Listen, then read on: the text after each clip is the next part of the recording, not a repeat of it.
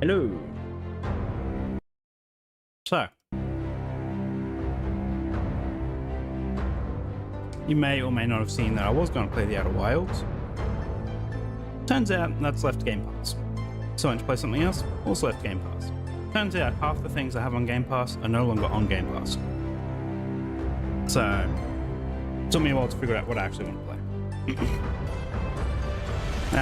One person has voted on my poll for The Last of Us prior to Persona 3. So that will be my plan on Monday. Start The Last of Us, unless things change over the weekend.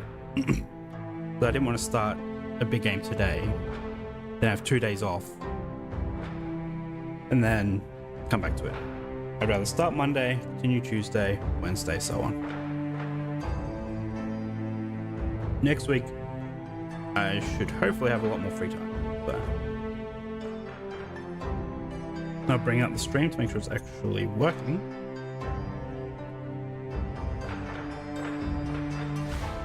But yeah, I've had this game on my Steam list for a few weeks. No, a few weeks, I mean a few months. Because it was on sale and seems like it was a bit up my alley. I was going to play The Sinking City. Again, I really need to check these things before I start trying to stream. 16GB update, which is going to take an hour, which actually may still be downloading.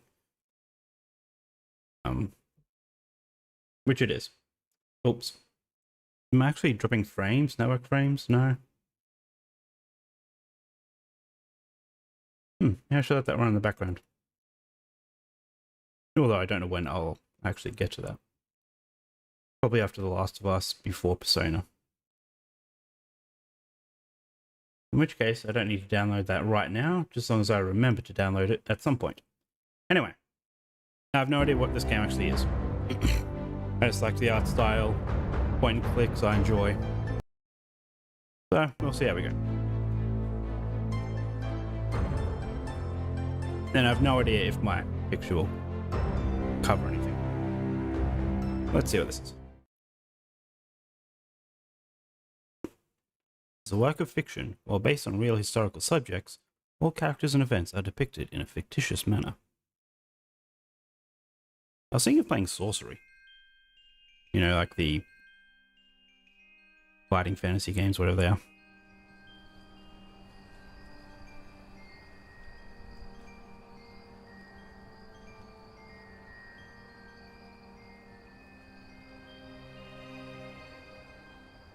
Yeah, I just wanted a game that I could play just for today. Apparently this game's about 4 to 5 hours, so.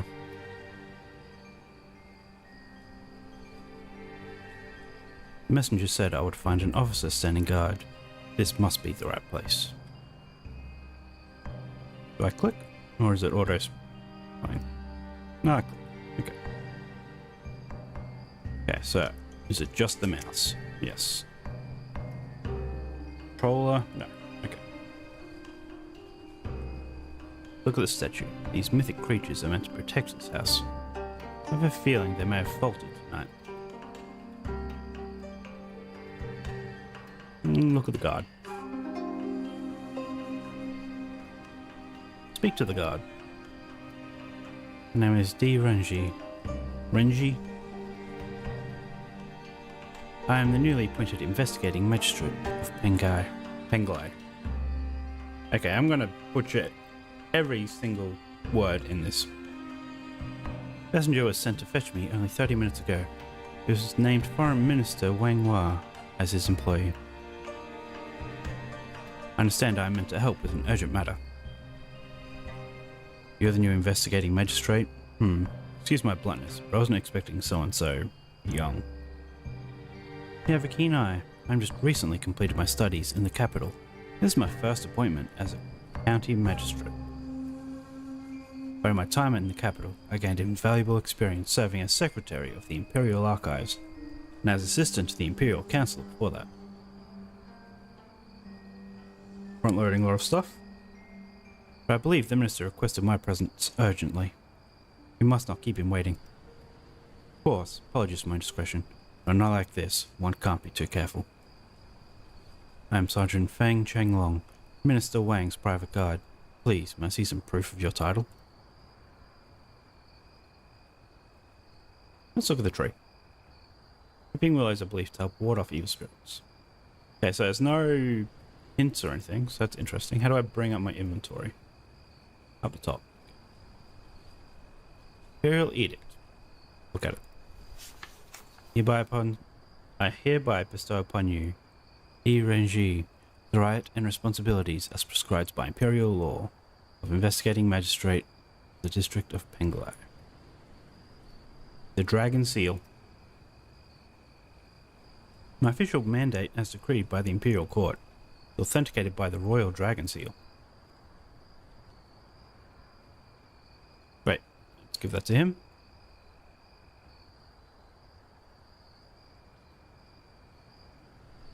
Thank you, Magistrate D. The Minister is waiting for you in the entrance courtyard. Right. The bucket is going to fall into that well. This must be a compound's main water supply. Must be the foreigner... That must be Foreign Minister Wang. I heard he was appointed by the Emperor himself. He is a powerful man. Why would he seek my assistance at this hour? No doubt a matter of life and death. I fear the worst. Yeah. You must be Minister Wang. And you must be Di Renji, the new magistrate of our little coastal district. Wish we could have met under less dire circumstances. I understand you've only been at your new post for 2 weeks. The Minister is well informed. I've only begun to settle into my new station. The area is still quite new to me. In truth, I've only visited the military fort so far. This compound, on the other hand, I did not know existed. Indeed, this estate was built just recently to serve only the most exclusive guests of the Empire. Existence is strictly on a need-to-know basis. Then we are not alone? What does that mean?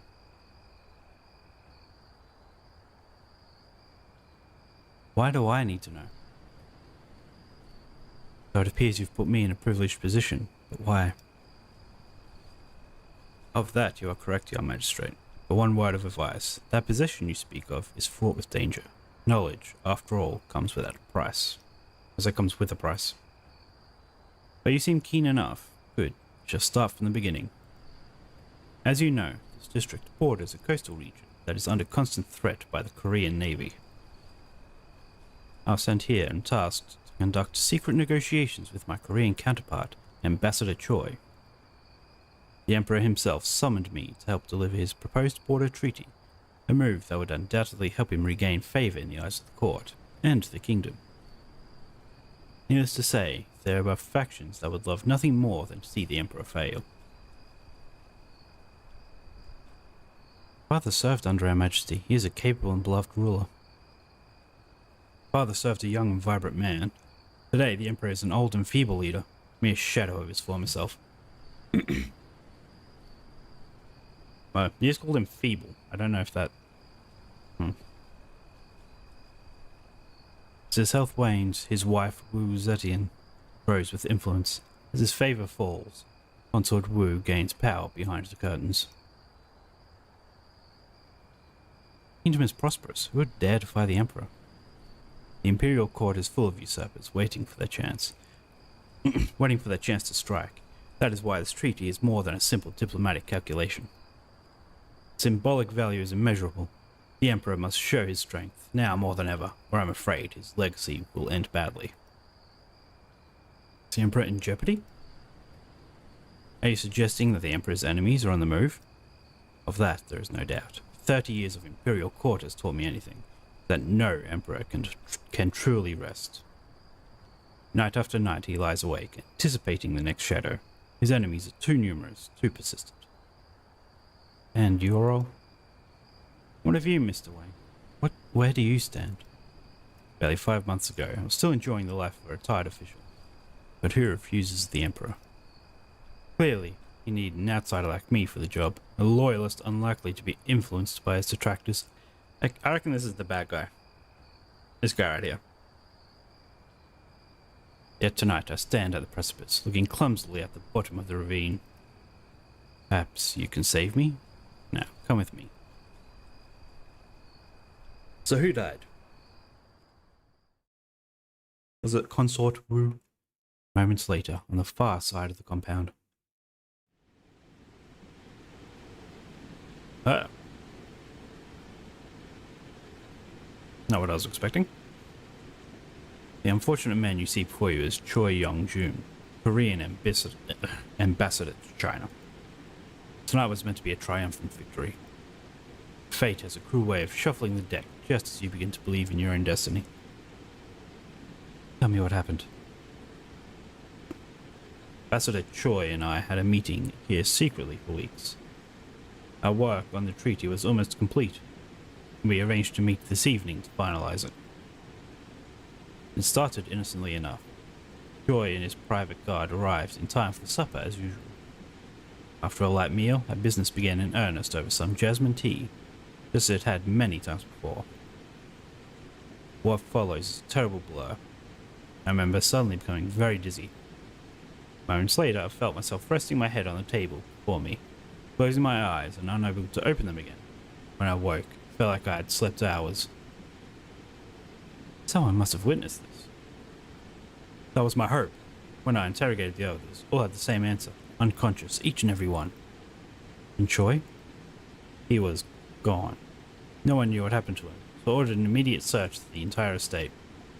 We looked everywhere. In the end, it was his private guard who found him here, murdered in cold blood. Apparently the ambassador had previously commented on how peaceful this waterfall made him feel. How tragic. How tragic. It's hard to deny the serenity of this place. May he rest in peace. Let me remind you that if we do not find a suitable explanation for the ambassador's death, tonight's events could create a rift between our two nations that no diplomatic means could mend. It is why you must solve this case tonight, or the consequences will be grave for all of us. Yes, of course, I shall start my investigation. Is anyone being allowed to leave the premises? No, I want everyone to stay until this matter is resolved. I myself walked to a nearby military outpost to request a messenger to be sent for you.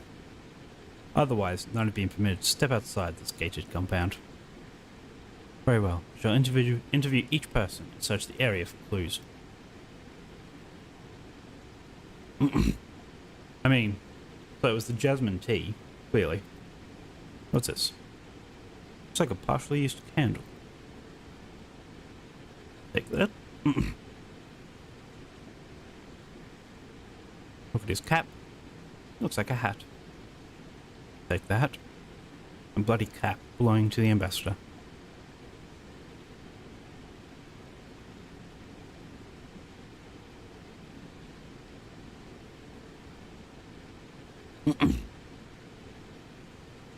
His body is partially underwater. If any forensics evidence existed, it would likely be washed away. I won't be able to rely on an autopsy, so I'll need to examine him carefully. Examine his head, where it's clearly blunt force trauma, I assume. The back of his head has been smashed in by a narrow, jagged object, likely killing him on impact. Narrow, jagged object, okay. Something is stuck underneath his undershirt. A silk handkerchief with the ambassador's seal. Examine his arms. No defensive wounds or any signs of a struggle. Would he have known his attacker? No, he was attacked from behind. Examine his legs. Some footprints are still visible at the edge of the water. Curiously, it seems he was facing away from his attacker when the assault happened. Summarize. Blow to his head was fatal. Why was he facing away from his killer? I need to find the murder weapon. Unless he was threatened or carried here. Seems the ambassador came on his own volition. But why? Perhaps he knew the killer.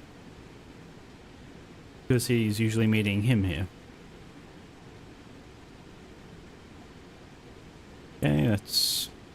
His gaze is fixated on the ambassador's lifeless body. He still wears a look of disbelief. Yes, how can I help? Why did you ask for me? I reckon Because, like, again, I assume this is going to be the bad guy. Because I'm new. He knew he had to get someone, so he wanted as much of a rookie as possible so that he could try to influence. Why'd you ask for me? As the investigating magistrate of this district, you are responsible for all matters of law and order that arise within its borders. As such, you are judge, jury, prosecutor, and detective. Notwithstanding the secret nature of these meetings, you alone have the jurisdiction to investigate and solve this case. And by the heavens, I hope you do. Who else was on the premises? This compound is comprised of a small house and a private garden, which itself surrounds this waterfall. So the waterfall's in the center? When in use, it is attended to by a staff of 3, a house steward, a cook, and a maidservant. The ambassador and I each have a private bodyguard who remain by our sides at all times. Where are they now? You met my guard at the front gate.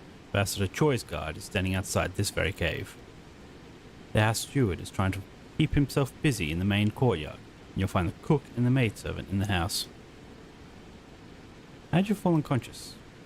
Any idea how you were rendered unconscious? Some sort of sleep-inducing drug, I imagine.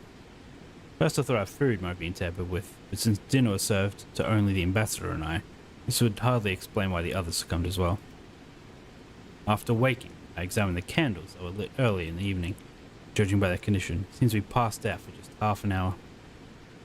The remarkable thing is, if all accounts are true, everyone in the house passed out at the same time.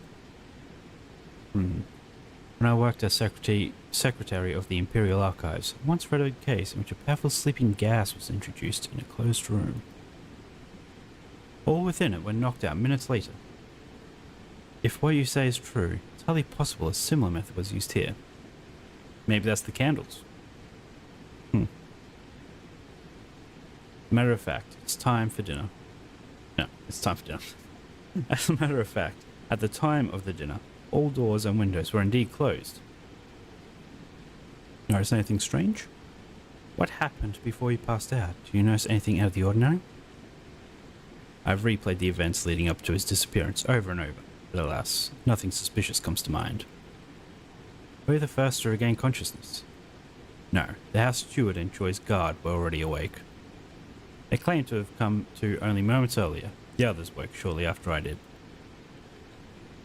Who knew about these meetings? For obvious reasons, the people presently here all have some degree of knowledge about the meetings themselves. But the Emperor himself is the only one who knows the nature of the work the ambassador and I were engaged in. The treaty was only to be made public after we finalized it. Evidently we were not cautious enough. What is so important about this treaty? Really? What's so important about a treaty between two countries?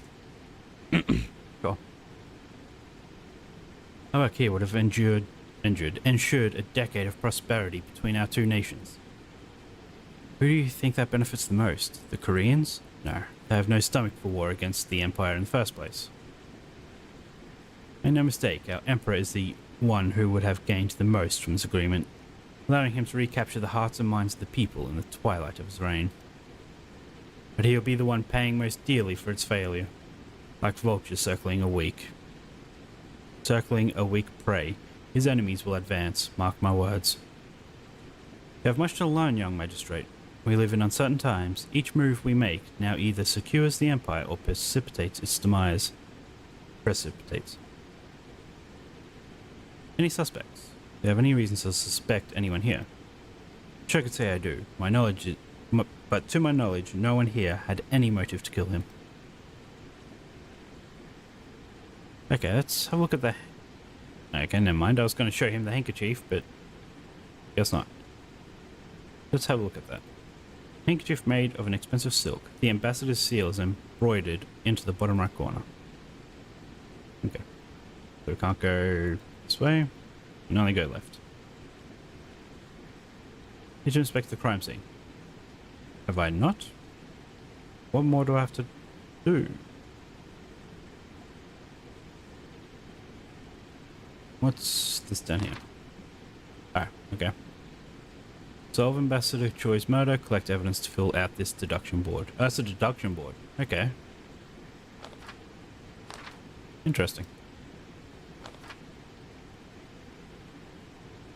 Well, we've already looked at that. Maybe I need to examine everything in my inventory. British Imperial cap worn by high-ranking Korean officials. Appears to be a small bulge on the inside. There it is. The secret pocket is sewn into the lining. There is a small piece of folded paper inside. Anonymous letter added to inventory.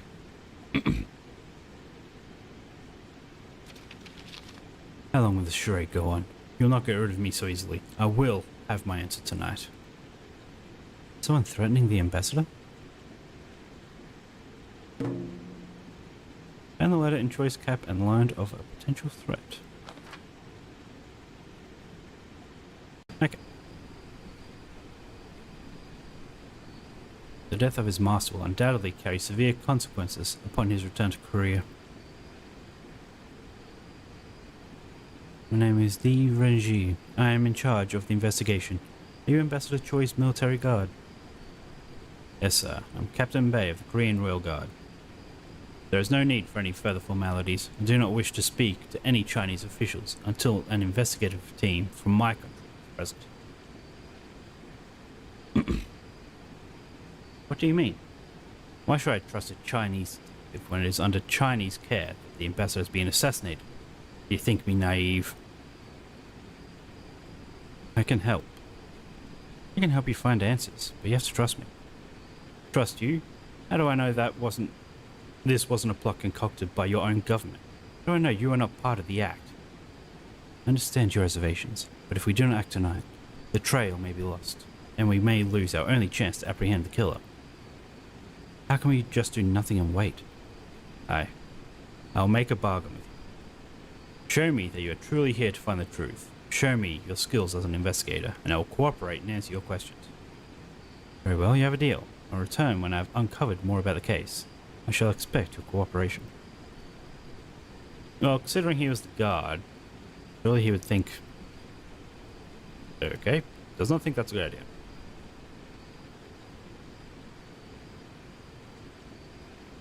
Nothing seems to be stuck inside the tree trunk. Oh, so I'm guessing something fell out, washed away, and got stuck in the tree trunk. Object's lodged in there. It's just beyond my grasp. I need something to extend to my reach. Typical point and click stuff. Let's actually look at the candle. Oh, I see it's a candle. Okay, well. Stone lantern. These large stone lanterns help illuminate the garden. I can feel the mist brushing against my skin, yet there is a gentle stillness to these falls that's hard to describe. Main courtyard.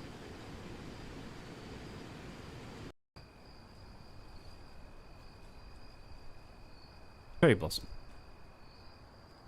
From the looks of it, this lovely cherry blossom was in full bloom just days ago. Man, you're apparently cleaning, but there's a rag on the floor right next to you. A bit of cloth has been dropped on the ground. The rag coated with some kind of herbal oil. I can't quite identify the herb, but it has a minty aroma. Oil that was burning on the candle? His blank expression suggests a man looking for a distraction. Sweeping the floor doesn't seem to be helping. Are you the steward of this estate? Yes, sir. And you must be Di Renji, the detective Minister Wang spoke of. I'm Song Yu Ming. I manage the small staff that cares for this compound and its guests. It's a relief to see you here, sir. Perhaps now we can find out what really happened here tonight. That's my hope also. Can you tell me how the night unfolded? Dreadfully, sir. Not in 100 years could I have imagined such terror. We thought this place was safe, untouchable even, but those notions were quickly smashed to bits tonight. Go on. Well, I was in the kitchen when it happened. I was overseeing the plating of some desserts when Chef Chu, I say Chu, when, for no apparent reason, he just tumbled to the ground like a large sack of rice. Bent down to assist him. Suddenly my vision became blurry, and my legs felt weak. My weight pulled me to the floor, and that was that. I was out cold. Later, when I came to and saw their shoe was still on the ground, I checked to see if he was still alive, which he was. I knew then that I had run to the sitting room. I knew then that I had to run to the sitting room, where I suspected the others had suffered a similar fate, or worse. And there they were, all unconscious except for the ambassador's bodyguard. I looked at him standing over his master's seat. It was at that moment that I realized the ambassador was missing. Did you wake the others? No, I didn't want to risk it. Who knows what kind of poison we are being subjected to? There was no need. Only moments later they all started waking one by one. Once Minister Wang became fully aware of the situation, he immediately ordered us to search the premises for the Ambassador Choi. I was as shocked as everyone else when his own guard found him dead in the garden grotto. What matter of sorcery could have lured him into that cave? Okay, well the guard's looking suspicious even more and more. Uncooperative. Was never actually seen passed out.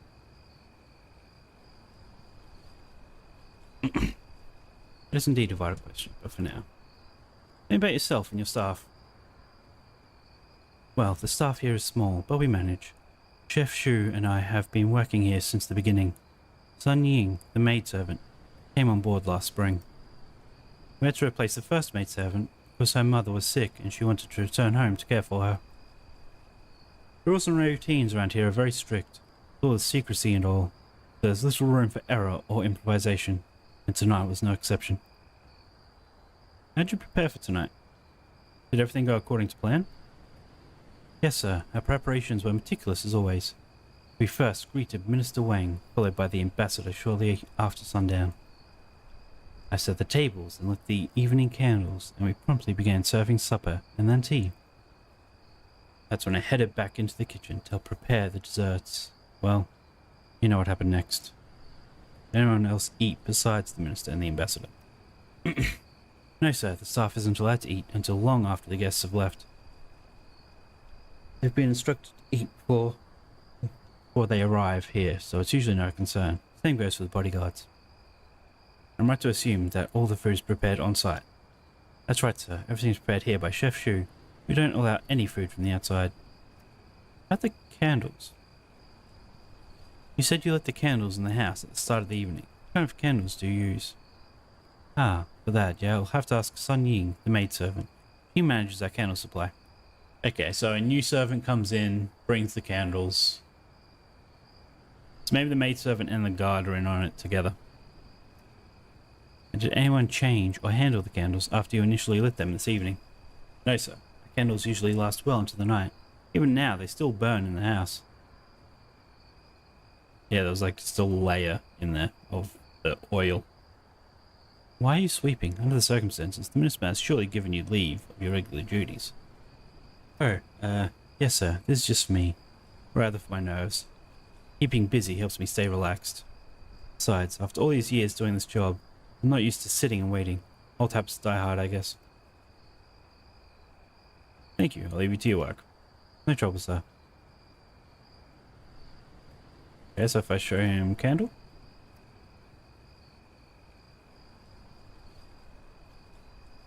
Show him this. Can't see how that would help. Okay. A minty aroma.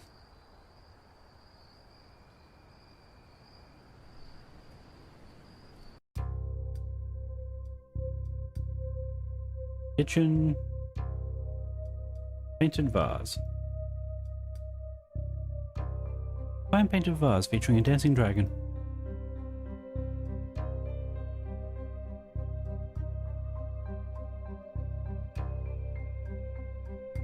I don't have the means to analyze contents of the meal that was served. Now I need to rely purely on instinct and deduction. Look like ordinary candles. Mr. Song said the main servant Sun Ying is responsible for the candle supply. It's definitely the candles. Hello. Welcome. Must talk to Minister Wang Hua. Unfairly or not, his reputation will take a severe blow when the dust settles on tonight's events.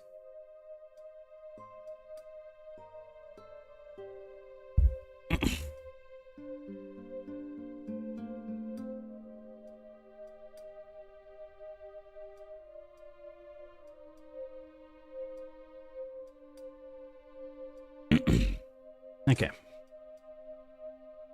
I can solve the case tonight, perhaps I will contain the damage. Speak to him again. I can help, Detective. Any other thoughts on the case? I suppose I should feel relieved that the killer only intended to kill the ambassador. I can't help but wonder why the rest of us were spared. The killer obviously had the means to murder everyone here. Why did he choose to let us live? What sort of devious plot were we victims of?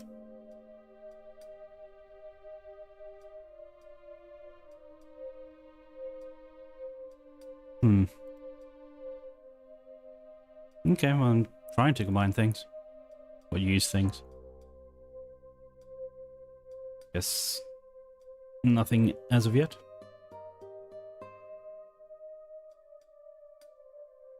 What is this board? Board detailing the week's menu. The only noteworthy thing is how well organized the staff is. Dried vegetables. Usual assortment of dried vegetables. Assorted desserts, nothing out of the ordinary. Okay, and nothing minty either. He seems oddly relaxed. He drunk due to the wine? No, I didn't see. The only talk of the wine, you have to go around the table. Looks like the chef's been drinking wine. Sure he has. Are you the chef? Yes, sir. Chef Chu Fu's the name. You must be the detective. Yes, I'm Renji. I'm the newly appointed the new investigating magistrate of Penglai. I've heard of you. Is that so? Yes, my cousin Singh is the cook at the military fort. Told me all about your recent visit there. He even told me he prepared his specialty pork dumplings. But between you and me, I wouldn't be surprised if you've had better. Cousin of mine, he's always been a bragger. I'm extremely undisturbed about tonight's events, Chef Shu. Tell me, have you been drinking wine? Well, I suppose I did have a sip of wine here and there. It's been such a long and stressful night. I was just trying to calm my nerves a little. I see. And do you think you're fit enough to answer a few questions? Fit enough? Wager I'm the sharpest one here, sir. You needn't worry 1 second. Fire away. Very well. What were you doing before you fell unconscious? Let's see. I was standing over there, plating those custard tarts. Mr. Song was standing right beside me. I swear that man wouldn't know the difference between a tart and a pie if his life depended on it. Don't get me wrong, he's a hard-working man and everything, but he doesn't know heads from tails in the kitchen. Anyway, it was around then that I started feeling dizzy, like I was in a drunken haze, but without the drinking. I think I must have blacked out after that. The last thing I remember is a distinct metallic smell in the air. Regrettably, I passed out before I could identify it. Think you could have identified it? Didn't I tell you? At the risk of sounding boastful, I am blessed with a nose. Should I say, precise instrument capable of recognizing any ingredient only by its scent. In culinary school, they used to call me the Hound. One whiff of someone's breath, and I could tell them the contents of their last meal. Disgusting. Okay.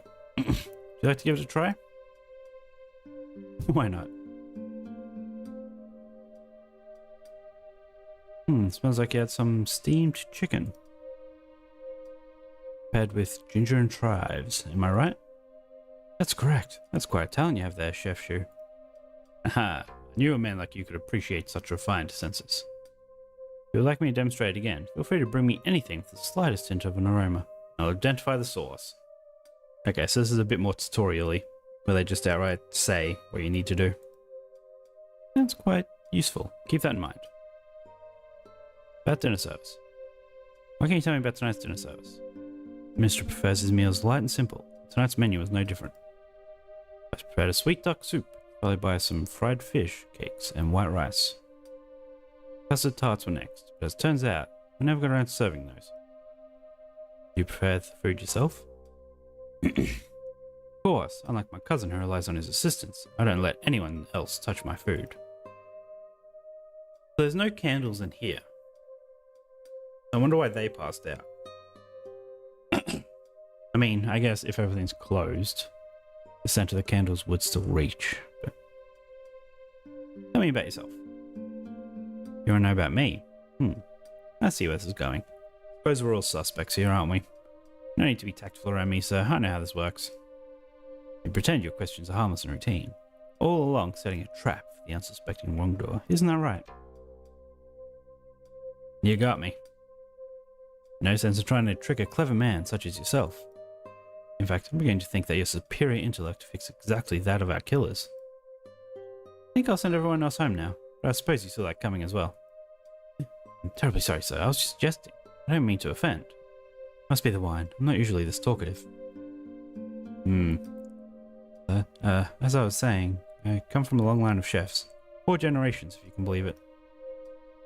I've been a chef now for 16 years. That's exactly 2 more than my older cousin Singh. In recent years, I've settled for working for the Imperial Court, going wherever they ask. The pay is a little better, and I don't mind the travelling. Bachelor's life has its perks, you know. Have any theories? Those damned revolutionaries. They're plotting to overthrow the Empire, I just know it. They have eyes and ears everywhere. My cousin Singh, he thinks I'm crazy. Doesn't think the throne is vulnerable. That's exactly the kind of thinking that will get you in trouble. You wouldn't happen to have any proof of these conspiracy theories, would you? Proof? Well, not exactly. You see, it's more of a gut feeling than anything else. All these years cooking for scholars, aristocrats, and officers, one picks up on these things. I see. Unless your gut can muster up some actual evidence relating to the situation at hand, I'd rather we leave those grand theories for another day. Yes, of course. How'd your cousin Singh? Been quite fond. Fond of him? You must be joking. He's been a nuisance all my life. It's more like a rival, a nemesis, who am I kidding? Singh is the only family I got. A true friend. Wait, you're not going to tell him I said that, are you? Can't. You mustn't. I won't hear the end of it. No need to worry. I won't tell a soul. Okay, now let's see what he has to say about this rag. Can you identify the origin of the oil on this rag? It's peppermint. Peppermint, are you certain? Positive. Granted, I don't generally cook with it, but it's a fine medicinal oil, perfect for clearing a mild headache, perhaps a severe case of drunkenness. One whiff of this stuff will wake you right up. Yes, of course. The killer had planned to put everyone to sleep, including the ambassador, but needed a way to wake him up. Thank you, Chef Chu. That was very helpful. Found that rag coated with peppermint oil was used to wake Choi. Do we know that though? Could be used for something else, but sure. Charcoal tongs. I have tongs. Oh, actually, I could use that to get the thing that's stuck in the wood. Brick stove. Coal inside is still warm.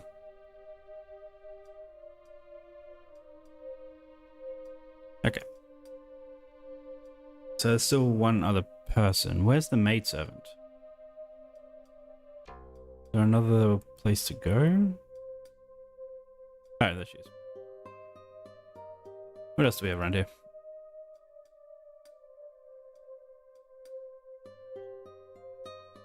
Peace may date as far back as the Zhao dynasty. Entrance courtyard. Okay, guess we'll talk to the last person. Hands are trembling. Like the others, the night seems to have taken a toll. Nonetheless, her rare beauty is quite striking.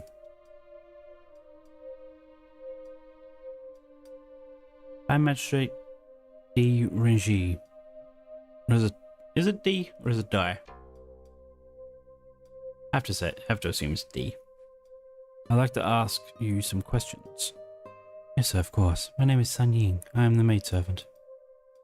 I'd like to hear your account of what happened tonight. Can you take me back to the beginning? Well, it all happened so fast.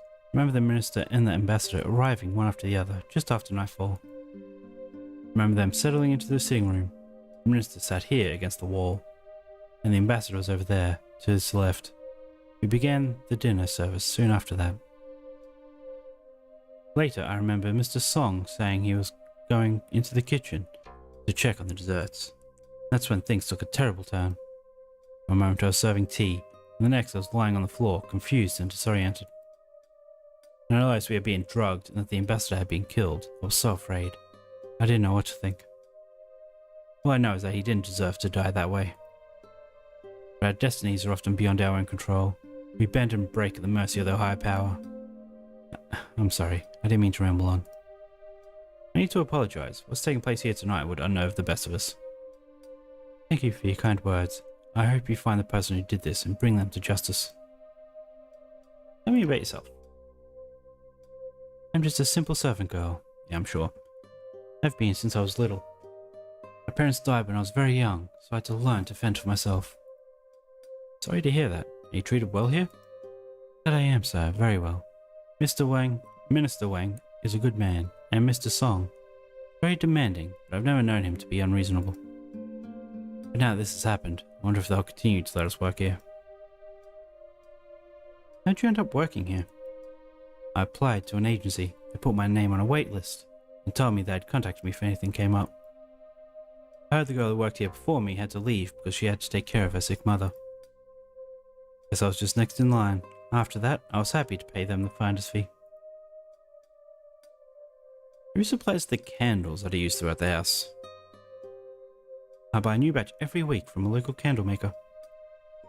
I don't remember his name, sir, but everybody in town buys their candles from his shop. Do you notice anything different about the way you batch? No, sir, they looked and smelled just the same to me. They're just plain, unscented candles. I'd like to examine any leftovers you may have. Where do you keep them? Yes, of course. They're stored in a small lockbox in the storage room. Here's the key. Great. Yeah, let's examine the unburnt candles, see if there's like a layer of something dodgy going on.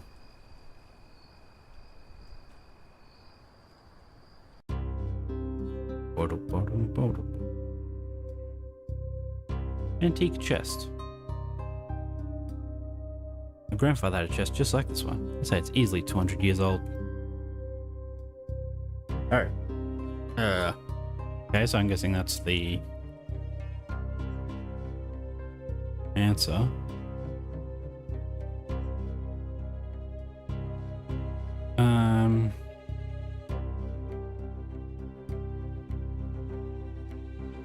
Oh, they're keys. Okay, never mind.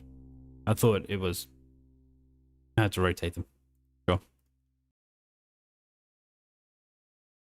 Okay, how do I back out?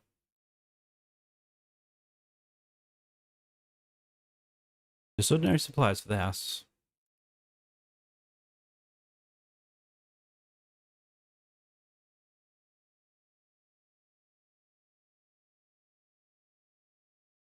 Okay, let's just open the lockbox. Where's the key? Oh. Key. Lockbox. Lockbox unlocked. Why did the music not loop? And yeah, of course, there's a layer there. This candle's coloration is different from the others. Its midsection appears to be darker. And the rest of the candles are unscented, but this one has an unusual odor. Well, let's take it to the chef.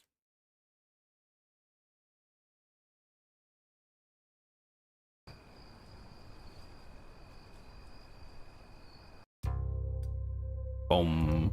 Interesting that the music stopped in the storage room.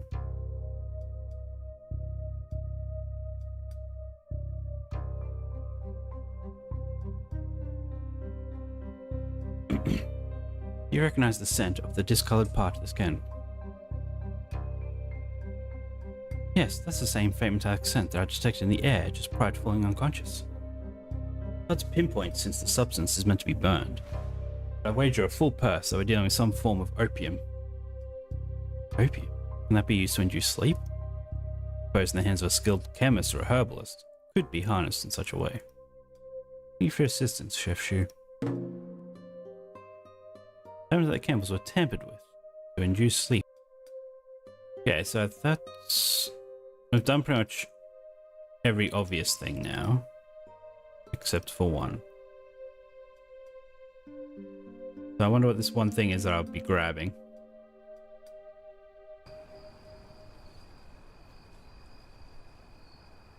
Stone table. Have a look at that. Perfect for a late night game of chess.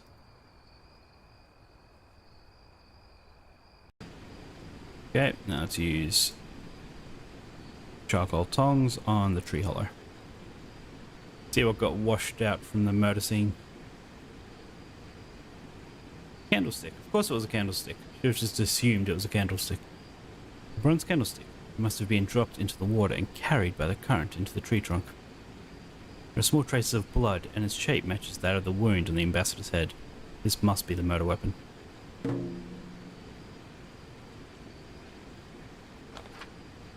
So, if we show him the murder weapon, that should... Nope, okay. Oh, I don't even have that candle on me anymore? Surprised. Okay, now I'm unsure what to do next.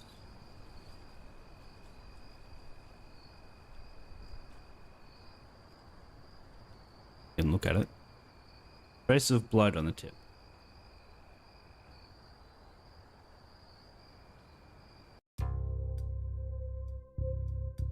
Well, this is a guy we're pretty much working for, so maybe I need to show him things.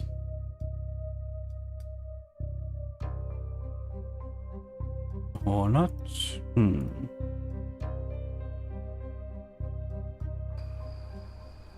Let's talk to that guard again. Maybe there is something now that we can say. Or...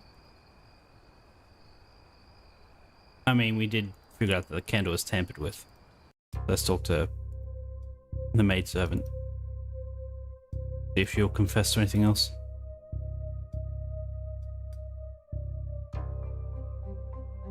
Or not.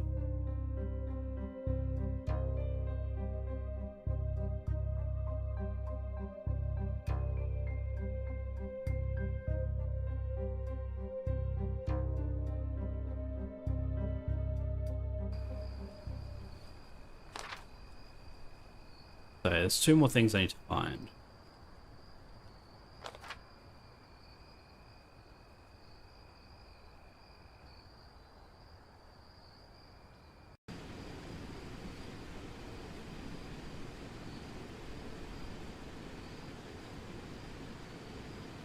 Captain Bayer, I'd like to tell you what I've discovered so far.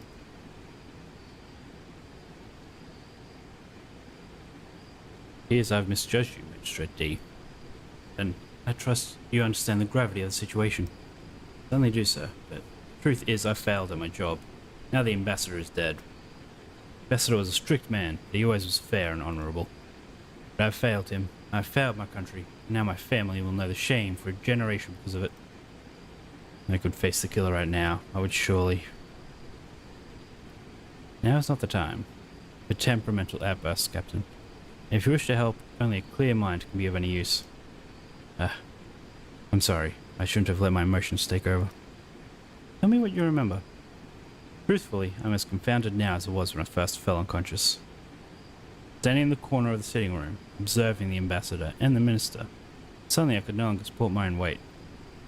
My head was spinning and my balance was gone. I fell hard to the ground and then blackness. See this? The top of my head was not there earlier today, I can tell you that. And when you woke? When it became clear that the ambassador was not inside the house, I had a hunch that he might be here, so I came running immediately. That's when I discovered his lifeless body inside the cave. How did you know he would be in the grotto? Just a guess, sir. You see, the ambassador spent much of his time here when he wasn't working. He enjoyed this garden very much, particularly this waterfall. We would often spend entire afternoons out here and inside the cave. On those days, he seemed peaceful. Did anyone ever join him in the cave? No, sir, never. This is the only entrance, and I was always standing guard. This very spot, in fact. No one else could have gone in without me knowing. What about you? Did you ever join him inside? No, the ambassador made it very clear that he was not to be disturbed. Is there something else in there? Was the ambassador his usual self? Ambassador Choi was a very private man. He rarely talked about anything other than official business. From my vantage point, he did strike me as especially preoccupied in recent weeks. Have you seen him like that before? In all my years serving as my personal guard, I can't recall a time where he seemed so distracted. These last few weeks, something seemed to be bothering him. Can't explain it really. There was this look in his eyes, like his mind was drifting, you know. Like that look on someone's face when they're daydreaming. And of course, all that time he spent in that cave by himself was so strange. I never understand why he liked it in there so much. Did the ambassador have any enemies? In Penglay? I find that very hard to believe. Penglay. No. I. Since our arrival 5 months ago, I have resided in a Chinese military base down the road, and I've rarely ventured beyond those walls. Outside of his regular visits here to work on the treaty, the ambassador was very careful to avoid all unnecessary contact. He spent a lot of time in the compound. Did he have much contact with the staff members? He rarely spoke to them directly. Most of the time, if he had any requests, they were delivered by me. Those were usually of the mundane type, like asking the cook to put less salt in his meals, or requesting the maidservant to put his cap out to dry.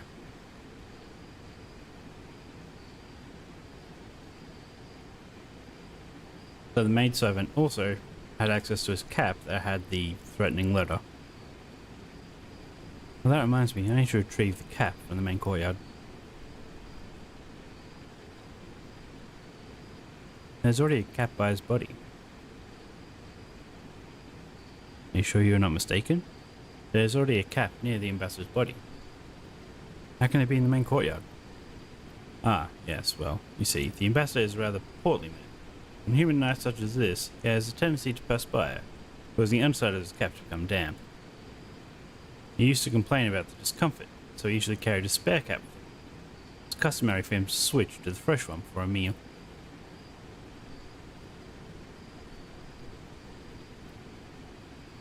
Yes, in fact, the maidservant usually came to collect the cap as soon as we arrived. I suppose she picked up on the routine pretty quickly. Interesting, so the cap in the cave is the replacement. And the one in the main courtyard is the original he was wearing when he arrived. Yes, that's correct. Where exactly can I find the original? In the storage room, I assume. Yeah. Carl puts it on the stone bench by the north wall of the main courtyard. Okay, so let me retrieve the hat for you, Captain. I'll be sure to return it to you after I've examined it. Of course. Thank you, Magistrate D. Okay, I just want to have one last look here.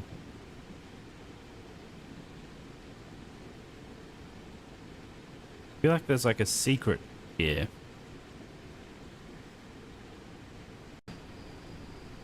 Like, why would he spend so much time? Maybe there's like a code or something in his other hat.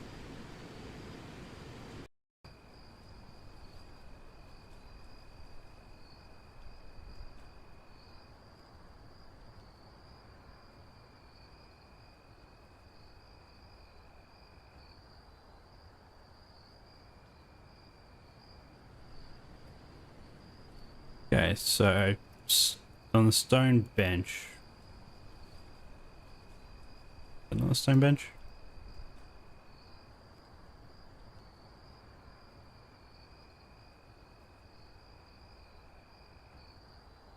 No hat. Hampton Bay said the ambassador's cap should be on this bench. Where could it be?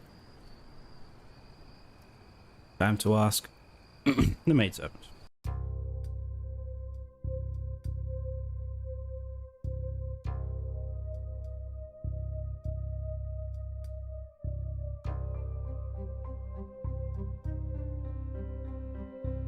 At the ambassador's cap. I was told you were responsible for replacing the ambassador's cap. Is that the case tonight? That's right, sir. He always leaves an extra cap here, so that I can dry it and have it ready for his next visit. Today was especially humid, so I knew he'd want his replacement right away. Put the one he was wearing on the stone bench in the main courtyard. That's the best spot to dry it. Are you aware the cap is missing? No, sir. I had no idea. But I'm sure I left it on the stone bench. I always leave it there for drying. Okay.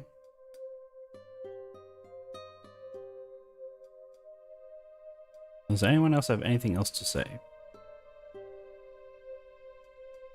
Nope.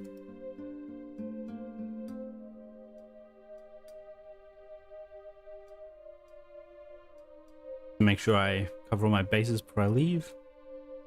Nope.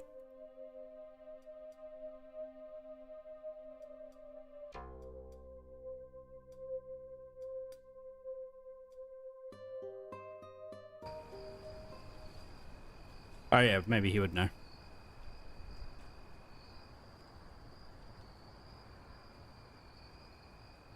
See Ambassador Choi's cap. Looking for Ambassador Choi's cap, the one that the maidservant would have taken out to dry upon his arrival this evening. Have you seen it? Afraid I haven't seen it, sir. You're better off asking Sun Ying. But she's a clumsy girl, that one. It wouldn't surprise me if she misplaced it.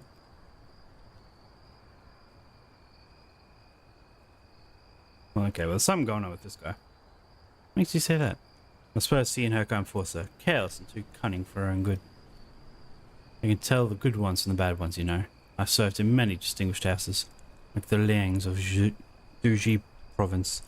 You must have heard of them. Served the great Liang family for over 10 years, that is, until 2 years ago. The elder son threw away their fortune in gambling halls.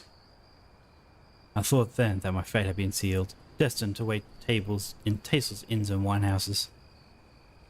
Fortunately, the Liang matriarch was good enough to write me a letter of recommendation, before things got even worse. That's how I ended up here, sir. So you were acquainted with Mr. Wang? Minister Wang. No, not at the time, sir. But, you see, Minister Wang was once very close with the Liang clan. When I presented him with proof that I had served the Liang household with distinction, he was quite swift in his decision to hire me. Yes, I remember now. I heard about the Liangs while taking my final literary examination in the capital. Memory serves, official reports held that after suffering the shame of financial ruin, the entire family had done terrible things to themselves in their ancestral home of Duji. News of that terrible scandal echoed throughout the capital for weeks. It was a horrible affair indeed, sir. Simply horrible. Thank you. I'll leave you to your work. No trouble, sir. Maybe he killed the whole family. I can't quite put my finger on it, but his account of the Liang tragedy felt hasty and insincere. Fortunately, my knowledge of that affair is only second-hand. Okay. Let's now go ask the minister about it.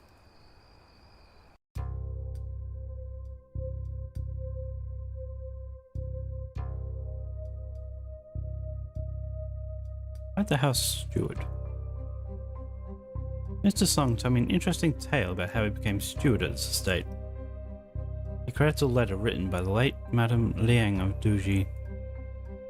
Yes, that is true. I did hire him largely on the strength of that recommendation. Okay, I bet he forged it. He killed that family, forged it. He's now here to do something else. Liang Tao and his wife were a formidable aristocratic couple whose influence reached far and wide. I was fortunate enough to call myself a friend, but over the years we had lost touch. Truth be told, even at a young age, their firstborn son was an incorrigible troublemaker, who had left an unsettling impression on me. Perhaps I distanced myself without even knowing it. Perhaps he is the son, actually. In the end, that his gambling addiction was the cause of their downfall did not entirely surprise me. Even so, when I heard the news of their tragic demise, I was deeply saddened. I made many inquiries, holding out hope that the rumors surrounding their ritual were grossly exaggerated. Perhaps some members of the family had survived the ordeal. I understand this is a sensitive personal matter for you, Minister, but I assure you I wouldn't be asking if it wasn't important. Very well. My initial inquiries were fruitless, until one day, months later, I received word from a reliable source that someone had indeed escaped unharmed. Though Madame Liang had accepted the path that her husband had chosen, her compliance did not extend to taking the life of their 3-year-old granddaughter. Okay, that's not what I was expecting.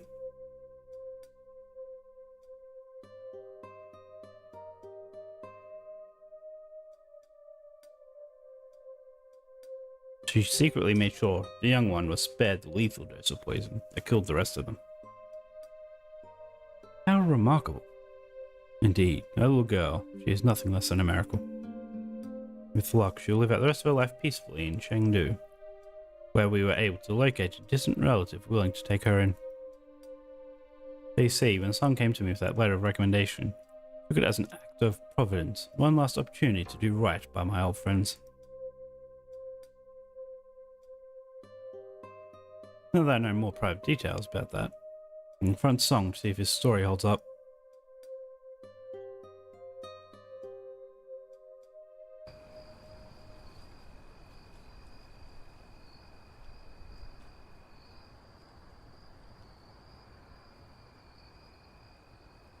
You mentioned your service for the Liang family in Duji. Just now the minister and I were debating a finer point concerning that affair. But surely, if anyone could help us settle the question, it would be you. Maybe you can indulge my curiosity. But sir, aren't there more pressing matters to attend to?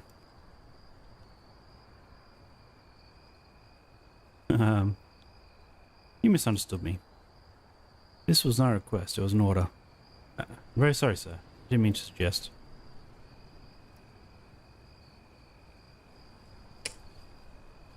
One second. Great. My partner had a phone appointment with a doctor, but they called my number instead for some reason. Okay. Simply answer me this. When faced with ruin and shame, the entire Liang family retreated to their ancestral home and committed ritual. No one was spared except for one. Can you tell me who survived? But they all died, I'm sure of it. It was common knowledge. Indeed common knowledge that the entire family poisoned themselves. Only a select few knew the entire truth. Luck would have it, Minister Wang was such a person. The young matriarch knew her husband's plans and had no choice but to follow his wishes. Why are you telling him the answer? She could not bear to see the family's youngest, her 3-year-old granddaughter, suffer the same fate. Madame Liang made sure the girl was spared the lethal dose of poison that killed the others. He could not have known that, since contrary to your false claims, you never worked for the Liangs at all. But, no another word, your crude and callous retelling of the Liang affair never did sit well with me. When a man devoted to the same family for so long would count such a tale with such utter lack of sentiment. You're an opportunist, but not a very smart man. Like everyone else at the time, you heard the stories about the Liangs, but you decided you could use that knowledge to your advantage. Forged the letter you claimed is written by the matriarch and lied your way into your current position. When are you playing that song? Come out with it now. It's true that I lied about my past, sir. I won't deny it any longer. I was desperate for a job, and although I had worked as a servant before, I knew that I lacked the experience for this position. But I assure you, it had nothing to do with the ambassador's death. I'll be the judge of that. What else did you lie about? The ambassador's cap. I was one who took it from the stone bench earlier this evening, just after the maidservant bore it out into the courtyard. Explain yourself at once. Nothing to worry, sir, I swear. I need something to protect myself. From Sun Ying. Like you, she somehow found out about my dishonesty. She said she would have kept quiet, but warned me that she would one day ask for something in return. I didn't want to take any chances, but I thought that if I could get the masters to distrust her, I could even the odds. So you saw the cap as an insurance policy against your own deceit? Just wanted to hide it long enough to determine her competence, sir. I was going to return it, I swear. You know how foolish that was now. Please have mercy on this humble servant, sir.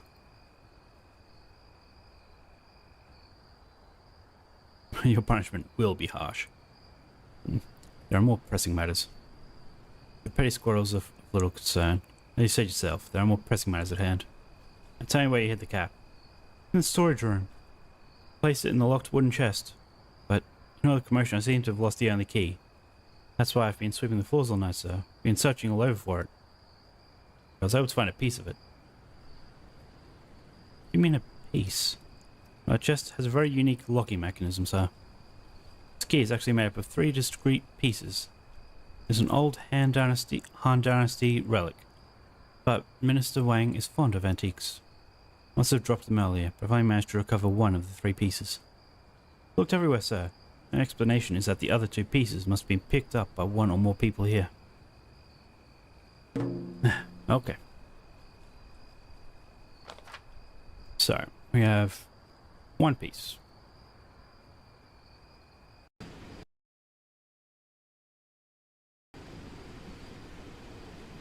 Let's see if he has a piece. Ambassador's cap is missing. It is on the stone bench. That's what I saw the maid servant take it. That I'm certain of. Okay. About the missing safe keys. I haven't come across a key that was dropped somewhere on the premises. Okay.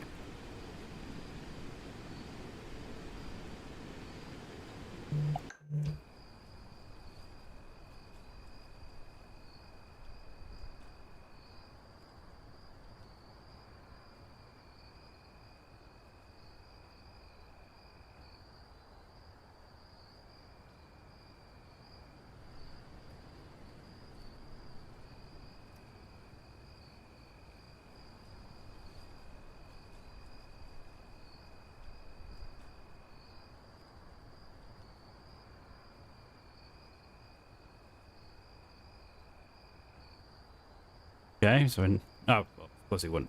He's the one that thought so missing. He was in the kitchen, so maybe there's a piece in here.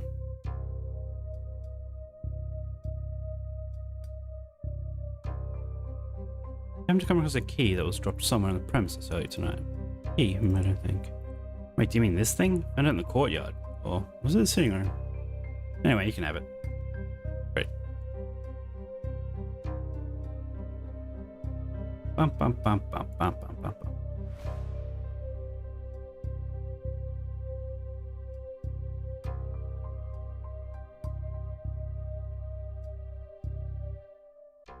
Yeah, I figured it would be the other person.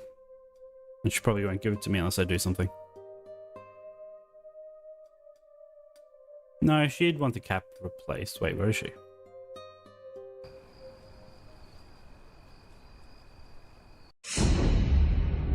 Oh my.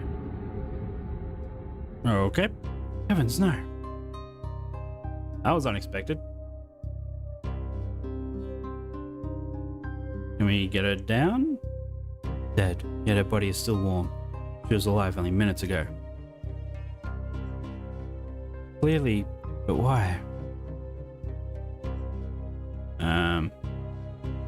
Yes, we need to. No mistake it. She committed right under our nose.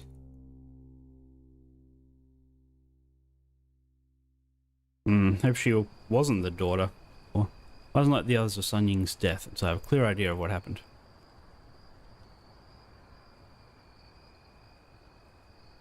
Oh, I can keep going. Oh yeah, of course. Front gate. Oh yeah, his guard. I forgot about his guard. Pale complexion is in stark contrast to his green officer's uniform. Here we go. Tell me about yourself. Before I was reassigned to protect Minister Wang, I was a guard at the Imperial Palace. Frankly, I didn't even know I was being considered for this mission when my superior told me I'd been picked for the job. Can't complain though. I'd much rather be out here in the countryside than roaming the halls of that stuffy palace. Excuse my bluntness again, sir. What are your thoughts on the ambassador's murder? Truthfully, sir, I think the rest of us are lucky to be alive. I know I'll be thanking the gods in my prayers tonight. I may be so bold, sir. Something tells me Ambassador Choi was up to no good. Why else would someone go through all that trouble just to get to him? Whoever it was, they sure knew what they were doing. What are you doing about Minister Wang? Minister Wang is an immensely disciplined man. His dedication to his work is remarkable. Though I don't know the details, I know that whatever treaty he and Ambassador Choi were working on was of great importance.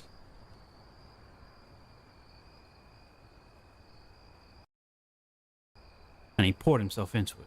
I just hope that after what happens tonight, some part of that work can still be saved. Has there been any other incidents since your time here in Penglai? That's just it, sir. There have been no disturbances until today. Things have been going so well. All that was left was for the two sides to sign the agreement, and the mission would have been complete. What are the security arrangements for the compound and its guests? My job is to ensure the security of the minister. Where he goes, I go. This compound simply acts as a secure meeting place. Since it's situated behind the military base just north of here, and its location is kept top secret, there's no need for additional guards. It would only raise suspicion. I see. Dignitaries such as Ambassador Choi also travel with guards? Yes, sir. If they travel alone, they do so at their own risk. In fact, many officials will travel with a larger contingent of bodyguards. These meetings, the Emperor himself requested that secrecy be the top priority. Matter of fact, I did pick up an oddly shaped key. Great.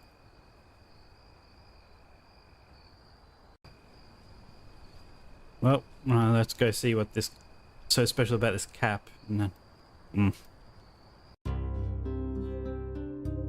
Don't mind me. I'm just opening this chest.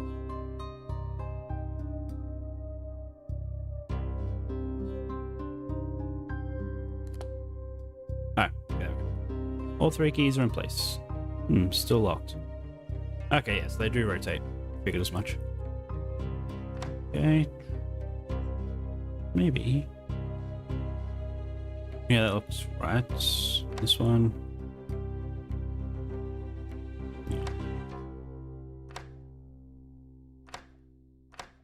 It has to be that. Oop.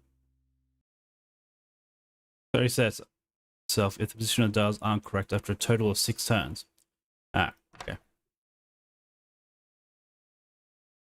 Well, I figure it's that, and then the 2 straight ones straight down. Although, no, that has... those come off there.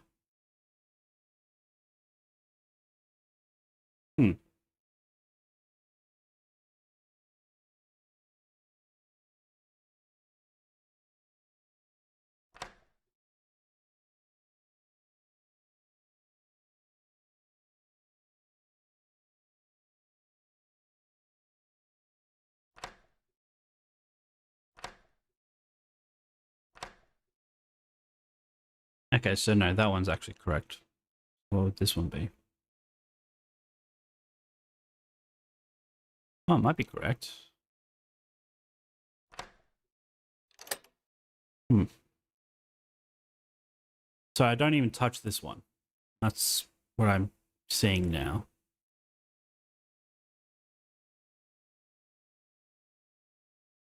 So I need one that goes... maybe it's... that.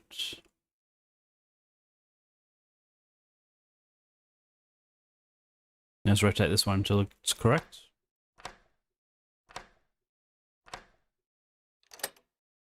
No. Okay, well, let's look at this one then. What about this? No. Well, maybe. Down, down.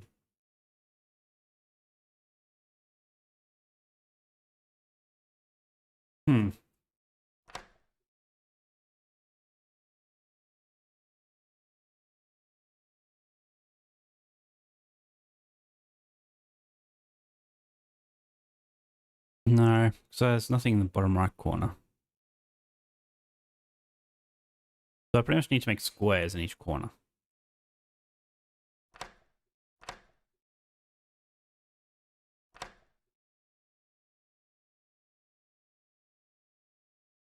So I need an across there, which seems to be this one. This one feels correct. I feel like I don't need to touch this.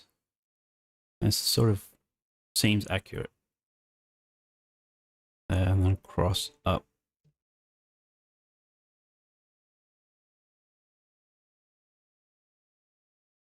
All right, I get that.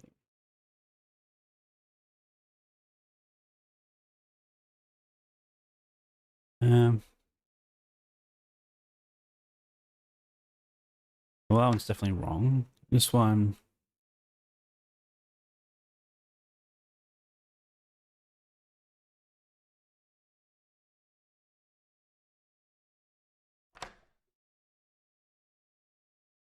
Maybe? No, I feel like that part there is too long. Oh yeah, there's no part down there. Maybe this one. This looks more accurate. Maybe if I turn this once, that might actually do it.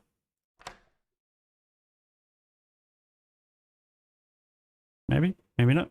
Maybe not. There's that square there. There's that one there. That there. And that there. So what... oh. There's a little There'll be a bit there that I'm missing. Which is that bit there.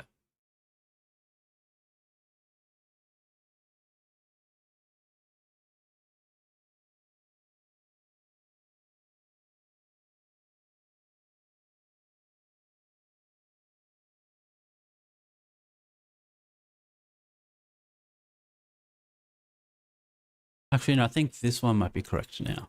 Because judging by this here, this little part here is definitely much closer to the edge, like this one is. Like it's 2.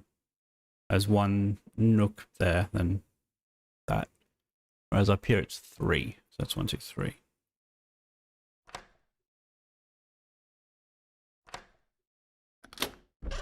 Ah, okay. There we go. Yes, that did the trick. Here it is, the cap the ambassador was wearing before it was in exchange for the replacement. Let's see if this one has a secret compartment.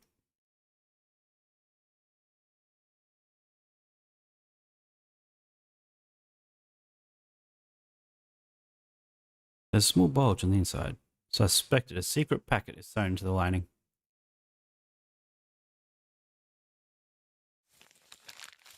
My beloved Sun Ying, though you may despise me for it, my duty to my country compels me to choose against my own heart.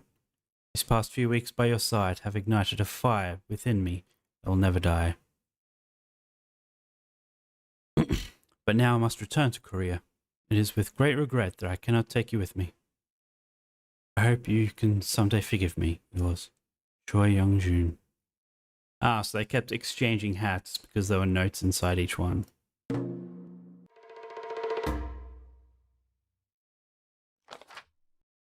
What did the other one say?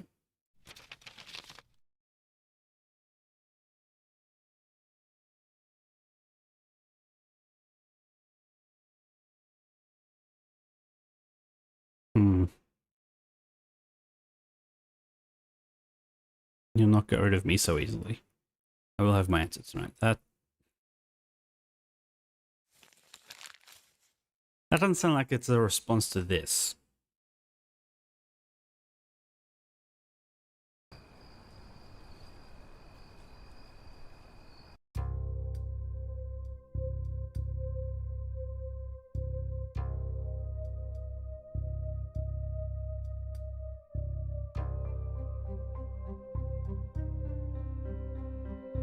I believe I have the facts of the case. Here is what I think happened. Case reenactment. Reminds me of Danganronpa. Gonna be comic book style. Nah.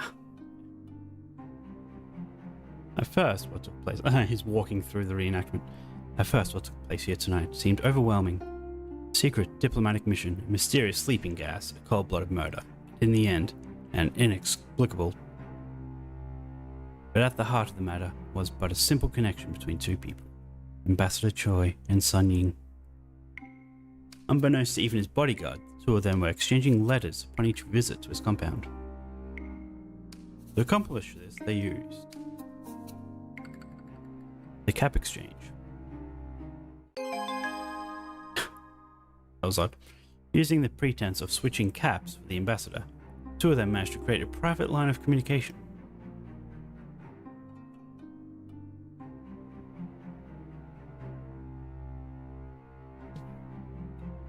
Over the course of many secret exchanges, an illicit affair grew into a loving bond.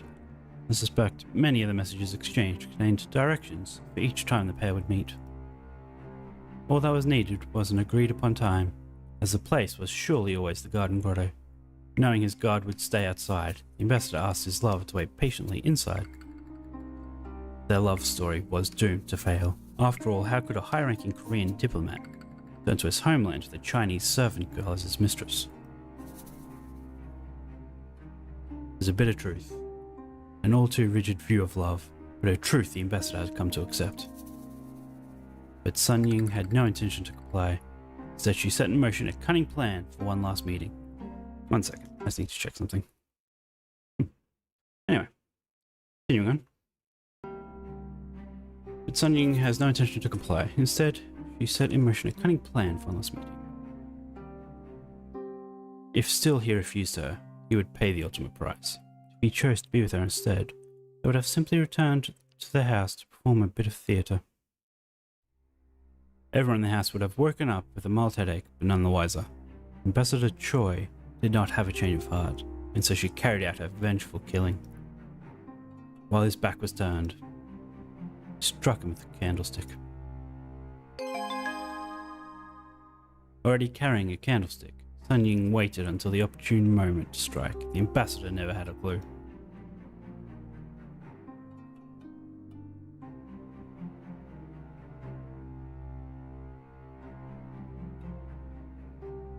She had managed to fool everyone into thinking that she had fallen unconscious as well, likely using a rag or a handkerchief to cover her nose and mouth, so fleeing was not necessary. Like all murderers, she had left a trail waiting to be uncovered. When she realized that I was close to identifying her, she did what perhaps she had planned all along. She joined the ambassador, maybe?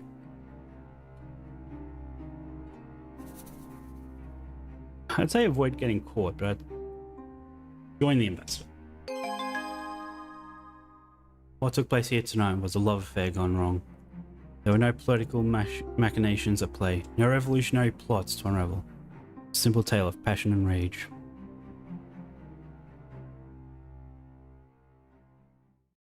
You know, I assumed that'd be like one big story, but I guess it's various chapters. We're an hour and a half in. It never ceases to amaze me how the human heart can be so frail, and yet so hardened at the same time. I'm in your debt, young magistrate. Your handling of this case was impeccable. Thank you, sir. I'm happy I could be of service. Why the long face? Solving this case, you've given this treaty a chance of revival. Doing great service to me, more importantly, to His Highness. Thanks to you, diplomatic means are still within reach, as the Koreans can hardly blame us for their own man's weaknesses. You should be proud of this accomplishment, and I'll make sure the Emperor knows of your outstanding service. I'm humbled by your kind words, Minister. If I may speak frankly, something about this case, about Sun Ying, still leaves me uneasy. What might that be? Let's put my finger on it, but I have a lingering feeling that something doesn't fit. Nonsense. The woman was a spiteful wench who committed premeditated murder. I see no flaw in your theory. This is no time to second guess yourself, D. If you wish to serve the Empire, there is much more work to do. Aye, perhaps you're right. Probably just overthinking it. Remember this night, young detective. You now stand at the crossroads to greatness. There is no turning back.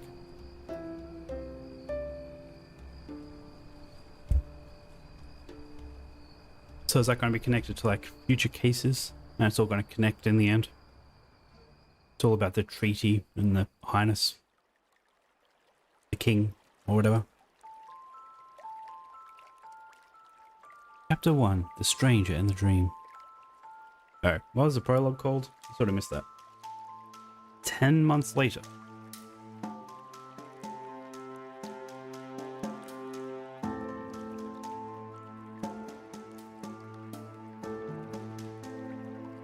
Okay. Been here before. Oh yeah, on the top right has the some invisible force is pulling the boat forward. Through the fog, I can see a small island with a tower standing at its center. It beckons me.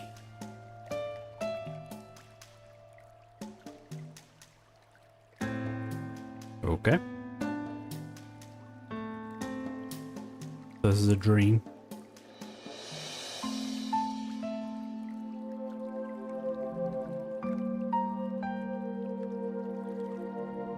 A large drum. It resembles the toy pellet drum I cherished as a boy.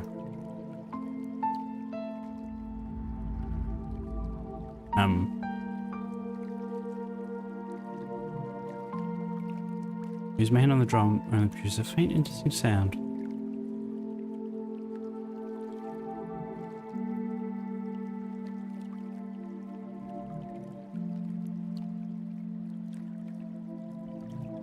Okay. I assumed there was like a puzzle or something here. Okay, maybe I need to keep an eye on this one. So what is this? So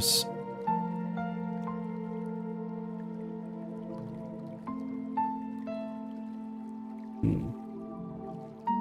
They're sort of mirrored but flipped, except these two are different. I don't know. There's a pattern here that I just don't know what to do with at the moment. A deer is blocking the passage to the tower. What a magnificent animal. I wonder if he'll let me pass.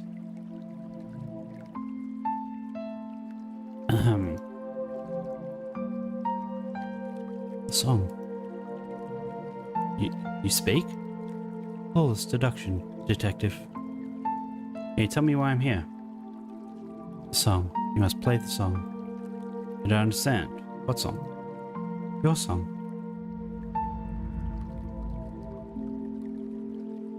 Okay, let's get the drumstick. We must play your song.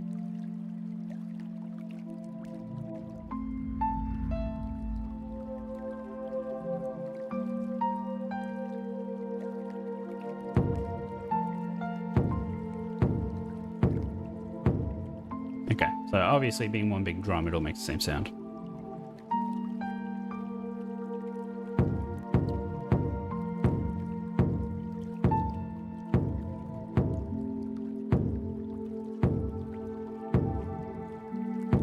Okay.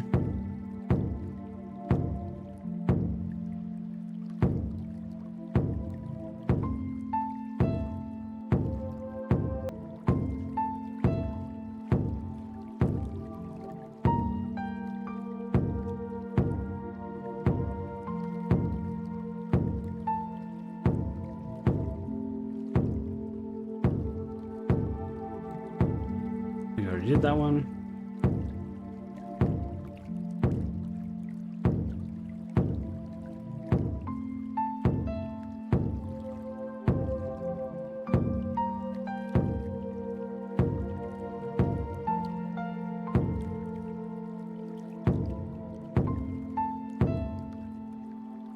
Okay.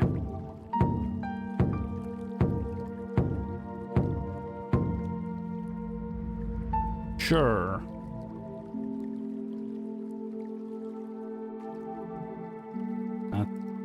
That did it. What a fine tune you played, Irangi. You know me? It is you that the drum calls. Your song breaks the silence. Who are you? In this place, names are unimportant, except your own. What are you doing here? What am I doing here? You are needed. The moment has come for you to show your true self. The time is fading. The wolf is on the move. Calamity is upon the flower and the flesh. A gold in the gate. What calamity? Who is in danger? What can I do? Cross the threshold and protect the lost ones. Break the wolf's spell and save the remaining roses. Now go. Speak no more. Go, before it's too late. Climb the tower and save her. Okay.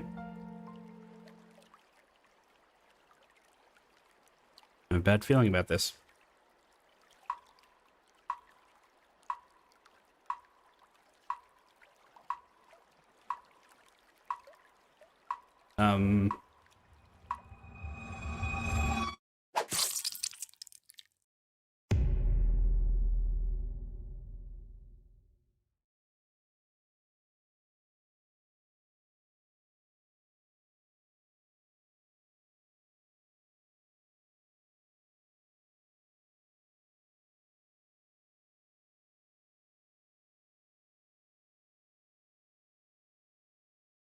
Okay.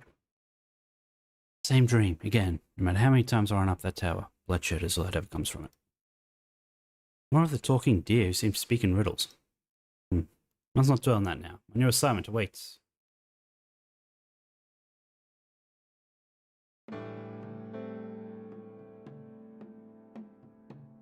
Before I go, I should add an entry to my journal about the dream.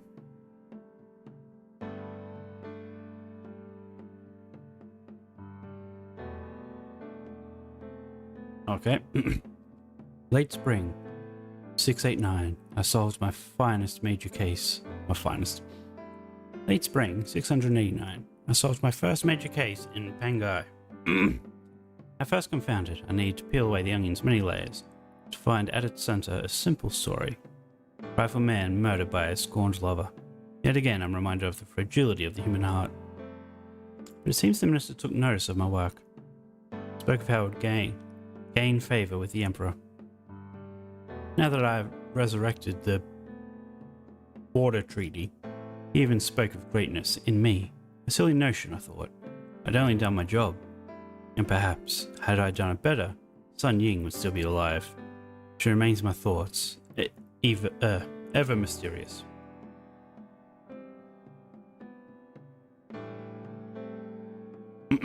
Midsummer.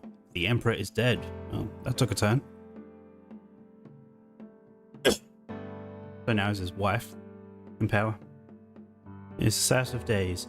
News from the capital arrived this morning. A mysterious illness said to be caused by lingering health issues took hold and never let go.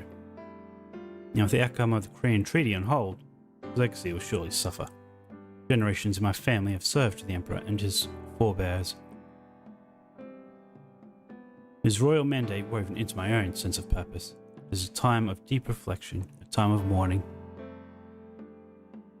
I've begun having a very peculiar recurring dream. In it, I find myself on a small boat gliding across the water as if pulled by an invisible force. It eventually brings me to a tiny island populated only by a strange talking deer and a shadowy figure standing atop a great temple. But just as I manage to convince the creature to allow me passage up the tower, I sense a grave danger looming over me. What happens next is unclear. One thing is certain. No matter how hard I try, I fail to overcome the sinister threat. The Emperor's still grieving wife, Consort Wu, has now broken with tradition and proclaimed herself the Empress and rightful ruler of China. There are rumors of her brutal tactics reverberating across the imperial echo chamber. Stories of ruthless reprisals and a secret police force used to silence her opposition. But what am I to believe? Was her rise to power illegitimate? On one of these aspersions, nothing more than exaggerated hearsay spread by envious detractors. No doubt a woman reigning over the empire for the first time will vex the establishment, but the imperial court must survive this turmoil. We must come together for the good of the realm. 10 months have passed since the Korean ambassador's murder. 8 have gone by since the death of Emperor Gaozong. And another 2 have elapsed since Wu Zetian rose to power. Yet today I received a letter from the Ministry of Justice declaring that I am to become the new investigating magistrate of Chang'an, and that I am required to appear at the capital without delay. Seems the Empress wants to meet me. I think I want to meet her too.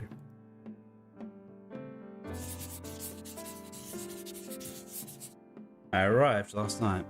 I made my way to the Justice Department where I am to stay. A young lieutenant showed me to my new living quarters. But my first night here is marred by the same cryptic dream. I wake with a sense of dread and restlessness. I feel I can ignore it no longer. What can I do?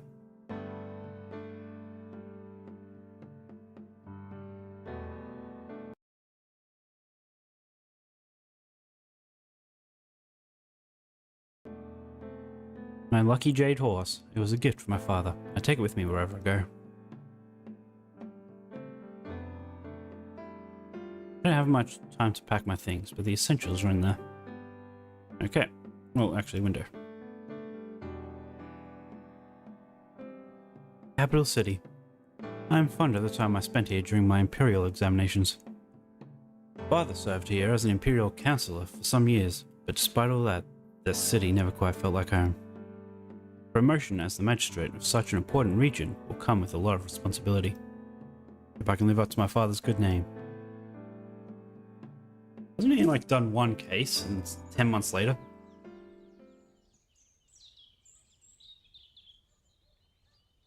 And now he's meeting the leader of a country?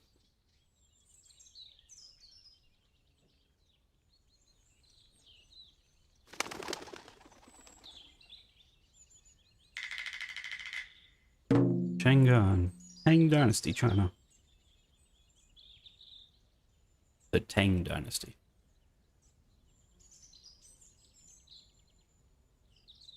Rather frail-looking plant to place by itself in such a large courtyard. Some old leaves.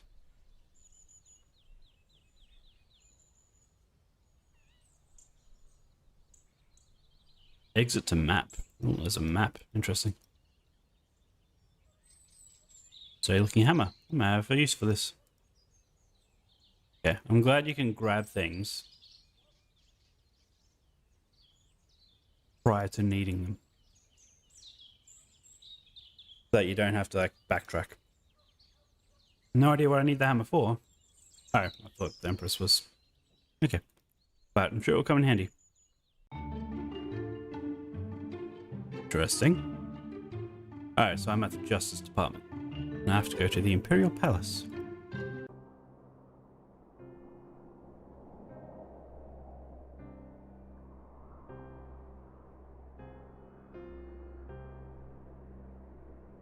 And who is that?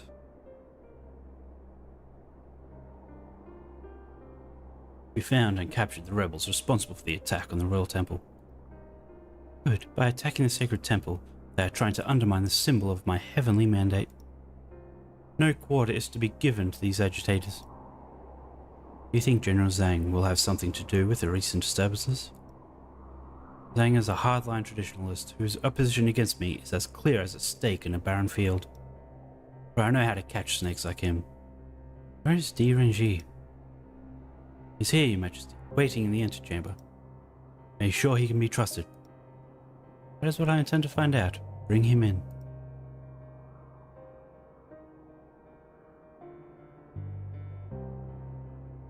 I guess that's her royal guard.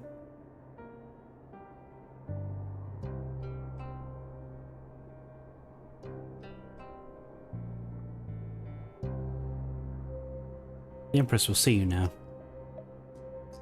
Yao Mei. At once beautiful and intimidating, she has an air of confidence that is undeniable.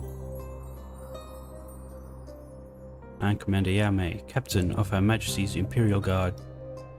Your questions for me can wait. You should speak to Her Majesty first. Okay. Let's see what Her Majesty wants. Welcome, Di Renji. I've been looking forward to meeting you. I'm honored. This humble servant is honored by Your Majesty's reception. I trust you had a chance to rest last night. I understand you left Panglai 3 days ago to undertake the long journey to the capital. Yes, but the road was kind to us. My caravan arrived at the Justice Department just after nightfall. I had sufficient time to settle in for a night's rest. Good. The winds of change are blowing. There is no time to waste. Tell me, Magistrate D, do you know why I called for you at this particular moment? I'm not sure I follow. I thought perhaps you may be wondering why it took so long for your promotion to the capital to be confirmed. After all, that was my husband's wish before his untimely death. Really? When he heard of how you solved the Korean ambassador's murder and rescued his border treaty, he made it very clear he wanted you to serve by his side. If he were still with us today, you would have been reassigned to Shanghai long ago. I humbly serve the Imperial Court where I'm needed, Your Majesty. I mourned Emperor Gaozong's death, but it is not in my nature to question my position or rank. It is rare to witness true modesty. The truth is my transition to power was not without some interference. The same kind of meddling and disapproval I've encountered all my life. But I will not tolerate folly for the sake of facile traditionalism. I hope I can count on your loyalty just as my husband did. My loyalty is to the law, and I will serve to the best of my ability, so long as Your Majesty permits it. I see, and what if the law is unjust? The law does not stand still. Unjust men create unjust law. And the law does not stand still. And neither should we. Justice must be confronted head-on. Indeed, men can be fools misguided by power and greed. Such vipers are around every corner. You actually could have said that about either response. In fact, the man that you are replacing, a man whose name deserves no mention in these hallowed halls, was such an offender. a horrid man who routinely abused his power. The worst sin of all was that of incompetence.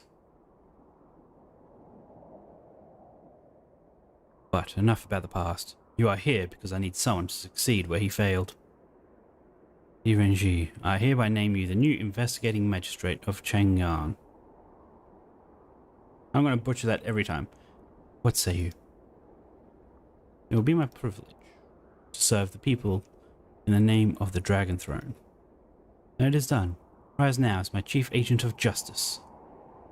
You are now the guardian of the Jewel of China, finest city in the world. But I'm afraid not all is right in our shining capital. Here a sickness of doubt and fear is spreading across our streets and homes. The hearts and minds of men are fragile. The first woman to hold the mandate of heaven. I cannot let my reign to be crippled by this infection. I must show the naysayers that I can be as strong as any man, even if I must rule with an iron fist. This sickness must be stamped out, or an order must be swift and unyielding. I must govern virtuously. The hearts and minds Your Majesty speaks of can be redeemed, or indeed cured. Mere force alone is not the answer. How pragmatic of you, Magistrate D. I suspect even my husband may have underestimated your gift for counsel. Your notions of virtue and balance are sobering, but we are nonetheless responsible for clearing the streets of the miscreants who would dare undermine our empire. That is exactly what you shall do. I am at your Majesty's command. Before I relieved him of his duties, your predecessor was working on a case that, shall we say, overwhelmed his limited intellect. A young woman by the name of Zhu Linfei was viciously murdered in her own home 9 days ago. A short inquiry ended with the poor woman's blind father detained and charged for the crime. A sense of grave injustice is being done. Your immediate task is to reopen this investigation and find out the truth behind this heinous crime. And if what you discover should exonerate her father, I would like you to report back to me directly. Yes, of course. Your first lieutenant at the Justice Department can apprise you of further details, but you may ask me any questions you lack. I wish to offer my condolences for the passing of Emperor Gaozong. Though I never had the privilege of meeting him, I was an admirer of his reforms. Sentiment is appreciated, Magistrate D. My husband was indeed a great man. He led our country into the world stage, and now it's up to us to fulfill that destiny. Now is the time to look to the future. Does your Majesty have a special interest in this case? Surely only weeks after your enthronement ceremony, police matters are the least of your concerns. On the contrary, there is no greater threat to the Empire than the spread of fear and hatred from within. Without law and order, this house of cards is but a tremor away from crumbling. Whatever the cost, I will see to it that those seeking to disturb the peace shall never find any of their own.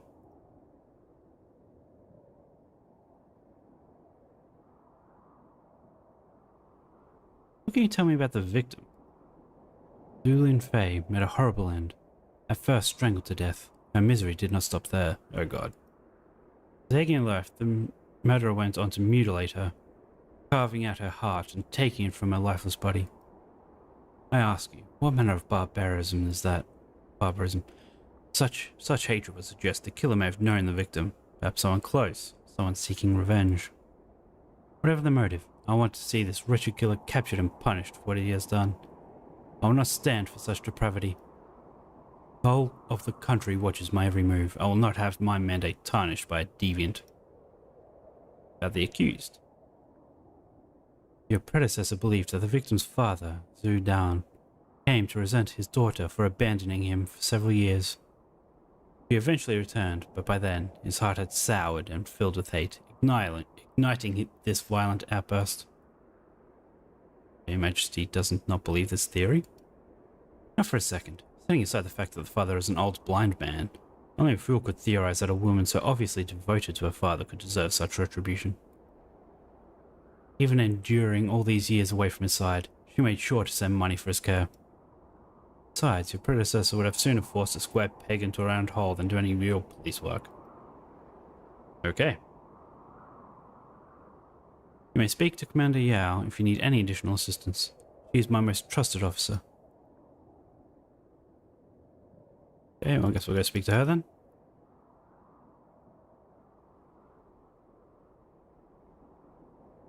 I didn't get a chance to introduce myself before. My name is D. Renji. I know who you are. Yes, of course. You must be the head of Her Majesty's Secret Force. Security Force. I'm no mere security personnel. I'm Yao Mei, commander of the Imperial Guard. That was a compliment. I meant that as a compliment. I see it in your posture. You carry yourself with the poise of a highly skilled martial artist. I dabbled in the martial arts myself when I was young, though I discovered early that I had no gift for it. But you, on the other hand, must be a very talented and brave warrior. Why else would the Empress put you in charge of her personal safety? I suggest you tread carefully, Di Renji. Her Majesty wishes to give you an opportunity to show your allegiance. But I'm the one who will have to face. But I'm the one you'll have to face if that trust is betrayed. I applaud your digital... My god. Yeah.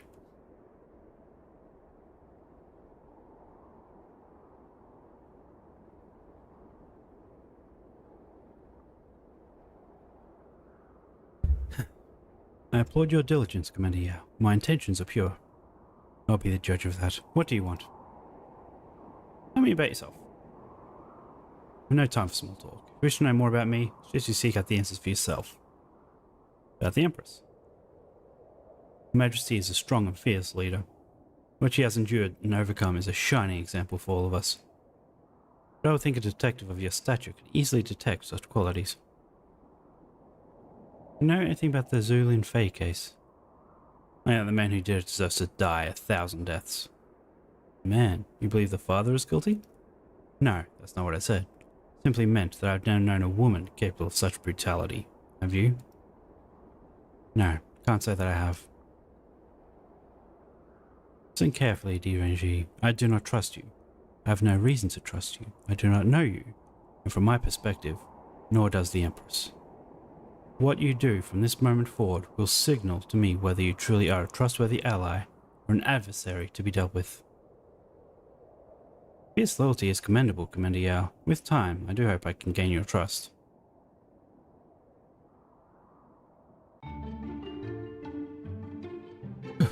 Okay, I guess we go back to the Justice Department.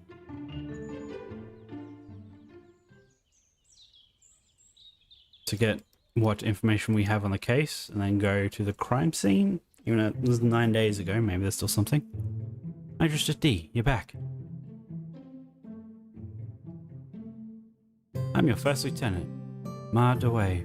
We spoke briefly last night when you arrived. I take it you have just returned from your visit with the Empress? How'd it go?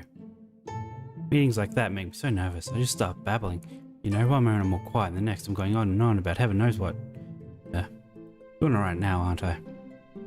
I'll shut up now, sir. You don't have to be around... you don't have to be nervous around me, Ma. Mo? Is that an A or an O? I think it's an A. I was nervous with the Empress. I was indeed a bit nervous in Her Majesty's presence. The meeting was productive. It seems we had a lot to work on. We have a lot of work ahead of us. Certainly, sir. I'm here to help any way I can. Good. Let's begin with the Zulin Fei case. We need to know all the details and see the evidence collected so far. Ah yes, of course. I was hoping we could get another crack at that case. I'm afraid there isn't much to look at, sir. Everything we have inside that evidence box. I've laid it out on the desk behind me. It's a shame really, but Magistrate Liu, he wasn't one for paperwork. Liu? You mean Liu Zelen? He was the previous magistrate? That's right, sir. You know him? Yes. He was a classmate during my time at the Imperial Academy. Sadly, he was the kind of person who enjoyed preying on the less privileged, a bully through and through. Owing to his father's position as a powerful minister, Zelen's misconduct was routinely ignored. Worse still, he was even granted a few shortcuts along the way. That was many years ago. I haven't seen him since then. I hate to speak out of turn, but I feel I must. See, I believe Magistrate Liu was wrong to accuse the victim's father. I believe Zhu Dan is innocent. You needn't worry about speaking your mind. Why do you think he is innocent? Well, it's the way she was killed. It almost seems wicked. Like an evil soul out for blood. even with my limited contact with him. I just don't think Zhu Dan is capable of that. In that case, you'll be relieved to hear that Empress herself has requested that we reopen the investigation. Really? That's great news, sir. Say the word and I'm at your disposal. Whatever you need. Tell me about yourself. Everyone calls me Lucky Ma around here, sir. The nickname stuck after I won a few card games with fellows around the office. In any case, I've been at this station for 2 years now. Before that, I was a police constable in my hometown of Shanghai in Liangnan province. For most of my life, I lived in a small fishing village. So when my transfer request was approved and I was promoted to work here in the capital, it was a dream come true. Your family must be proud. Yes, my parents were very happy, and my wife. You should have seen her, sir. I thought we would be living in this city. She nearly shattered my eardrums with sheer excitement. About the crime. Tell me more about the crime. Of course, what would you like to know? About the victim. The victim, Zhu Linfei. What can you tell me about her? We know that she was 21 years old, but not much else. She was a complete loner, had no ties to anyone or anything except her father. Even her neighbours knew nothing about her, save for the fact she kept to herself. Did her father have anything to add? He maintains that since her return 2 months ago, she's been his sole caregiver, spending most of her days at home. He also said that several times a week she would visit temples here in the city. That gave me the idea to visit a few of them to ask about her. The monks who remembered her all said the same thing. She would pray for hours at a time, often mumbling words that no one else could hear or understand.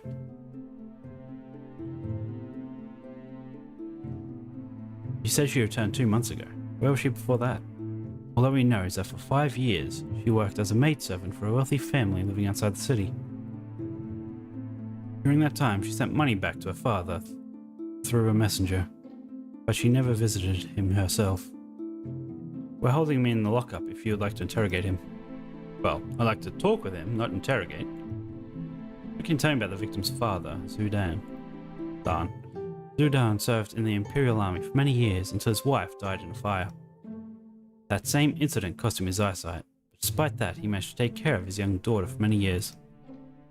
As he grew older and weaker, he became the one who needed care. Why did Liu accuse him?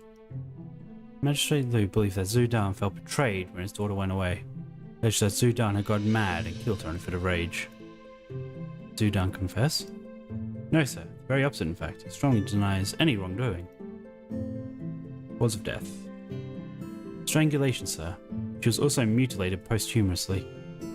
The killer cut her open and took her heart. Turns my stomach just thinking about it. You want to speak to the coroner, Mr. Yao. He'll be able to tell you more about it. What's in the evidence box? We collected 3 pieces of evidence from the crime scene. First is a broken walking stick which belongs to the father. Second is a rose we found next to the victim's body, clearly left by the killer by the looks of it. And the third is a life-size sketch I made of a bloody footprint we found inside the house. A sketch? Yes, sir. I've always had an affinity for drawing, so I've tried to put it to good use from time to time. My wife even thinks I could have made a life as a painter. I'm pretty sure she's just teasing. What was this one? The Silk Rose Murders or something? Yeah, the Silk Rose Murders.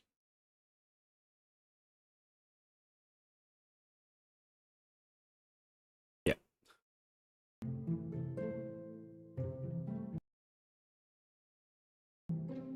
Who reported the crime?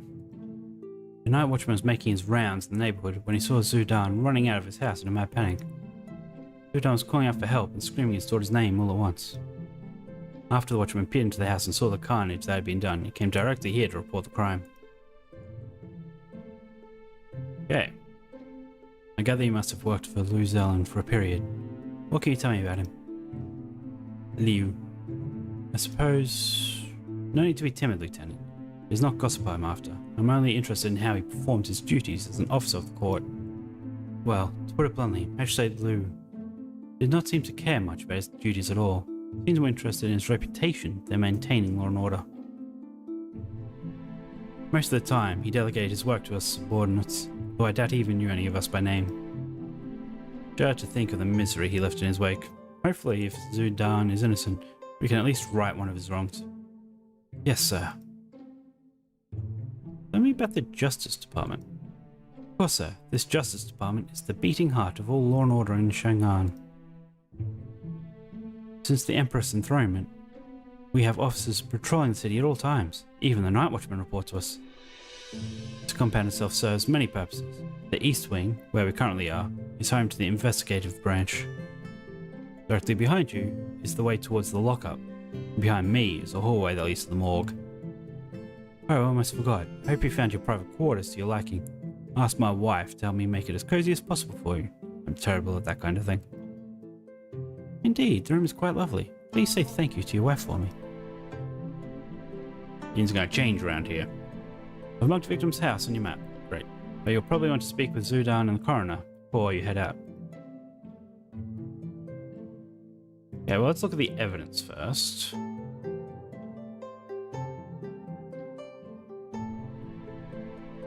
Evidence box.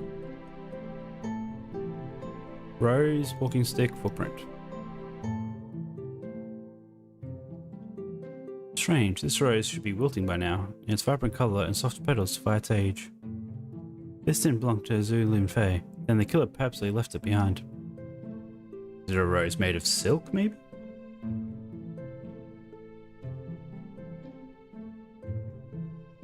Yep, that is a broken walking stick, and footprint. From the left foot. Impressive, Lieutenant Ma's wife is right. He does have an eye for illustration. Footprint is fairly average in size for a man, probably a bit large for a woman. Okay, what about this random officer? Seems at work, shouldn't disturb him. Okay. Ooh, weapons. Not my weapon of choice.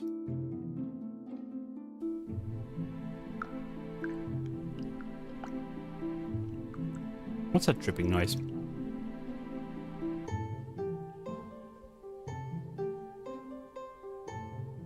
The tables are unused at the moment, thankfully. Medical chisel. I'll take that. Sure he won't need it. I can hear you snooping around back there. No time to play games. You can't just pick up whatever isn't nailed to the ground. Still doing my inventory. Unless you have a good reason to take that chisel. Leave it alone. Never mind. This guy is not a cheerful fellow. Excuse me. Blast these tiny tools. I lost count again. I'm sorry, I didn't mean to interrupt. I've been trying to do an inventory of the equipment down here all morning. I've been failing miserably at it. Why in the world do we have so many knives? You must be the coroner. I want to introduce myself. My name is D. Renji. Ah, I know Chief Investigator. Just a young man, aren't you? But if that idiot Lou could do the job, they could just about send any half-wits around this place and nobody would notice the difference. I see you're nobody's fool, but should you give me the opportunity, I may yet surprise you. You have a little spark in you, don't you? And you have earnest eyes, look of a man with a purpose. The first 30 years of staring at the dead has taught me that much. I look forward to learning from your experience. Well then, welcome to my office, Magistrate D. I'm Yao Quinan. The youngsters like to call me Old Yao. Stupid kids and their nicknames. Told me I could speak to you about the Zhu Linfei case. That poor girl. She's been moved for burial, so you won't find her here. But in all my years doing this job, I never saw anything like it. I've been instructed to reopen the investigation. May I ask you a few questions? Well, you're the boss, aren't you? Ask away. Tell me about yourself. I wish there was something to tell. Afraid my life isn't much more interesting than that of the patients I examine. But I suppose that's my own fault. Push away your loved ones long enough and you end up bitter and alone. Or in my case, withering away in the company of decomposing corpses. Surely a lifetime of service in the Imperial Court must bring you some satisfaction. Precisely because of my choice to put duty above family that my grown daughter now wants nothing to do with me. When my mother passed away a few years ago, I buried myself in my work, thinking I could stuff my sorrows into the ground, and neglected the needs of my grieving daughter. Even as she makes her own path in the world, she can barely stand the sight of me.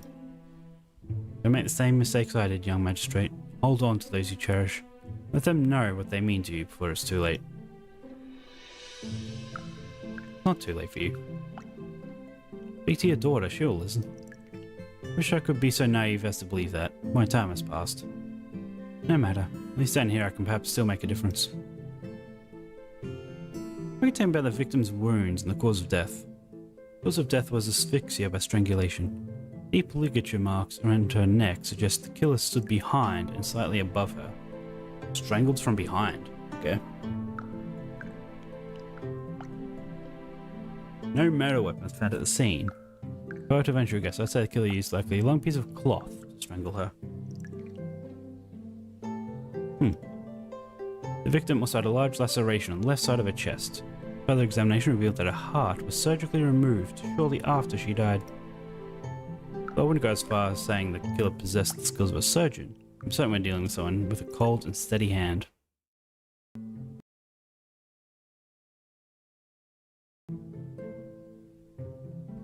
Someone who knew what they were doing. Why do you think the killer took her heart? Hard to say. Perhaps he wanted a souvenir. Or perhaps he thought she was heartless and didn't deserve one. Possibly just because he is a deranged psychopath.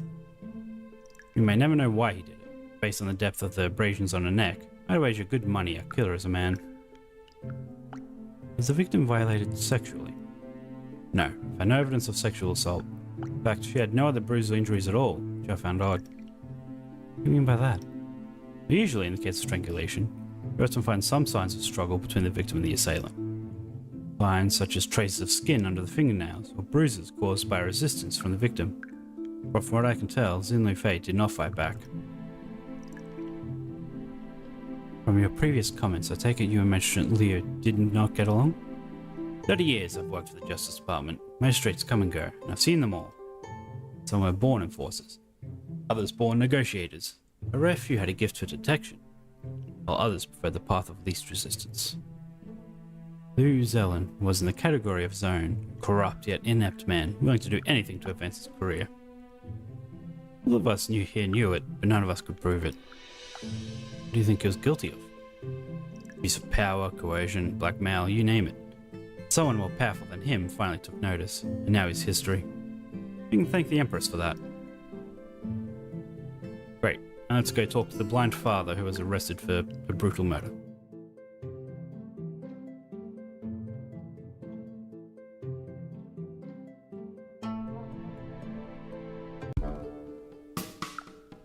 Not what I was expecting. Torture device.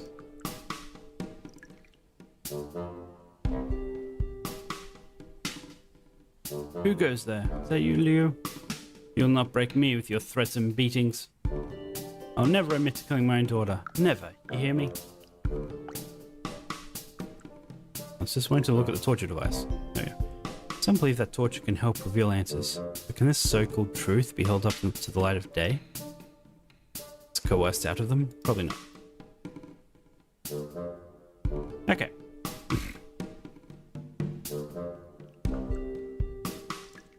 The doubts surrounding his guilt are palpable. I must find out the truth.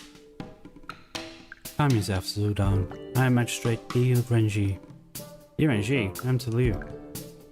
Mr. Liu Zelen has been relieved of his duties. I am in charge now. Ha! They've replaced one crooked official with another. I am not your enemy. Whatever you may think of my predecessor, I am here to find out the truth about your daughter's murder. You mean, you'll investigate a case? Yes, Mr. Zhu. And though I do not yet know your involvement in this case, I can promise you this. If you are indeed innocent, you will not sit in this jail a day longer than necessary. I'm sorry what I said before. That man Liu, he accused me of killing my own daughter. Despite everything that happened in my life, I've never felt anger at my own fate. But what was done to Lin Fei burns me up inside, knowing that the man who hurt her is still out there. You have to help me. My daughter deserves justice. Tell me about yourself. I was a patriot once, not unlike you, I imagine. I fought and sacrificed for my country, gave my youth to protect it on the battlefield. Now I'm but a decrepit old man, disposable in the eyes of men like Liu Zelen. You're in the army? I was an imperial soldier in the Tiger Regiment, until the accident changed everything. Tell me what happened. For the first time in a long time, I was home. He gave me a short break between tours of duty, and I was glad to be back with my wife and daughter. That morning, I had taken Lin Fei for a walk in the park. She was only 5 years old, the sky was blue and pure. I remember looking upon the heavens, thankful and content. Out of nowhere, blackness billowed in the air. I do not know how the fire started. I know that by the time we made our way back, flames had already engulfed the entire house. But I was fearless back then. I ran inside hoping to save my wife. The gods were angry that day. They spared my life but took my wife and my eyes. Now I look upon the sky no longer. And your daughter, she witnessed this? I've never spoken about that day. Deep down I've always hoped that she was too young to remember. Sometimes I could hear it in her voice, the horror of the flames and the ashes. About your daughter. After her mother died, I tried my best to take care of her. We managed for a while. The Imperial Army kept me around, gave me odd jobs here and there, but eventually they decided they had no use for a blind soldier anymore. But even as a teenager, Lin Fei was headstrong and rebellious. She stormed into the Imperial Army base demanding an explanation for my discharge. I had to plead with my superiors to spare her any punishment. I told her we needed to accept our fate, but in that moment, I feel something in her change. How did you carry on? For a year we scrambled to get by. Those were difficult times. Then one day she came home with some money. But it was an advance for a family she had met. Yeah? Then they offered her a job as a maidservant and wanted her to move into their house in the countryside. I was only 16. I didn't want her to go. She made up her mind. Do you know who she worked for? No, she didn't say. She said they were very rich and didn't want people to know where they lived. Every month she would have someone deliver some money to me. It's like that for almost 5 years. And then she came back. Yes, almost 2 months ago now. I remember everyone was talking about Consort Wu's rise to the throne. What I could think about was my daughter's return. Gave me no warning or explanation, but I didn't care. I was just happy to have her back. After your dismissal, what changed? It said she changed after you lost your military post. How so? She was always a strong, confident girl. Even during quieter moments, I could sense her calming presence. But then she became distant. Her silence had a different sound to it, if you know what I mean. She was no longer at peace. 5 years is a long time. She seemed different after her return. You have to understand what she said, D. She was away for almost 5 years. To answer your question, yes, she was different. She was even stronger than I ever thought possible. Did she have any friends? No, Lin Fei always preferred to be alone. Think what happened to her mother. She chose the safety of her loneliness over the prospect of loss and pain. That makes sense. Take me back to the night of the murder. What can you remember? I remember it perfectly well. Earlier that evening I decided to go to the waterfront to take some tea to the boardwalk. On the boardwalk. Usually quiet at dusk, so I stay and enjoy the sunset. Even though you can't see it. People ask me People ask me how a blind man can appreciate such a thing. I tell them it's the heat. Feel the sun's embrace slowly shift on my skin. Once the warmth is gone, I know it's my time to leave. Something strange happened that day. I reached out for my walking stick, which I had placed on the table in front of me, but it wasn't there. I searched for it, even asked the tea house staff for help, but it was gone. You're certain you had it with you? Of course. Without it, I would lose my way. I had to convince one of the waiters to escort me home. A nice young man with a kind voice. He said he could help me, but only after he finished his shift. So I waited. About an hour later he came back and did as he promised. The waiter took you home. Did he go inside the house? No, we parted ways outside. I entered the house alone. But the silence inside bothered me immediately. As I approached the middle of the room, I could feel the wet surface under my feet. I was standing in my daughter's blood. I fell to my knees and extended my arms, reaching out to her. My heart sank when I felt her cold body. I held her head in my arms. I vaguely remember calling out for help. I don't know, the rest is hazy. Daughter's murder was senseless and deeply unsettling. Heaven's willing, justice will be done. You have a kind voice, Magistrate D. Like the young man who helped me get home that evening. Like him, I hope you'll keep your word. That young man the murderer? Okay. Guess now we go to the crime scene.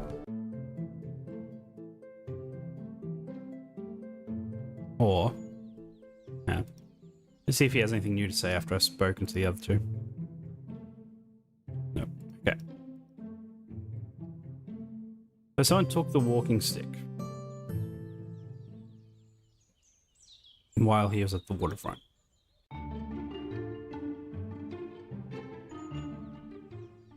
Victim's house. There's an alleyway over here. This is one of Chang'an's poorer neighborhoods. People who live here usually traders and artisans. Okay. A large part of the water collected last evening's rains rather effectively. Soft dirt in the yard makes it easy to leave impressions on the surface. So, yeah, the rain, I guess. Footprints. These footprints are deep enough to have collected some rainwater inside them. Someone must have stood here for a long period of time. From this vantage point, I can see a large part of the interior of the house. Someone spying on Zhu Lin Fei and her father? Okay,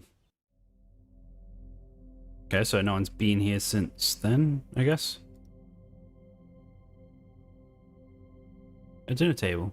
Curiously, the two dining chairs are placed nowhere near it. Kitchen utensils. No kitchen utensils.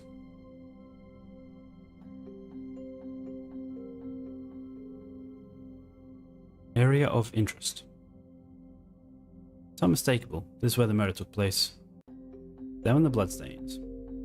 As expected, the posthumous removal of the victim's heart caused profuse bleeding. There is no discernible pattern to any of it. A dining chair in the middle of the room. This chair must have been placed here for a purpose.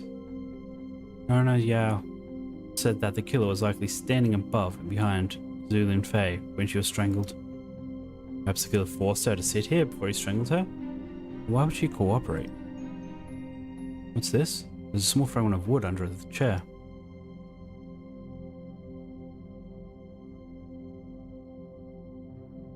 This dining chair is placed next to the bed, but why? Did the killer use it while he was waiting for her? According to the scene, the killer somehow managed to draw Zhu Lin Fei into the house and onto that center chair. It also appears as though he sat in the chair next to the bed while waiting for her arrival. No doubt further hinting at the threat he posed to her father. Why are there no signs of a struggle? Why didn't she run or fight back? I'm guessing the piece of wood is from the broken walking stick.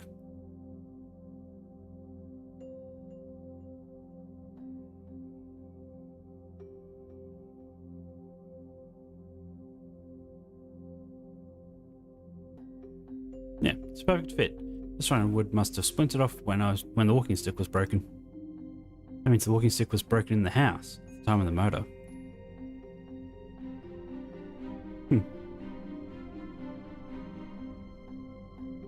Rolled up straw mat. Must be where Zhu Lin Fei slept. That seems uncomfortable.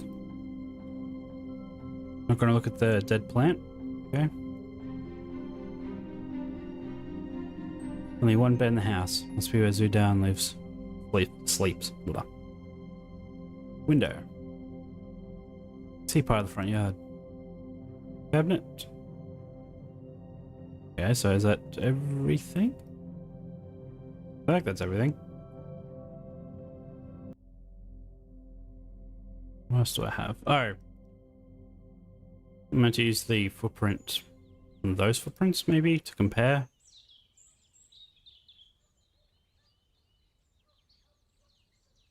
Yeah. Match. These footprints are almost identical in shape and size to the footprint sketch drawn by Lieutenant Ma. They must have spied on Zhu Lin Fei and her father from the spot to study their movements and routines. Ah, so there's 5. Okay.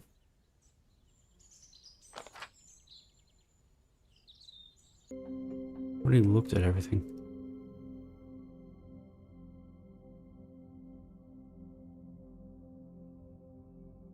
Except for the walking stick that I assembled. I guess I didn't actually look at it after I assembled it. Killer did not have to use force to make Zhu Lin face down because he had in his possession the one thing that could have compelled her to obey her father's walking stick. Wheeler was sending a message. He was capable of taking such an item from right under Zhu Dan's nose. He was also capable of inflicting injury and pain at any moment. He reinforced that point by breaking the stick in front of Zhu Linfei. But doing so caused a fragment to splinter off. Coerced into submission, Zhu Linfei bravely did what she thought was the only way to protect her father: sacrifice herself. Okay.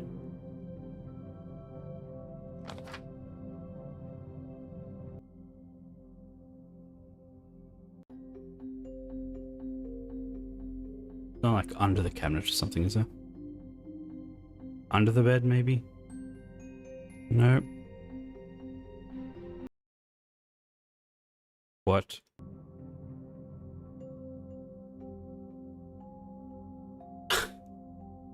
Wow, okay. This spot right here. Wall marks. Would not have seen that. Okay, I'm glad I looked that up. Not outline of dust created by the cabinet. Someone must have recently moved it from its original position.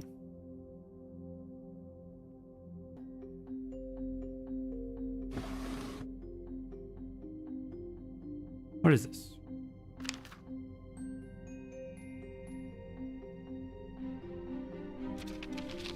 The time is near. Slaves will lose heart. The wolf signifies fear of flesh torn apart. Time is near. Slaves will lose heart. The wolf signifies fear of flesh torn apart. Is that meant to be a warning? Does he plan to do more killing? What are these two strange symbols in the corners? Okay, now let's go show some people this. Who's spying? You there, what are you doing? Me? Nothing, sir. I was just passing by. Don't lie to me, boy. You weren't just passing by. Are you spying on me? Do you know anything about what happened here? I don't know anything, I swear. I was over around the corner, over there. I was just playing out here. That's so. And what were you playing? I was... I'm running out of patience. Isn't my patience long enough, boy? I'm after the truth or else I'll have you brought to the Justice Department for questioning. I can't talk to you. I might get in trouble. Trouble? What kind of trouble? Policeman. He said I'm not allowed to talk to anyone except him. Policeman? What's his name? I think his name was Lou something. No, of course it was. I don't remember now. But he still has my medallion. He said I would lose it for good if I spoke to anyone else. But he said too much. Lou? Was his name Lou Zelen? That's right, you know him too? Don't you think everyone knows him? Tell me, what did he say to you? I'll tell you or I'll lose my medallion. I'm the new policeman in charge now. You have nothing to fear. Do you have my medallion? Can I have it back? I don't have it.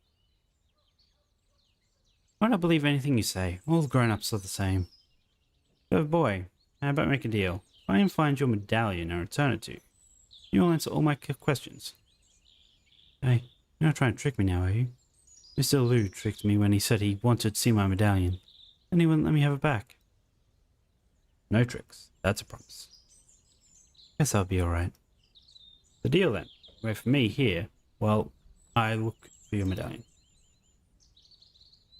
Xiao Bao. Alright, Xiao Bao. Can you tell me what the medallion looks like? The round silver medallion. It has a rooster engraved on one side. It's been in my family for generations. Don't worry, I'll find it for you. And I'll be back to talk with you when I do. Some Justice Department might know more about this.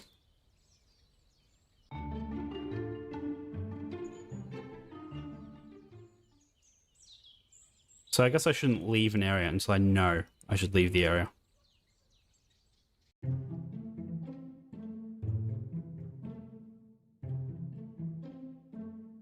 Anything about a medallion belonged to a young boy named Xiao Bao. It was confiscated illegally by Magistrate Liu. A medallion? No, not aware of anything like that. I did a rumor once that Magistrate Liu may have conducted illegal seizures and used personal belongings as leverage for blackmail. Those are just stories around the office. No one ever saw him do these things. Stories around the office. So I should talk to the officer.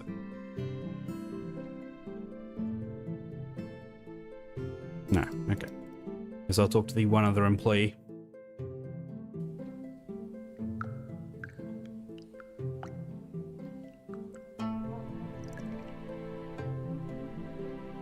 How should I know? I'm not privy to any secrets or hidden stashes.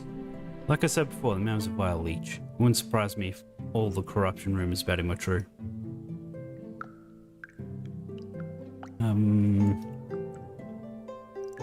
Okay.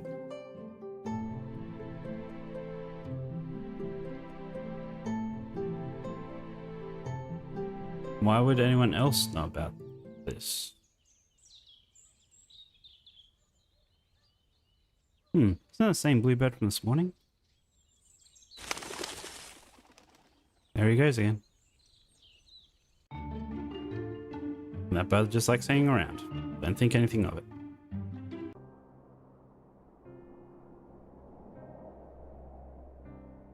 Make sure you tell me where he lives. Okay, no.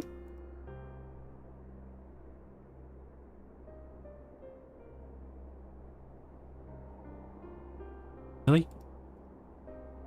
There's no other employees though. So am I meant to... Again, don't leave an area unless I know I should leave. So, I shouldn't have left. Should have known the answer was here.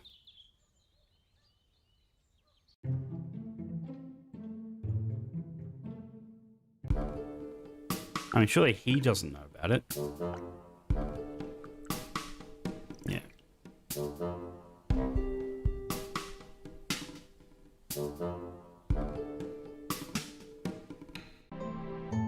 Unless the private quarters were also his quarters.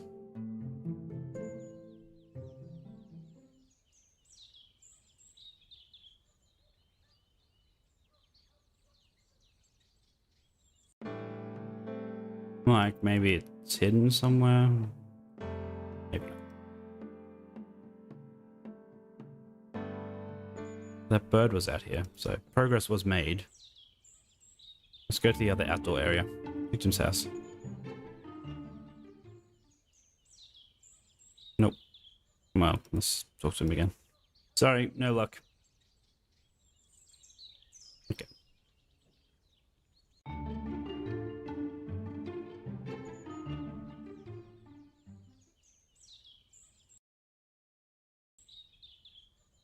Nope. Go this way. Nope. Okay.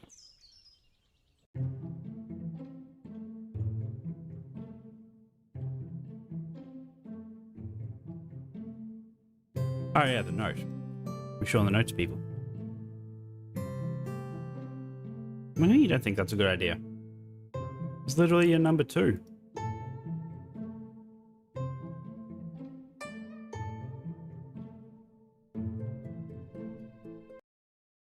Damn it, I keep accidentally clicking off the game.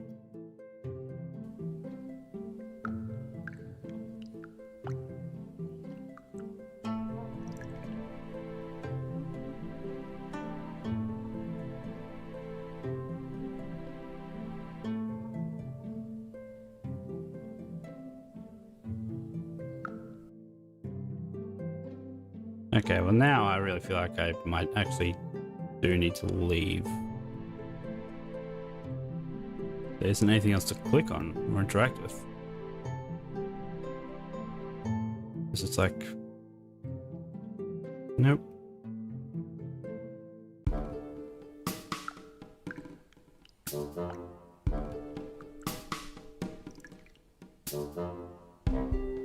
Bom, bom, bom. Okay, let's see if about showing the letter to the other person. The Empress, I should say. Although, actually. Maybe look at the tree. What if... What do we have here?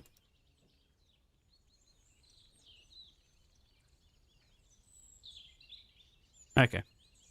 So we now need the chisel. Well, though, I can just use the hammer.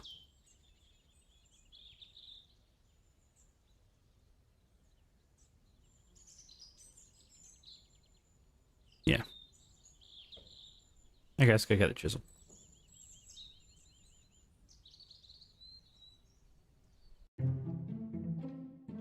Oh. What's up with that bird? Like, why would he just randomly think to check beyond a plot plan? But I guess that's sort of the way these games go. Actually, I do have good reason to borrow the chisel. I need to loosen the mortar surrounding a suspicious brick I found in a wall. I'm going to use the medical chisel on a wall. You know, if you're just going to make up whatever nonsense pops in your head, at least try to make it sound credible. So odd for this rubbish.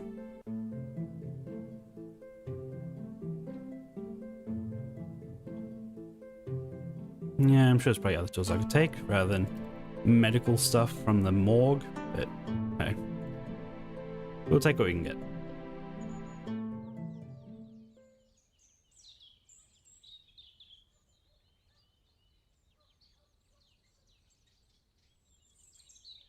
Chisel alone went to the trick. Okay. Hammer and chisel. Now use them both. Seems the others were right about Lou Zelen. He was indeed up to no good. Secret stash is full of blackmail material taken from some of the most powerful people in the city. This looks like incriminating evidence of some sort. He must have been collecting all of this in order to extort his chosen targets. It's weird that this was outside beside the front door. You'd think this would be in his private room. Anyway. Yes, the medallion. Wait, do I have all the other evidence?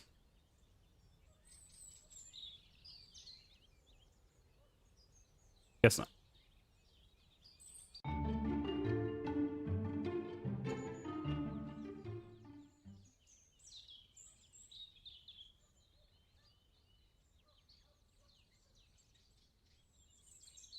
My medallion, you found it.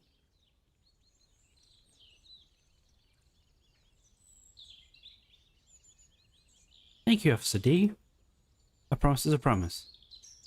A promise is a promise. Now, can you tell me about what Lou Zelen wanted from you? Well, after he took my medallion, he told me I had to keep watch on the neighborhood for him, or else he wouldn't return it. He said there are criminals everywhere. I should spy on them, but I wasn't allowed to talk to anyone about it. Did he tell you why he had you do that? He wanted me to help him catch people doing bad things.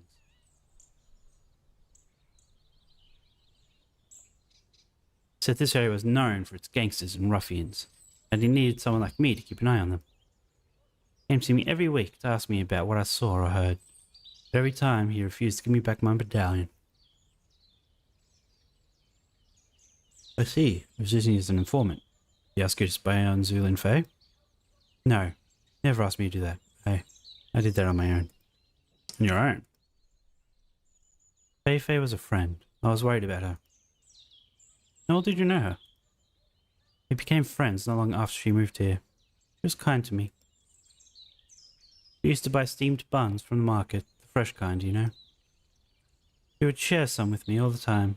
First I said I couldn't accept them, because I didn't have any money. She said it was a gift. She even liked my little statuettes. It's a hobby of mine. I carved them out of small pieces of wood. She was the only one who had ever liked them. Faye was all alone, and she had to take care of her father. But I tried to help. How'd you help? I came over all the time to watch over the house. I wanted to protect her, make sure she felt safe. So you were here when night she was killed? I'm useless. I wanted to guard her from danger, and now she's dead. Not too late to help your friend. If you witness something, now's the time to speak up.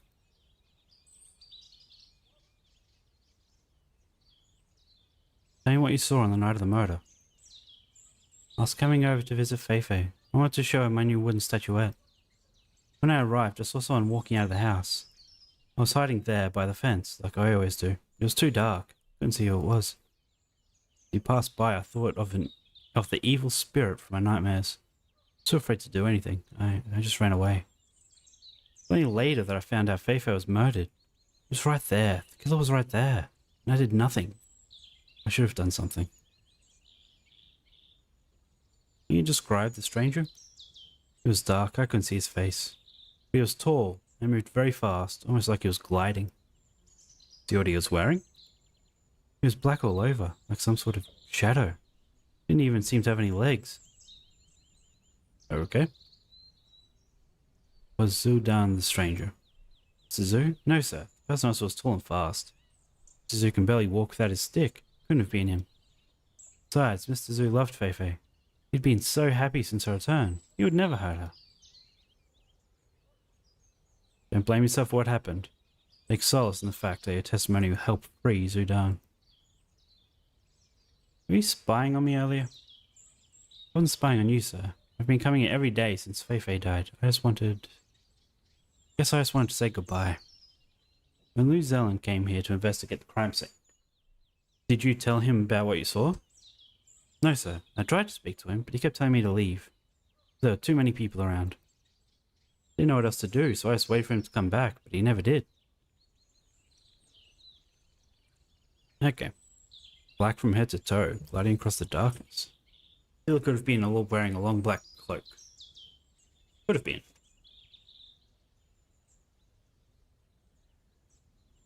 Although the evidence doesn't point us towards a new suspect, we can at least prove Zudan is innocent. Should speak to the Empress. We now have 5. Investigation complete. Not that we have a culprit, but anyway.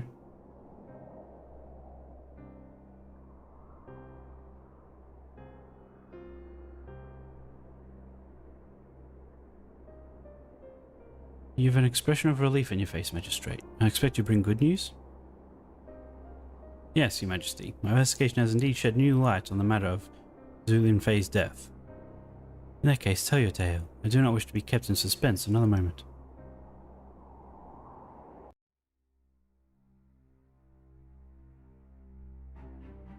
Looks like it's an hour and a half for each chapter. Now at 3 hours.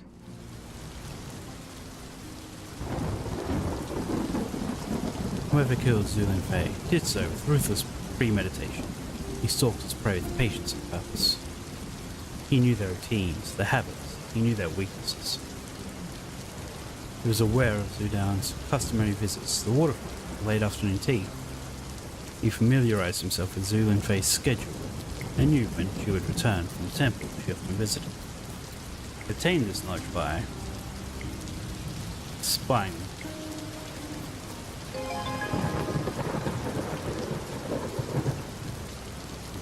For days, maybe even weeks, the killer followed and observed the zoos. At night, he stood by its very window. Still and silent, he demonstrated an absolute dedication, an obsessive dedication.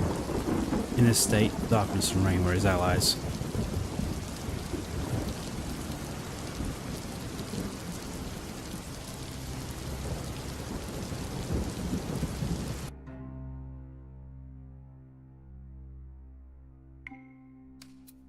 Zudan could not have killed Zhu Linfei because earlier that evening his walking stick was stolen by a man who knew his and his daughter's every move.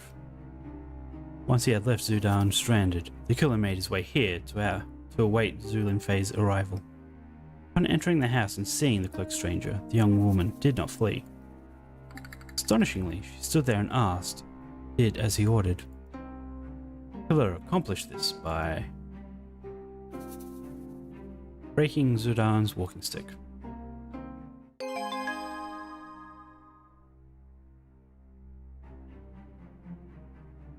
By now, the killer knew the zoos intimately. By breaking the walking stick, he was sending a chilling message. Unseen and unheard, he could get to them anytime he wanted. Zhu Linfei chose not to fight and risk her father's safety. If it was her the killer wanted, she was willing to sacrifice herself for a chance to save her father.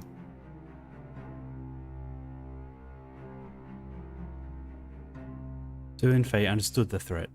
She willingly sacrificed herself for a chance to save her father. Didn't you just say that?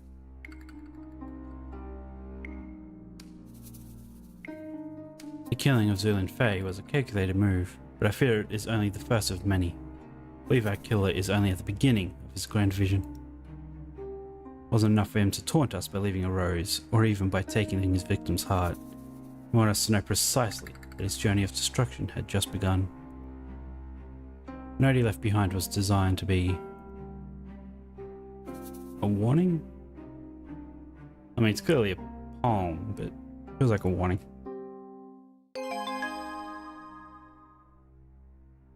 Why did those words highlight? His note speaks of a wolf on the prowl, of slaves losing their hearts. In his mind, for reasons we have yet to understand, Zulin Fei was one of those slaves. He is warning us that more victims are to come.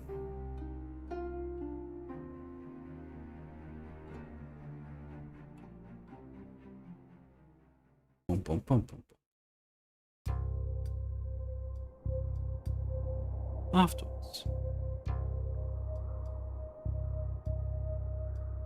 What you say is true. Zulin Fei remained strong and selfless until the very end. How many of us would have the courage for such self-sacrifice? On the other hand, it seems we are facing a menace beyond what I had imagined. I'm afraid so, Your Majesty. This predator will not cease until his plans have come to fruition. Until we stop him, I intend to... Your Majesty.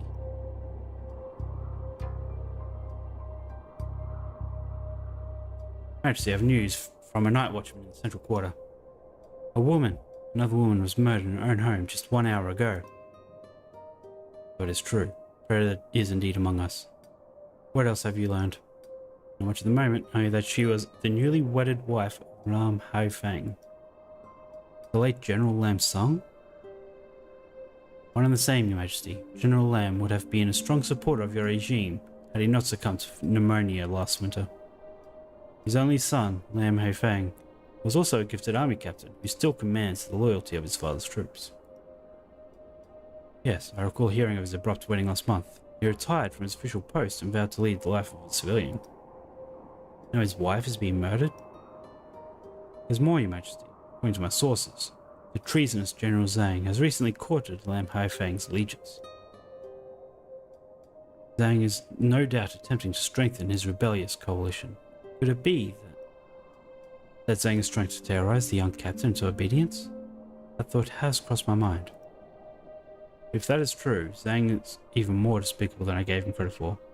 Killing innocents is a line he will regret crossing. If I may interject, Your Majesty, I think we should proceed carefully and avoid jumping to conclusions. If we are wrong about General Zhang's involvement and accuse him openly, that could give your opposition an excuse to unite and start a civil war. Allow me to investigate the matter. If a threat is to be found that connects the killing of these two women to a plot against you, then I will find it. On the other hand, this killer is but a single deranged man. We may not lose sight of his trail by chasing conspiracy theories. You are right, Majesty D. We need evidence. We must remember the stakes before we place our bets. We will go to the Lam residence, investigate what's happened to Lam Haifeng's wife, and report back with whatever ties you find between her, Zulin Fei, and General Zhang. If Zhang is indeed involved in any of it, he will pay dearly for his brazen treachery. Whew, okay. Chapter 2? Oh.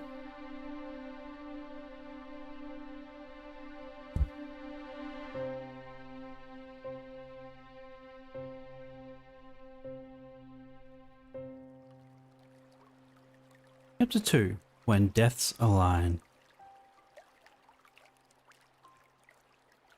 Later that evening.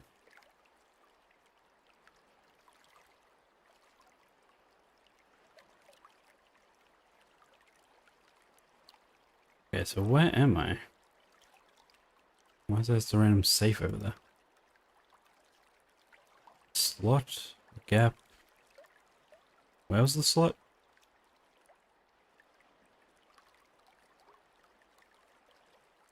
I swear it said slot before.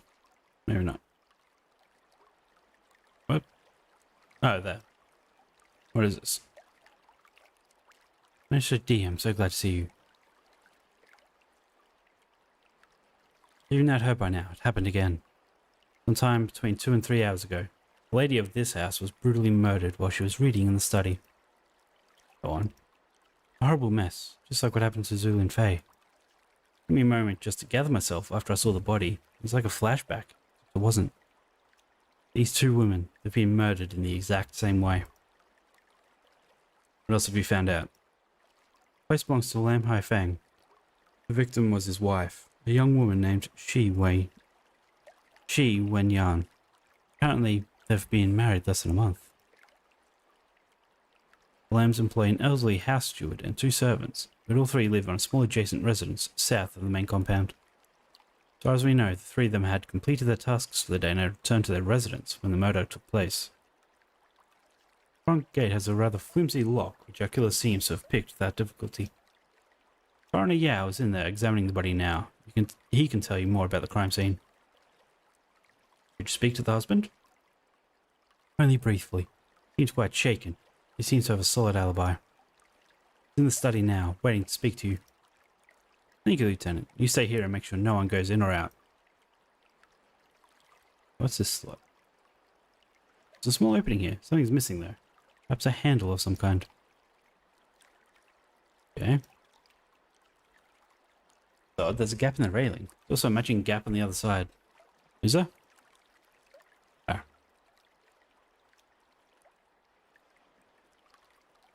A missing walkway that connects the platform. Sure.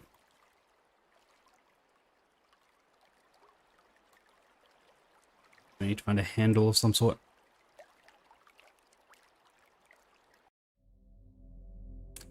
Okay.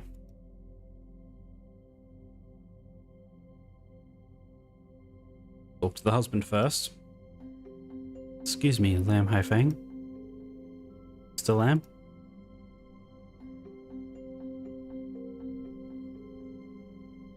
Yes, I'm Lam Hai Fang. Are you alright? I'm Magistrate D. Renji. I'm in charge of this inquiry. Apologize for my poor manners. My mind is a jumbled mess. There'll be time for grief. For now, you must gather yourself. I only have a few questions. Of course, please proceed. I want to help you in any way I can. I know time is of the essence. Tell me about yourself. Had you asked me that question any other day, I could have given you an assured response. Son of a great general, I was once a golden boy destined for greatness. At least that's what I was told. But in my heart of hearts, I knew that that life was not for me. I grew up with a sword in hand, but it was a lie. I could never fulfill my father's legacy. There is no dishonor in choosing your own path. I thought so as well, yet here I stand faced with utter ruin. My only love viciously taken from me, my life shattered into 1,000 pieces. Perhaps I deserve this fate for my filial betrayals? You must remain resolute. Do you think the memory of your wife deserves to be tarnished by doubt? Aye, you are right. Wen Yan gave me the 2 happiest months of my life. I will always cherish that. Tell me about your wife. After my father died, I was lost and alone. No sense of purpose, no direction. When I met Wen Yan, she was a beacon of hope. She helped me see a new life, divorced from the military duties that had shackled me for so long. I had no wish to spend the rest of my days in one military barrack after another. I fell in love with Wen Yan, and she became the center of my world. You married her only a short time after. Yes, we were married for a few weeks after we met. I did not want to waste any more time. Wen Yan also had a difficult life. We both wanted to start anew. What do you know about Shi Wen Yan's past? I think she was a bookkeeper for a time. She was an incredibly smart woman, but she struggled to find steady employment. An attractive and strong-minded woman like her is often seen as a threat. But that is what I love so much about her, that spark, that intelligence. Her curiosity and thirst for knowledge was unquenchable. That's why she spent so much time in this room. She loved to sit and read for hours. Tell me about your retirement from the Imperial forces. It was clear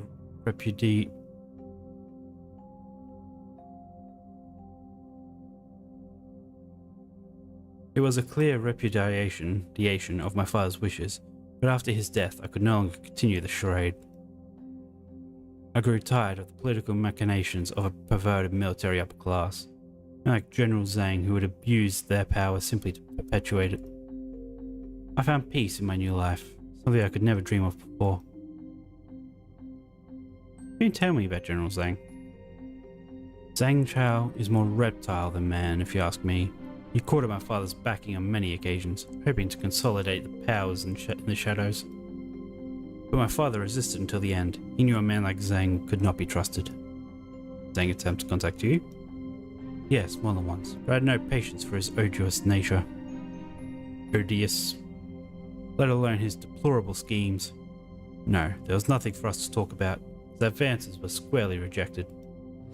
As a matter of fact, I had to turn away one of his lackeys just this morning. What was the purpose of the visit? He came to remind me of some kind of special meeting taking place tonight. A gathering of so-called patriots assembled by Zhang himself. Apparently an invitation was sent to my father before he died, but I had long ago lost interest in such political antics to pay any attention to it. I'm gonna guess we will find the invitation. Gatherings tonight? Do you know where your father put the invitation? No, I'm afraid not. Okay. What happened here? I'd been out all afternoon. When I came home, the servants had already retired to their private residence. I knew something was wrong when I saw the front gate was unlocked. I noticed the light from the room and assumed Wang Yang was reading, as she has the habit of doing in most evenings. When I stepped inside, there she was, dead, defiled, and drenched in her own blood. Where were you this afternoon? At tea house discussing business with two friends. You can speak to them if you wish. Close to your lieutenant already. Other than those involved, who knew about your meeting at the tea house this afternoon? No one. I was meeting my friends to discuss a small business venture. I see no reason for anyone to take interest in such a routine affair. How often are we having these meetings? 3 times a week. Okay. My friends are busy merchants. We do our best to schedule the meetings ahead of time, but I still don't understand why this is relevant. It's precisely because these meetings are routine that they may be of relevance. Think of it. How did the killer know your wife would be alone? You're right. So I knew my movements. How could it be so careless? Yan, what have I done? No, it's not your fault. Did your wife have any enemies? People who would have wanted to harm her? My wife was a gentle and reserved person. She had no enemies. Perhaps someone heard her to get to you. Imagine a man in your position makes a few enemies along the way. I've given all that up. No retirement ruffled some feathers, but my decision was met with more ridicule and resentment. Truth be told, most people were happy to see me walk away. I gave them one more vacant position to fight over. Did anyone take special interest in your decision? Now that you mention it, General Zhang did pay me a visit. He wants me to reconsider. The new regime was on the horizon, and that I could play a key role in it. I had promised him my allegiance. My father's troops would have followed my lead, but I refused him on the spot, told him to leave and never come back. You think Zhang might be responsible for this? My father had warned me about his intimidation tactics, but I underestimate his depravity. If he is responsible, he will pay with his life, I swear he will. I must apologize. I suppose retirement did little to snuff out the fighter in me. Please find a killer, Magistrate D. We are both in your hands. I noticed a rather odd feature in your water garden. The walkway seems to be missing. Seems to me missing. Can you tell me why? Alright, that walkway is an old remnant of my father's military heydays. Remembrance of passage to a secret war room. I haven't used that room since he passed away, so I decided to keep the walkway closed. This would be prudent for me to have a look. How was the walkway opened? Father would turn his grave if he knew I let anyone else in that room, but I suppose life is full of disappointments. So I'm guessing that's where the invitation is. And I see that there's a rose up there. The silk variety, maybe? Here's the lever that opens the walkway. Great. You need to figure out how to open the entrance on your own, though.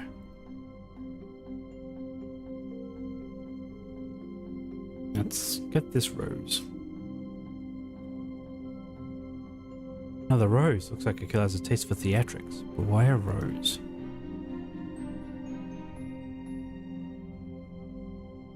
General Lamb's collected a lifetime of knowledge in this room. He contains books and scrolls about the arts, philosophy, and the game Weequay. Weequay?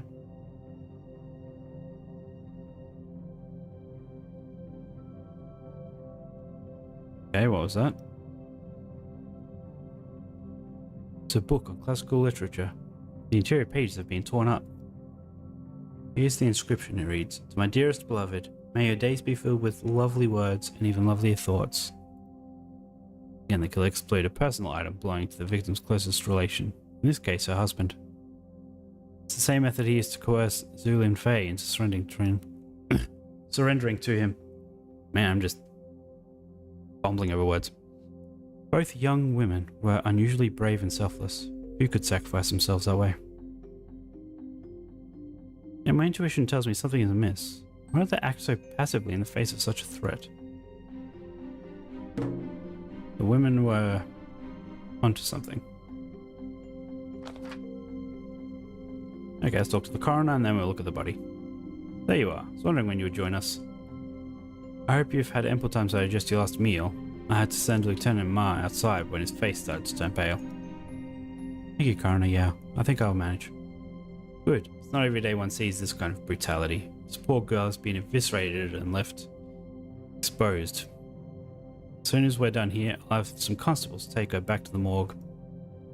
Of course, let's make sure she's transported with care. Is a preliminary report ready? Yes. I finished my initial examination. This girl might be dead.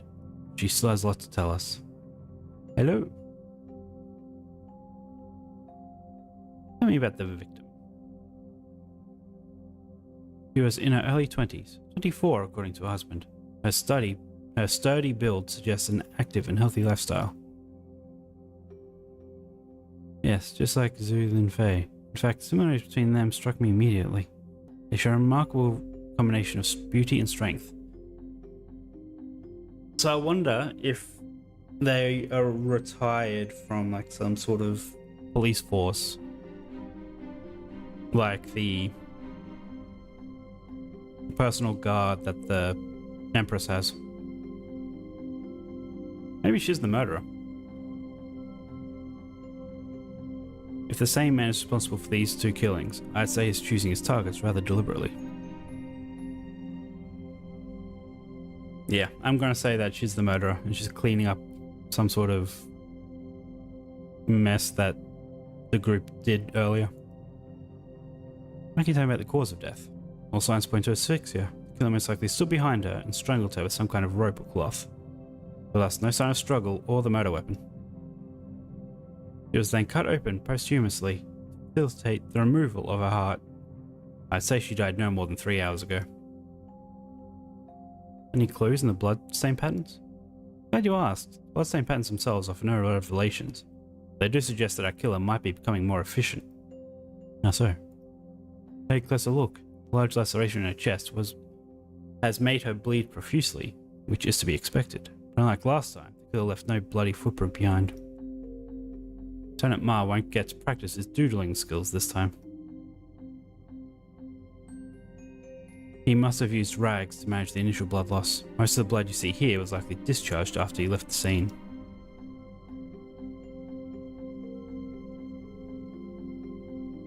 Lieutenant Ma was right. Wounds match those found on Zhu Linfei.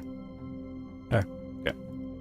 Well, let's go check out the passage. Never mind. Guess we need to... just like the first one. Apparently there's still stuff at the scene that I haven't looked at.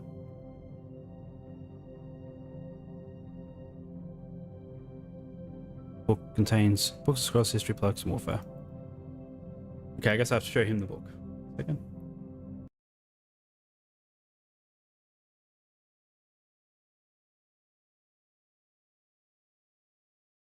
Okay. Let's show him the book.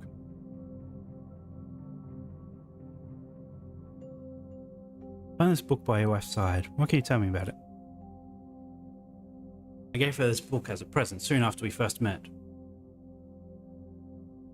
I thought she'd enjoy it as she had an obsession with classical literature.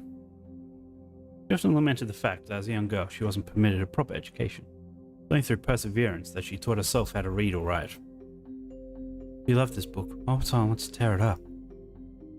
It appears the killer knew enough about you and your wife to know that this book meant to both of you.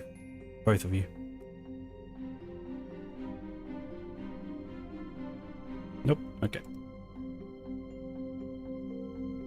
The rose? Nope.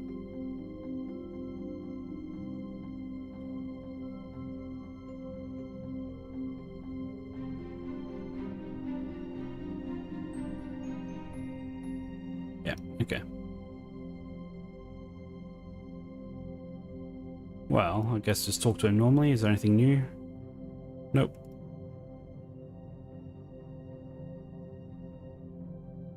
To him, anything new?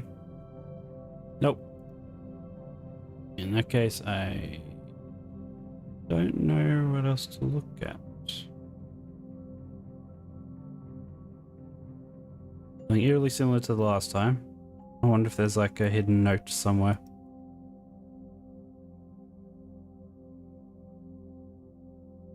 Frogfold. There it is. Yeah, there must be something small that I'm missing. There's the note.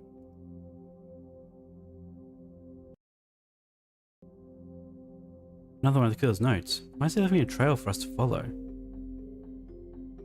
Is this some kind of game to him? Those who obey, let prey be mine. I have no sway, but death shall align. Death shall align? How many are in his sights? Another pair of strange symbols. Still no hint as to what they mean. Okay.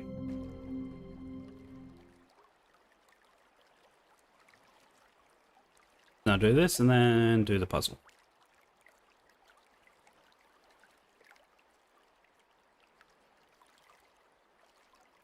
Perfect fit.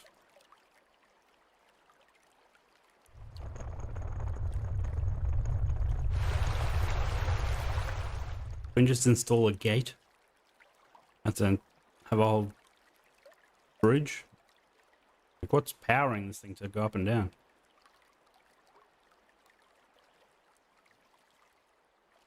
Way key table. Okay, so it's a game.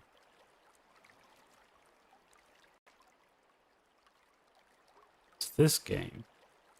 Okay, stone key. Look that.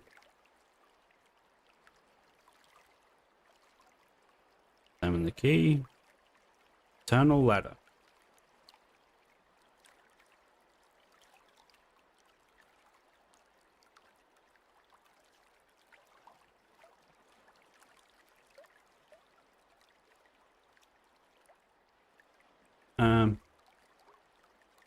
Okay, so do I just have to make a ladder with the white and the rest black?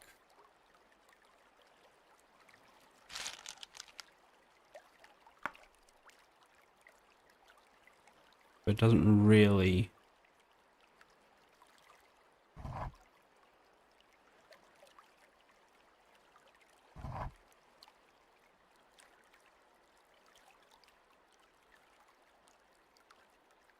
Must be clear to find the right combination for the weak-way board.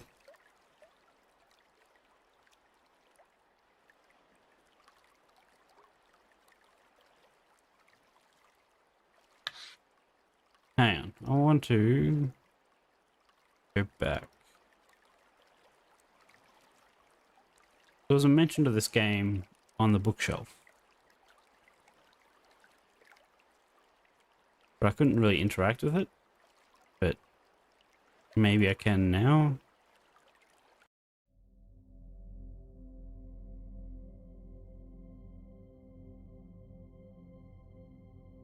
This looks promising. Here we go.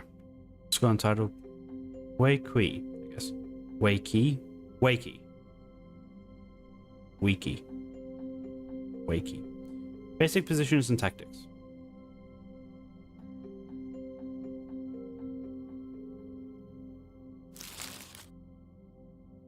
Ladder breaker, net trap, rule of eternity, building forts. Okay. So eternal ladder. So I need to do the rule of eternity with black. There's overlap there, so how does that work?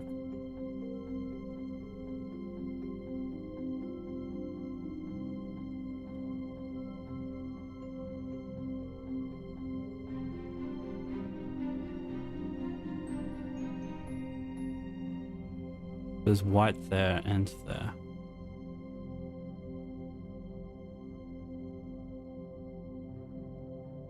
All these positions, which ones are correct? Yeah, well, let's go back and have a look at that again.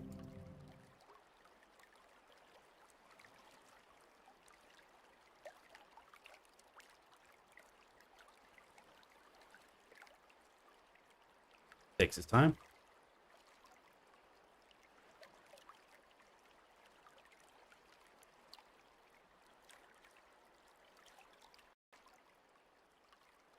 Okay.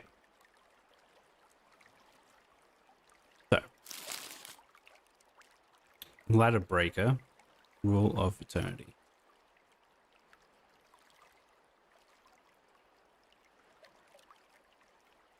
Eternal ladder.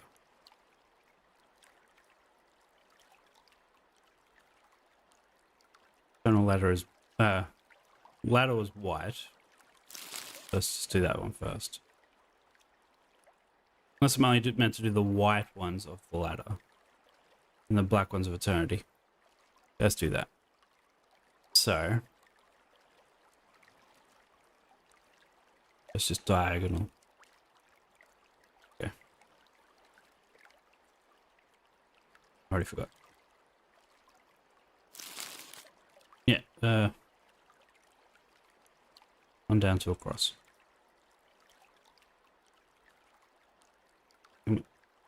Grab one. And there. Oh, next to each other. Ah, down one. Okay.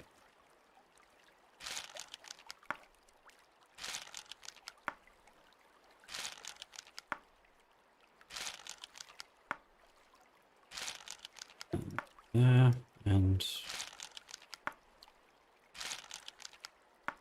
that it.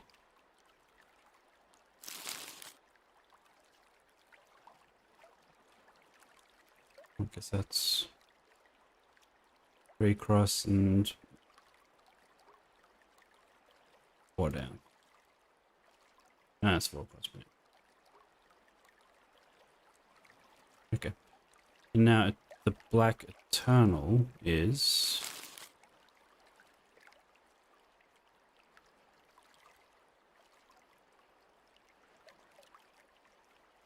pretty much all around that there.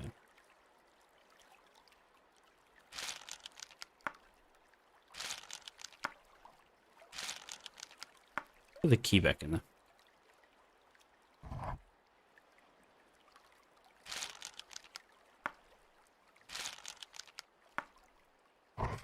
Yeah. Perfect. No, that's what I thought it was at first also. I was sort of hoping, because I do enjoy that game. But, yeah. No. So I was like, how could this really play as Go if I'm by myself? But anyway. A bit dark in here.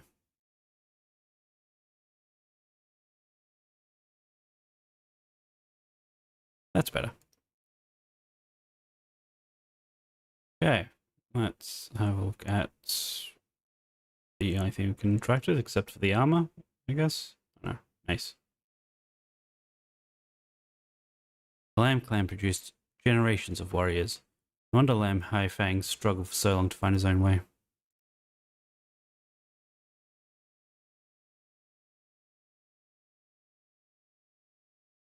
This aged mace bears the dents and cracks of decades of combat. Yeah, I enjoy that, and among other things.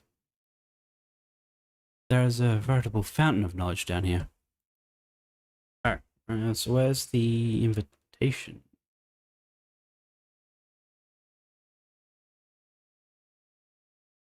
Didn't really interact with anything else. Oh, there. One bit of red in this room. Okay, now let's look at the invitation, get the location. The East Pier aboard the Paradise Cloud. When? The next time our messenger visits you. Okay, I should head there now.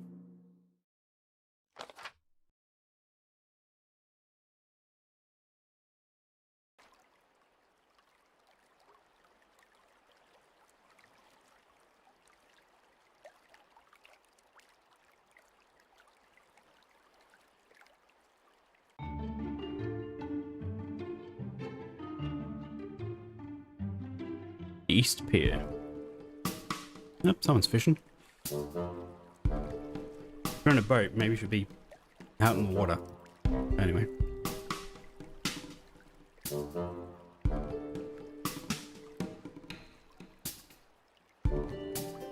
Seems entirely focused on his fishing.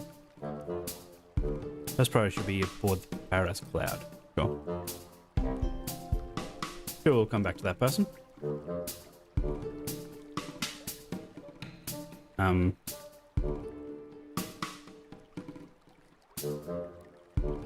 So how do I cross? There's a flower boat. I suppose there's no better way to win over men of weak moral fibre than to seduce them with lavish feasts and beautiful companions. Fortunately, the ship is no longer docked. You need to find another way to reach it.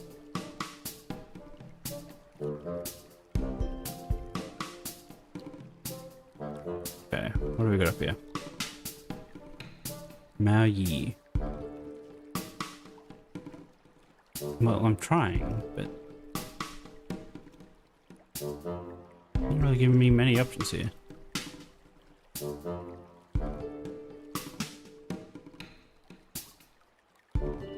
This little boat could be my ticket onto the Paradise Cloud.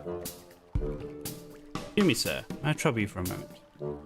Quiet down, you're startling my catch. Can you see I'm fishing here? I'm the intrusion, but I assure you that it's an important matter.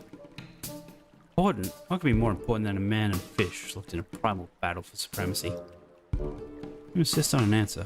I would say that a district magistrate investigating a murder would count as being more important. What? Oh, I didn't mean to be rude. I get a bit obsessive about this hobby of mine.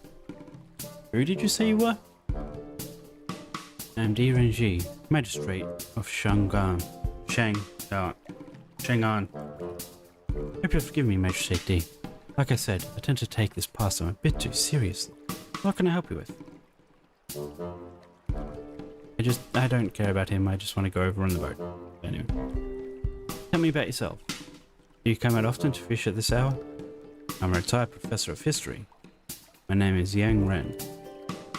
I always loved to fish. My job occupied most of my time. So when I retired, I promised myself I'd spend more time doing things I like to do.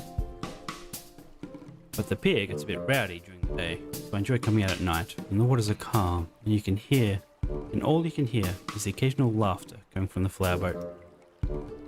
Being here, all alone, that's when I truly lose myself. Nothing like the primal feeling of a life and death struggle between man and fish. Aha, good one, young magistrate.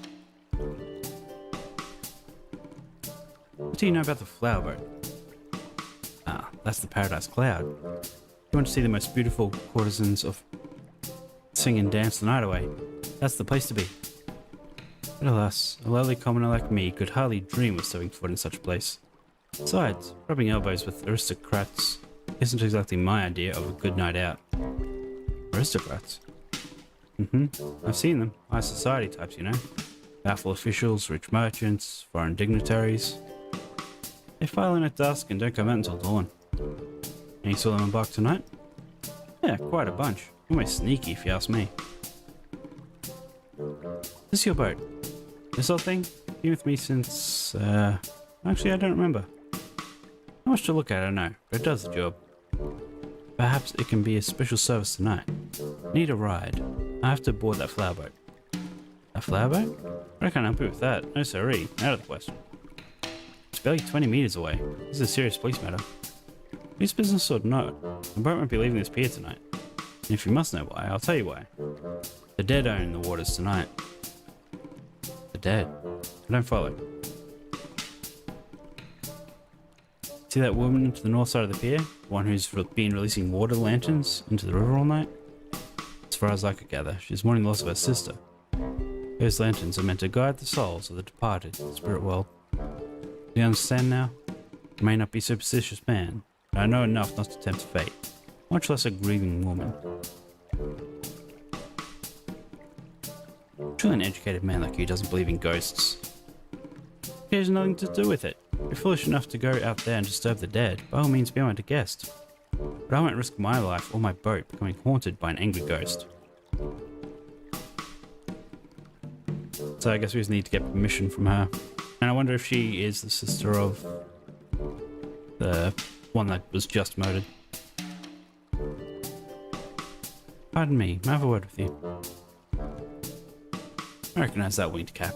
Are you an officer of some kind? I've done nothing wrong. Magistrate de Rangi. I'm not here to arrest you. Good, and please leave me alone. I need to go back to my ceremony. I really can't do that, not until you've answered a few questions. What do you want? Tell me about yourself. What are you doing here? My name is Mao Yi. I'm here because my sister. She needs me. Your sister? Her name Mao Wei? Yes, how do you know that? The envelopes you are holding in your arms so intently. They have a name on it. Oh yes. These are the letters she sent me before she died. My dearest sister. She's the only one who ever understood me. She was younger than me, but she took care of me like she was my big sister. She was always so wise, so giving. These ceremonial water lanterns. Yes, people say they can guide lost souls to the spirit world, where they belong. I need to help my sister find peace. I know she's out there somewhere, I can feel it. I don't want her to wander the world of the living with no place to go. Oops. Hey, about your sister, what happened to her? After marrying last spring, my sister moved to a neighbouring city of Luoyang with her husband. She wrote me a letter almost every week. At first, they seemed happy. Then came news that her husband had been in an accident. A heavy stone had fallen on him, crushing the right side of his body. God, okay. Most of his injuries healed, but his arm was permanently paralysed. A stonemason with a lame right hand, can you imagine? They fell in hard times. That's when her husband, despite my sister's protests, decided to take their savings and try their luck in the gambling dens. That always ends well. I flew through all they had left. Not only that, each time his pockets emptied, he borrowed from loan sharks to refill them. The loan sharks didn't forget his debt. No, they didn't. Ruffians have no conscience. Went to my sister's house and demanded payment. When her husband resisted, they beat him to death. After that, they made her responsible for the money he owed. Gave her 3 days to make payment, or else. That's when the letters stopped. Can you believe your sister met the same fate her husband did? I would have heard news from her otherwise, I'm sure of it. I know my sister. She wouldn't have stopped writing to me unless something happened. Tell me about your sister's letters. Like I mentioned before, she sent me a letter every week without fail. She wrote such lovely letters too. She shared with me everything that was happening in her life. It's like when we were young, when we would talk all night. May I see the letters? I promise to return them straight away. Alright, but please be careful with them. Malway's letters added to inventory. Okay.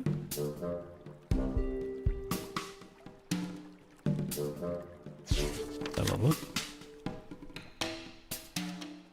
Most of these letters date back to before the financial troubles and hold little interest. This last one's quite interesting. The envelope it came with has a curious note written on it. Dearest sister, not a moment goes by that I don't regret leaving our family home with this sorry existence. Now I fear for my life. My husband is dead. Before my own eyes, those gangsters battered him into oblivion now. Now they want me to settle his debt. But 3 days is all they've given me. How can I pay them? They ask for the impossible. Hiding is my only option. They can go to hell. I plan to escape to the countryside, but east or west I've yet to decide.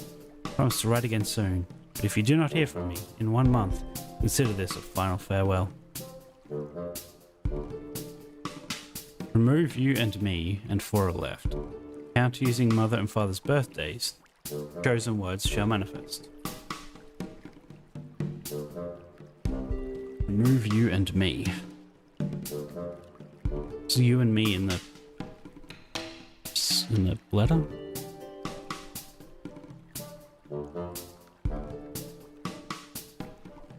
But if you do not hear from me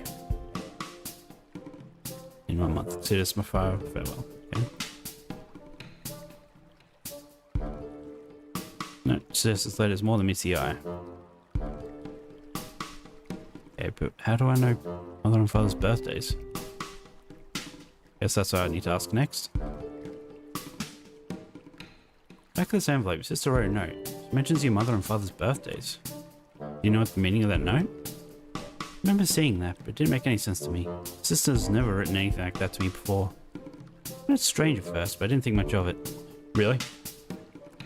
In your sister's final letter, you didn't think much of it? Do you think it might be important? I haven't figured it out yet. There may be something to it. Would you indulge me and tell me the dates?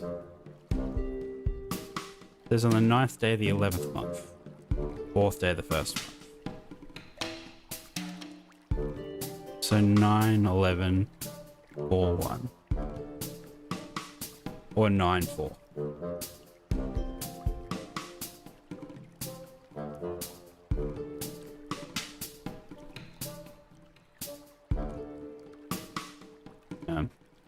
Okay.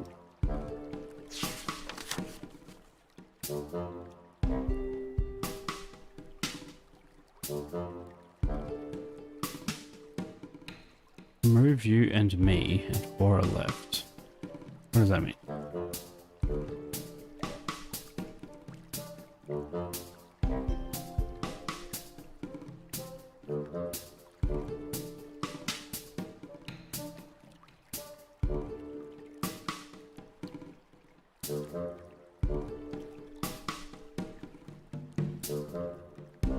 I have no idea. Let's speak to her and see if we can get any hints as to what this is. Uncrow the truth-based sister. Truth, I don't understand. Guess I didn't want to go into hiding without telling you. She figured there was a chance that gangsters would intercept her letters and learn her plans. This letter was conceived to deceive. Within it, 2 messages are contained. One for them, another for you. I've deciphered the secret message. Okay, great. Alright. Yeah. Okay, so I should have taken note of what those 4 were. But I can't do that right now. Bring up the stream. Back. A few seconds. Oh, no, that was it. Oops. Okay, so our not goes regret. Ow. Wait, so is ow, firstly.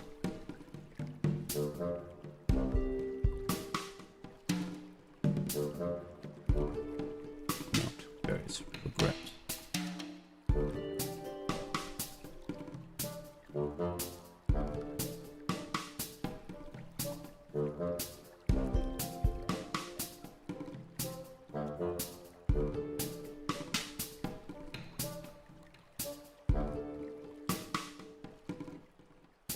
I don't regret there. So 1, 2, 5, 6, 7, 8, 9. So that's 9. Remove you and me and 4 are left. Don't get that first thing though. 9, 3, 5, 6, 7, 8, 9, 10, 11. Regret fear? No, that doesn't make sense. Although 4. Oh. Remove you and me. So remove this and this, and there's 4 paragraphs. So it's 9. This one, regret. And then 11. 3, 6, 7, 8, 11. No. Regret battered? That doesn't make sense.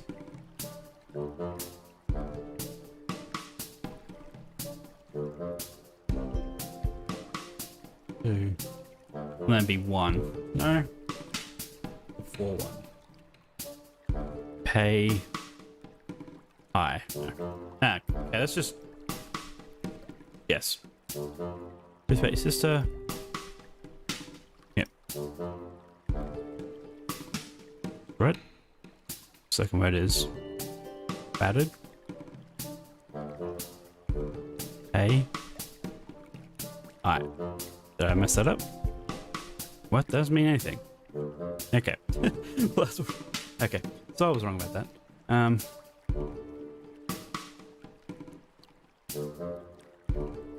Okay, so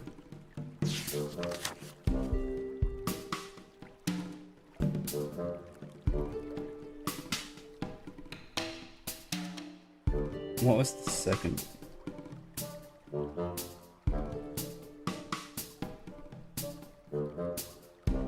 Better mind those dead.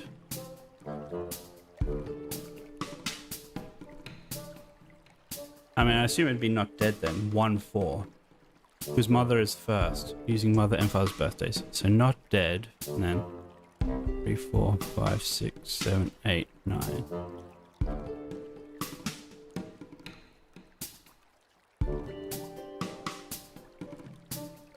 The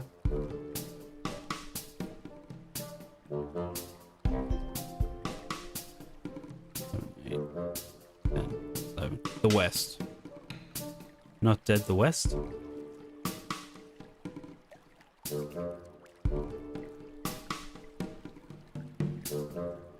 Not dead, the West. What? Really? And that's... No, that's... I want to know the birthdays.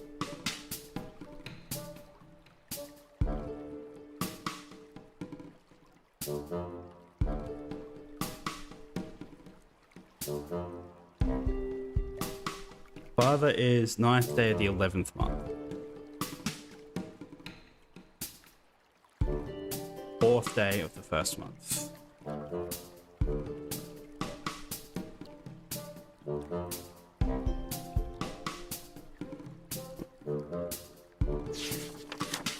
So not dead, I feel like is right. So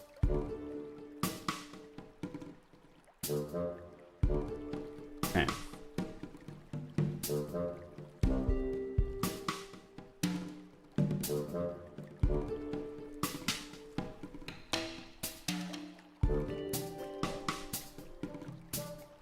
Father's birthday, 4th day of the 1st month. Can't you sing mother's and father's birthdays? 4th day.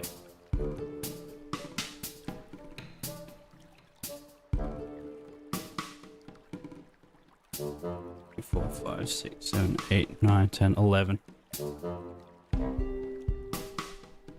Okay, so yeah, if they use the month first, sure. And then 4. No, 9. 5, 6, 7, 8, 9. Hiding east. Not dead, hiding east. Okay.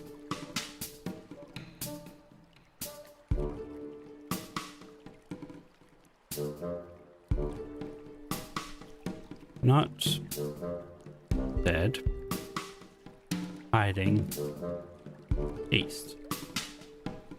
Not dead, hiding east. She was alive.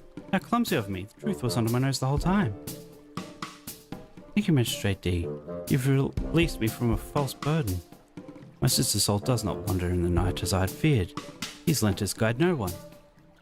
Now they will serve only as a reminder that my sister still lives. Glad to see you so relieved. Here are your letters. Before I go, I'd like to ask a small favor of you. There's a fisherman sitting in the boat on the other side of the pier. He's been afraid to venture into the water. Oh my. Oh dear, my ritual. Must have been frightened by it. Indeed, he speaks to you tonight. Will you tell him your story? The truth about your sister in a letter? Great.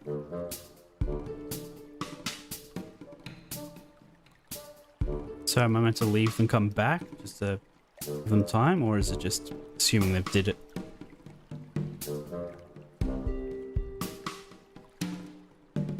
Good news, I spoke to the woman across the pier. Seems the lantern ritual was not necessary after all. Sister is in fact still alive.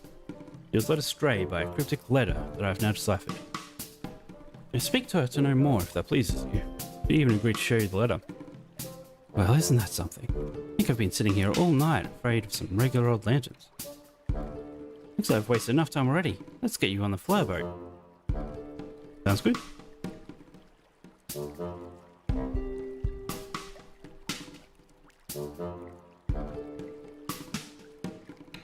Well, I sure hope your lady friend is worth all this trouble.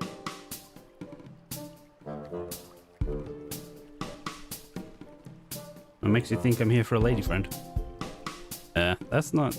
This isn't what you think. No need to explain. I was a young man once. Now off you go. Got my own prey to return to. Wow. Just call women prey? Sure.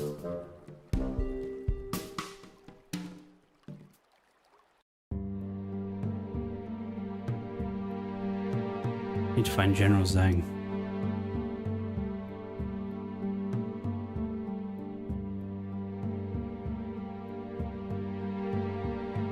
Excuse me.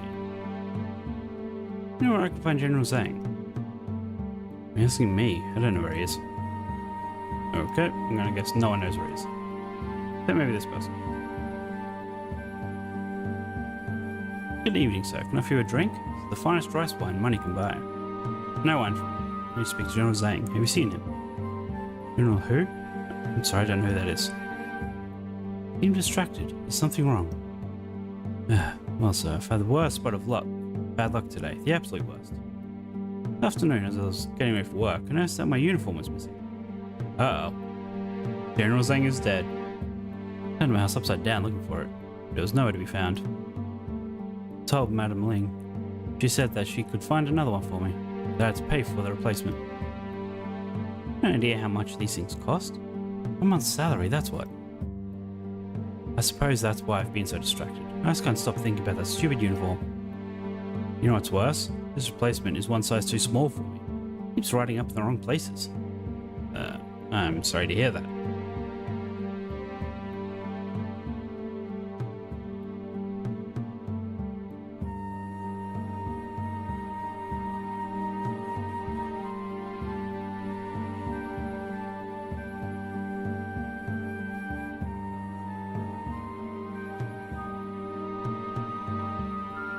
I'm not snooping around, I'm looking for him.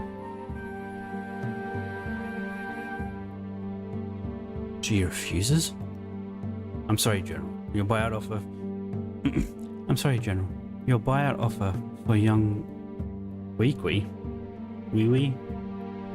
was more than generous, but the girl doesn't know what's good for her. Give me some time, I can convince her. Convince her? I'm General Zhang Chao, commander of the Eastern Fleet. What manner of persuasion does she require? You have to understand, she came to me only 2 months ago. I accepted her into this house because of her singular beauty. But she carries a dark past. She's chosen a life of excess and luxury to bury that darkness. Why bother with such a damaged flower? General desires a concubine. I have many younger, more willing flowers. No, that will not do. It's precisely because of her maturity that I seek her company. I understand. Leave it to me, General. I'll speak to her again.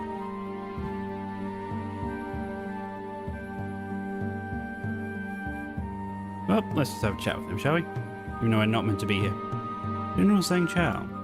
Yes, who are you? My name is Di Renji. I am Her Majesty's newly appointed magistrate, Chang'an. I see. Quite the resourceful inquisitor, aren't you?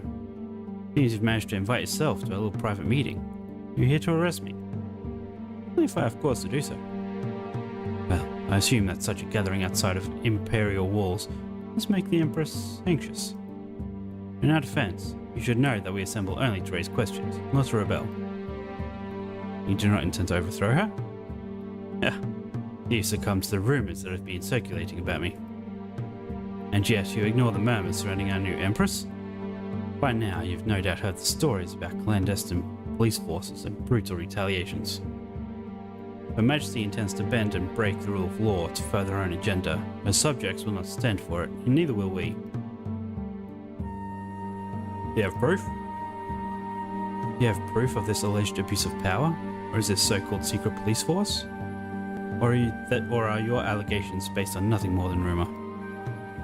Tell me, Your Magistrate, did you come here to seek the truth or to listen to fairy tales? You don't have to answer that. I can see there is doubt in your eyes. You've come this far. Don't close your eyes now. Find the truth for yourself. As for me, let me set the record straight. My goal and that of the other patriots gathered here is simply to stand as a check against Her Majesty's absolute power. How do you intend to do that? By taking innocent lives and desecrating royal monuments? Don't be foolish. You do not manufacture crisis. You want accountability, not bloodshed. Certainly there are those who want Her Majesty ousted at any cost, but we have no dealings with those factions. The Empress ever left the protective cocoon that is her royal palace. She would perhaps better understand the concerns of her loyal servants.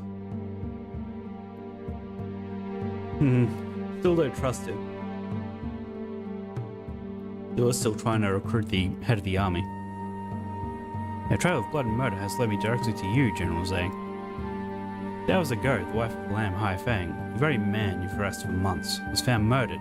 How do you explain that? Haifeng's wife murdered? I did not know. You think I'm somehow involved in her death?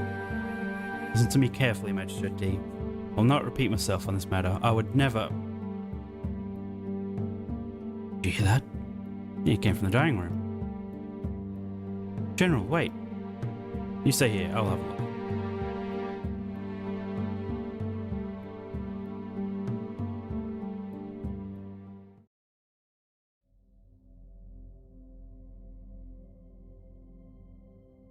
Stop there. Who are you?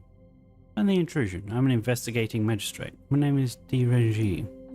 I don't understand. How'd you get here so fast? I'm on board the Paradise Cloud investigating a case. I was in the hallway just now and I heard a scream. That was me. I was so frightened. What happened? It's Yan... I don't know exactly what happened. I was with her just half hour ago. Said she felt nauseous and needed some fresh air, so she came here to use the balcony. Not to be alone, so I made sure she wasn't disturbed. When I came back to check on her... Heavens, all that blood! Oh, let's... Ah. Another rose. Great. Another one. The is speeding up. Not on this ship with all these people. Why take such a risk?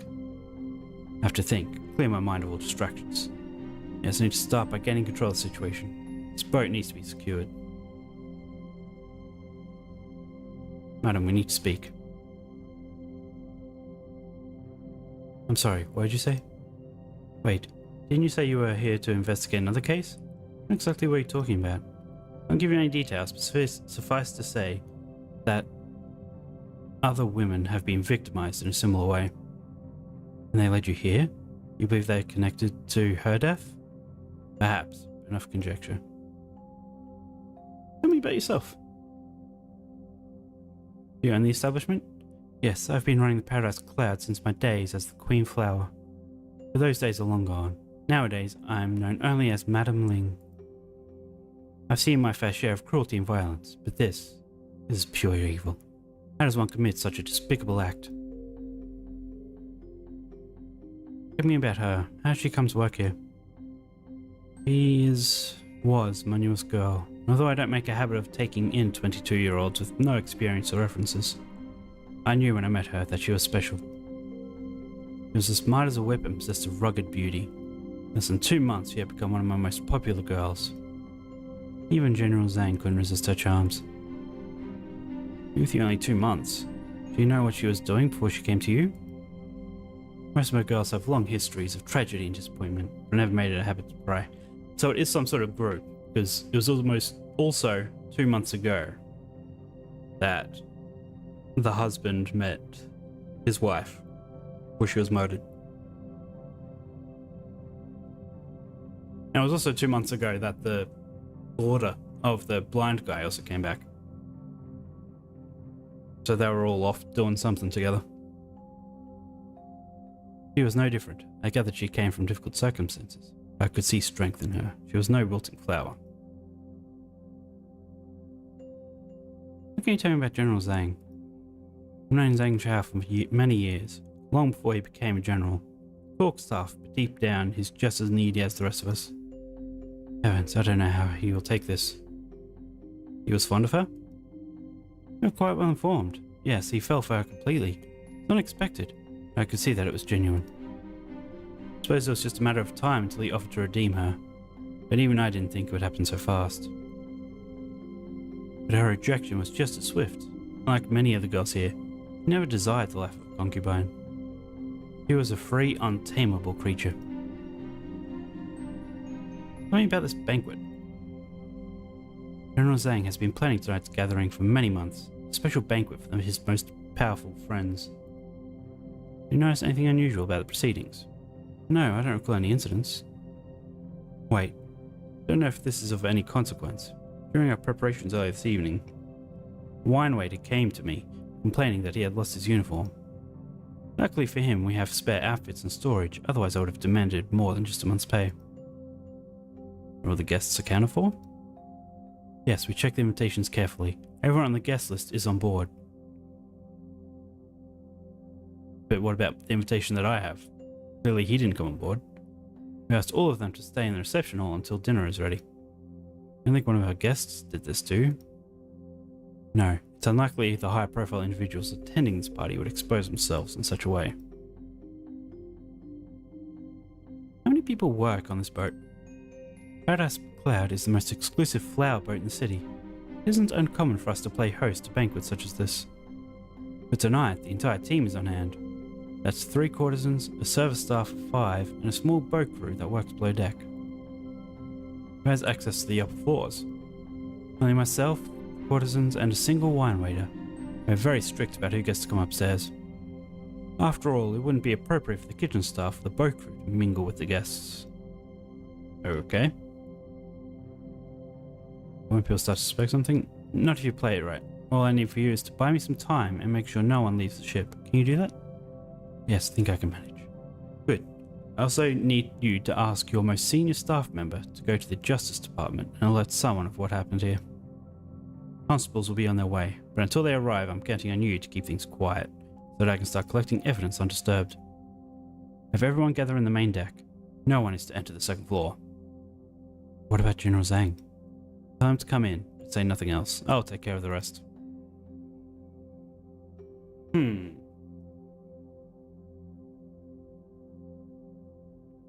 Madam Ling says young. I working here less than 2 months ago. It's around the same time Lam Haifang met Shi Wenyang. And Zulin Fei. She also returned to live with her father about 2 months ago. Can't be just 3 women, seemingly unconnected, yet this thread links them together.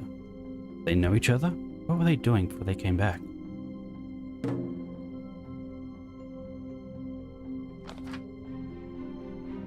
I'm sure the Empress's private guard knows what happened. What's going on here? Why was Madame Ling so agitated? What happened? Is that...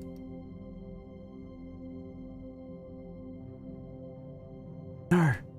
Who did this? Why is she... General, please remain calm. Madame Ling just discovered her body. We don't know anything yet, but answers will come. For now, it is you I need answers from. Did you notice any suspicious activity tonight? Besides your unannounced arrival? No, I heard nothing suspicious. Before we were interrupted, you were about to tell me something about Lam Haifang. What was it?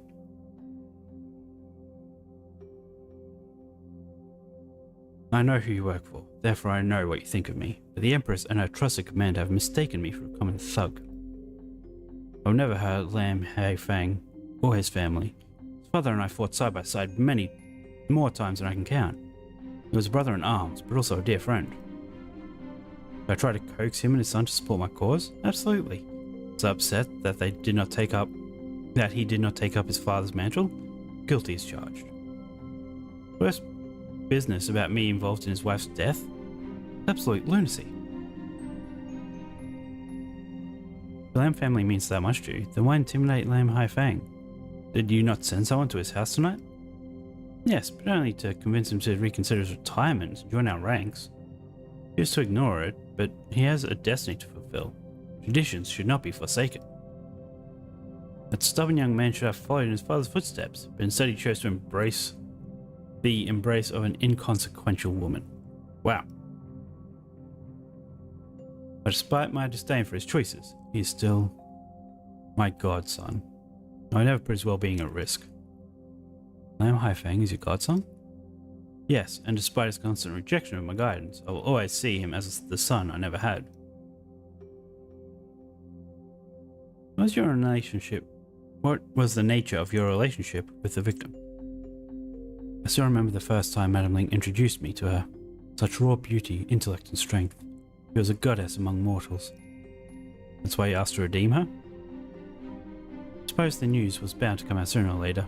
Yes, I had designs on buying her out and marrying her. But all that is but dust in the wind now. Promise me you'll find her killer. You must be close if you followed his trail all the way here. You must find him.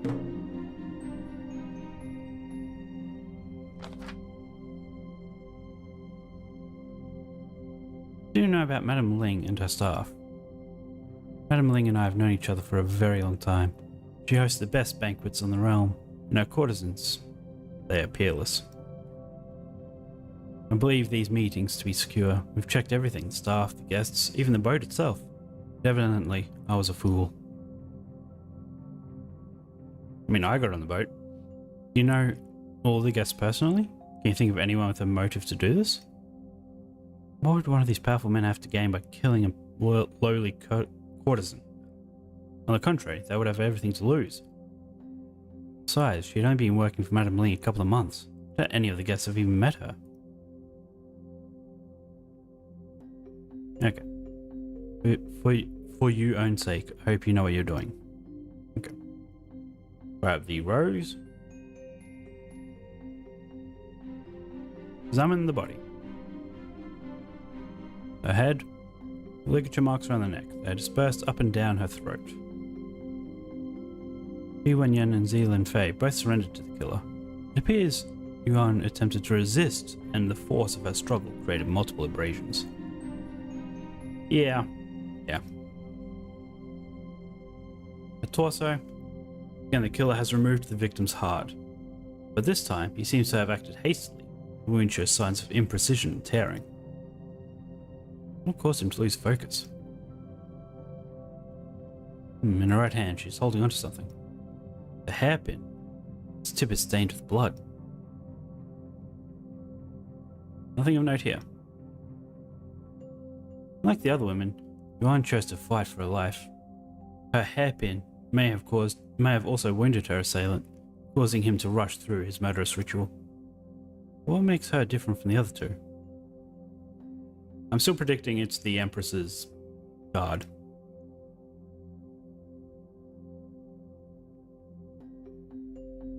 The blood starts at the doorway of the balcony, but its shape and pattern is distinctly different from the pool of blood surrounding her.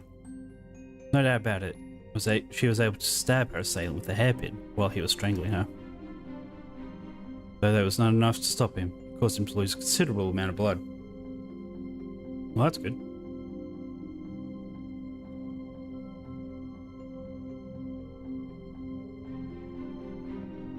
The Empress was right. It truly is a shining capital. Okay, is there no blood on any railing or something? Just leads to here?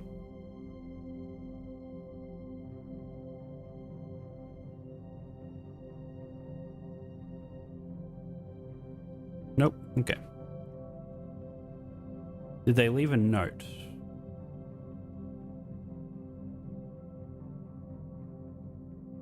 No, it's picked up a glass bowl for some reason. Sure, that'll come in handy.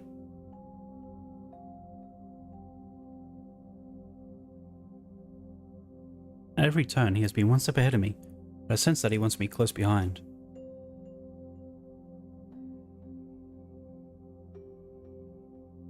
Let's look at the rose. 3 victims, 3 roses. This one is stained by the victim's blood.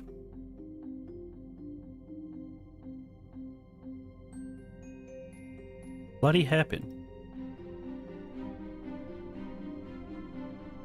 See-through glass bowl. I've seen one so transparent. Craftsmanship suggests a Persian origin. Why'd I pick it up? Not only useful as decorative pieces, but I've heard tales of how these can be used as magnifying devices. Oh. Okay.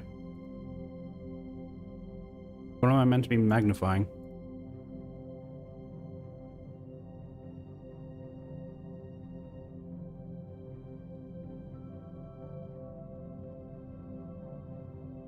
Yeah, I'm sure I'll find something. Okay. So, can I leave or am I still... Yeah, okay. Nothing this way.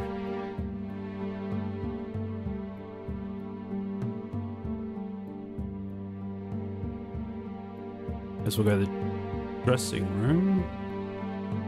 Once again, until the boat crew has finished its repairs, please remain on the main deck. Once the banquet will be worth the wait.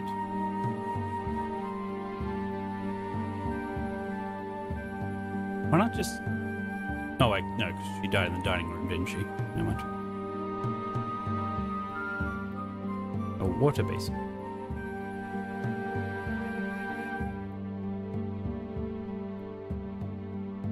I've no need to wash myself. Okay. No reason to do that right now. Meaning I may need to do it at some point. Maybe.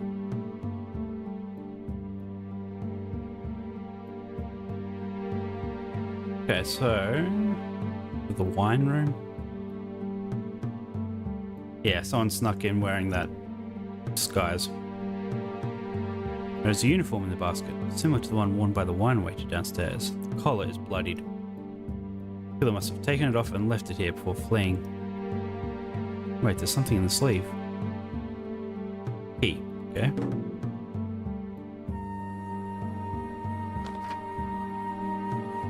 The bloodstains. Bloodstains on the windowsill and on the ground. Looks like the killer made his escape through this window.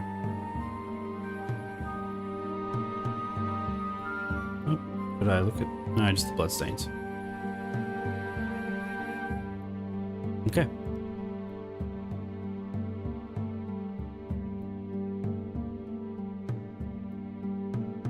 No need to go downstairs.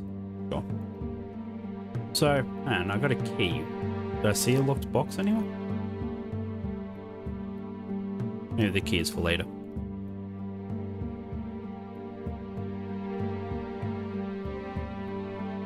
Wait. Again, one last look. What is this? Nothing. Okay. I'm surprised I still have some of this stuff.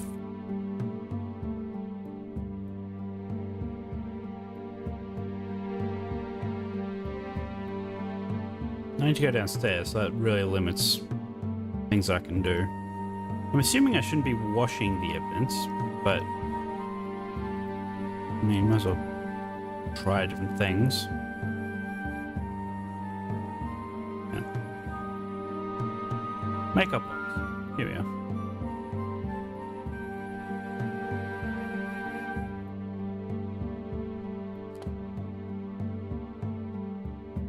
Contains a variety of cosmetic facial powders.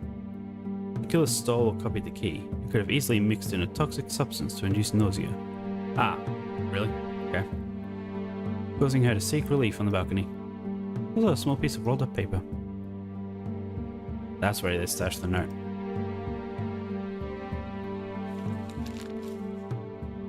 Okay.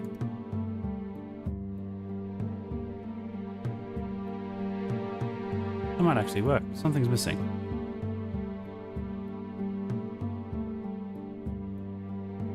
If I fill a glass bowl with water, it can act as a magnifying lens. Yep. Use that on there. There. If I hold the bowl above the message, I should be able to see it more clearly.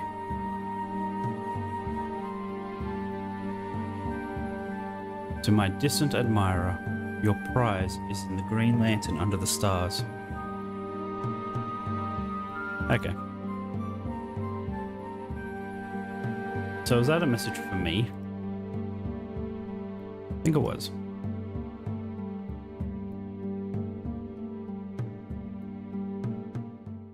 Yeah, there was 2 red and 1 green lantern outside, so I'm gonna go look at the green one.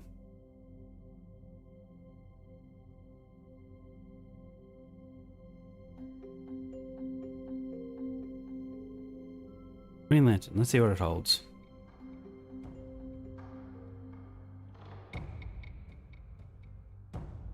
Small piece of paper lodged at the bottom of the lantern. The shroud of power hides an evil beneath. Descend from thy tower, an empress in defeat.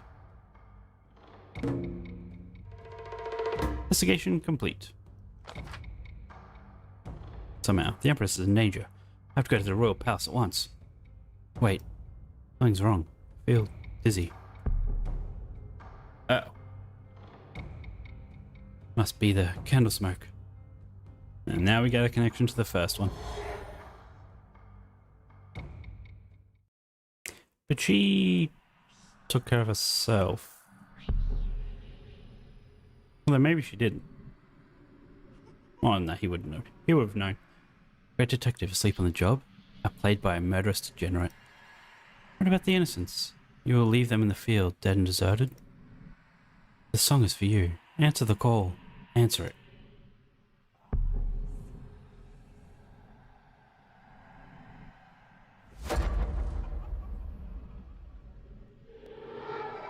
Okay. You abandoned me. I was in limbo, afraid and alone. Now still, I cannot rest. The truth is staring at you, from atop the clouds, from within the golden gates, yet you see nothing. Do not turn away now. Save the rose that counts. Do not rest until it is done. Time to wake up, Renji. Go on, snap out of it.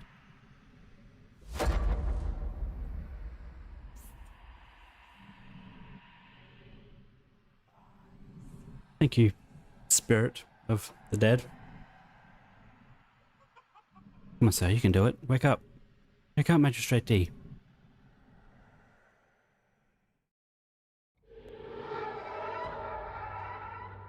Yeah. Magistrate D, wake up.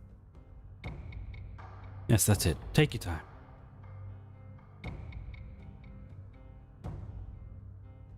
So glad you're alright, Magistrate D. You had me worried for a moment. The candle inside the green lantern must have been laced with some kind of poison.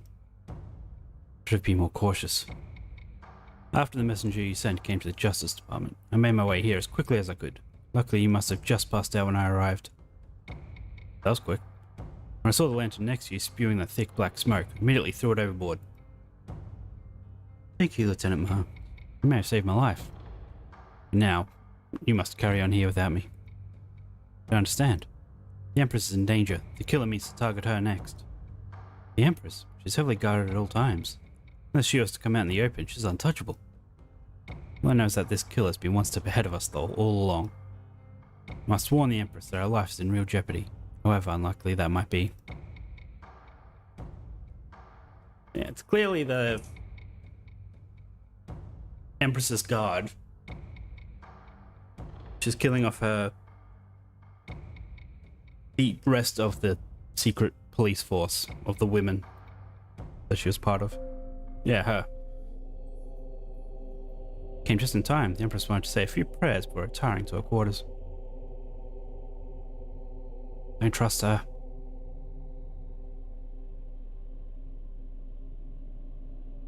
Your Majesty, bring news from my investigation. Are you a religious man, Renji? I suppose we all search for enlightenment in our own ways, Your Majesty. This temple means a great deal to me. Naturally, it upset me deeply when I heard that rebels have vandalized it.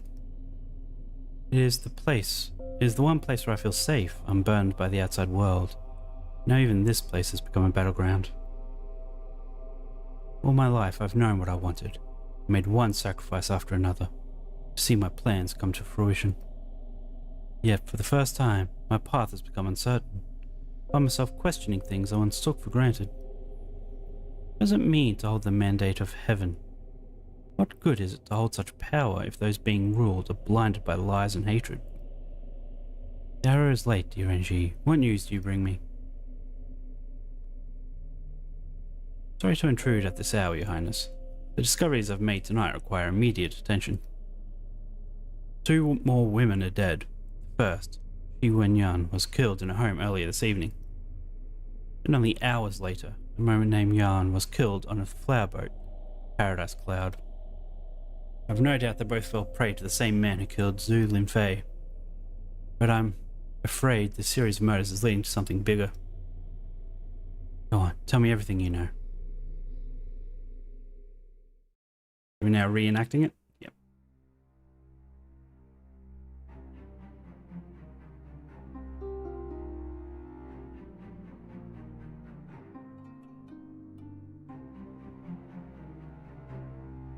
At first, General Zheng Chao's connections to Shi Wenyan and Xian raised alarming questions.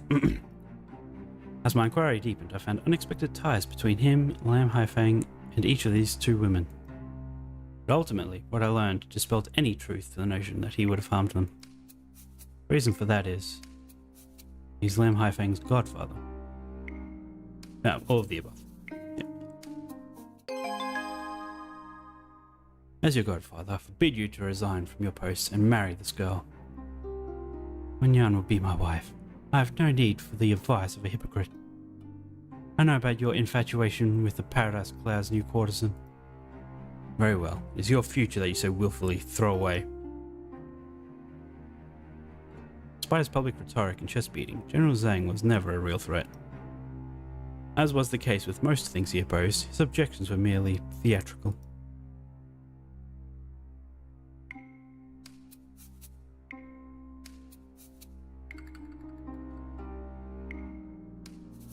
Although his identity still eludes us, one thing is certain: the man behind the crimes is as cruel as he is cunning.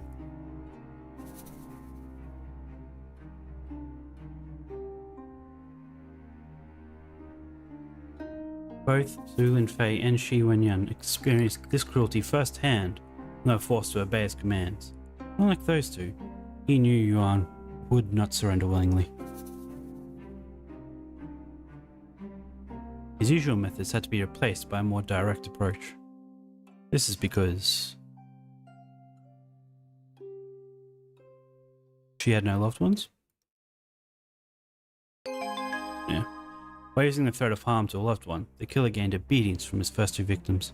But without someone to threaten, he had no leverage over Juan. Although she was eventually overcome by a surprise attack, the killer quickly learned that she was no docile prey.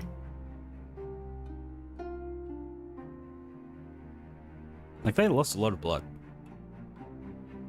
So maybe it isn't the guard, because she seems uninjured. The killer has been one step ahead of us since the beginning.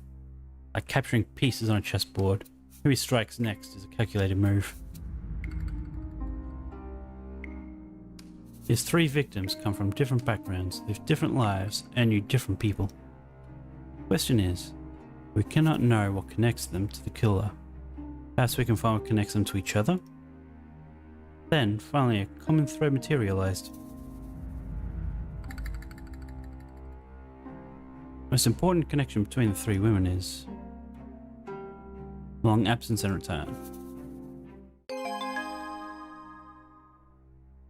struck me that all three women had made a return from long absences around the same time. Did they know each other? What were they doing before they came back? I believe that if I can find out where they were and what they were doing prior to resurfacing 2 months ago, the killer will be within reach.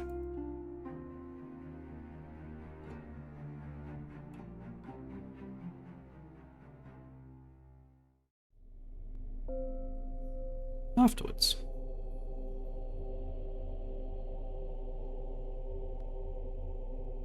I must act fast, Your Majesty. Tonight's events have convinced me of anything. It is that he is rapidly ratcheting up the stakes. Raising the stakes? How? Greater purpose has come into focus, Your Majesty. I believe he means to kill you next. Are you quite sure of that? Afraid so. I do not know how or when it will happen, but I know that Your Majesty's life is in danger. You bring this to my attention, dear NG, but from this point forward, I ask that you leave the rest to me. You are no longer to investigate this case. Commander Yao will visit the Justice Department to gather all the evidence you've collected. Wait, I don't understand. I am closing in on him. Back off now, the trail will be lost. No, in the morning you'll forget that this case ever existed. You'll not speak of it, and you'll certainly not make any further inquiries into the matter. Is that understood? How can I stand still? And of course she's wanting to get me off the trail. She doesn't want it to be revealed that she knows that they were all working for her private police or whatever. How can you ask me to stand still when I'm so close? The other victims deserve justice. This loyal servant requests an explanation. Tread carefully, dear NG.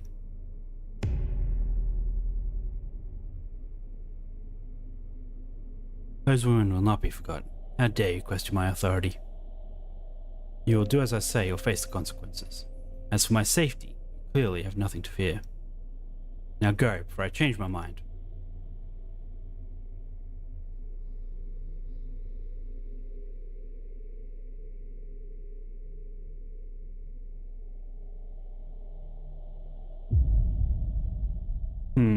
I was expecting there to be some sort of sign that she was injured or something. Chapter 3 of Sinners and Saviors. the next morning.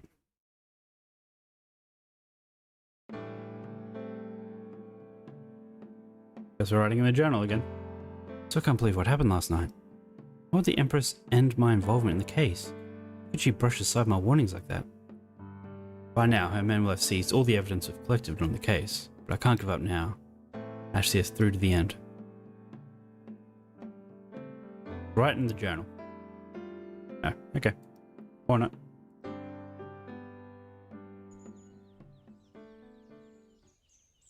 Are you going to see the bird again? Nope.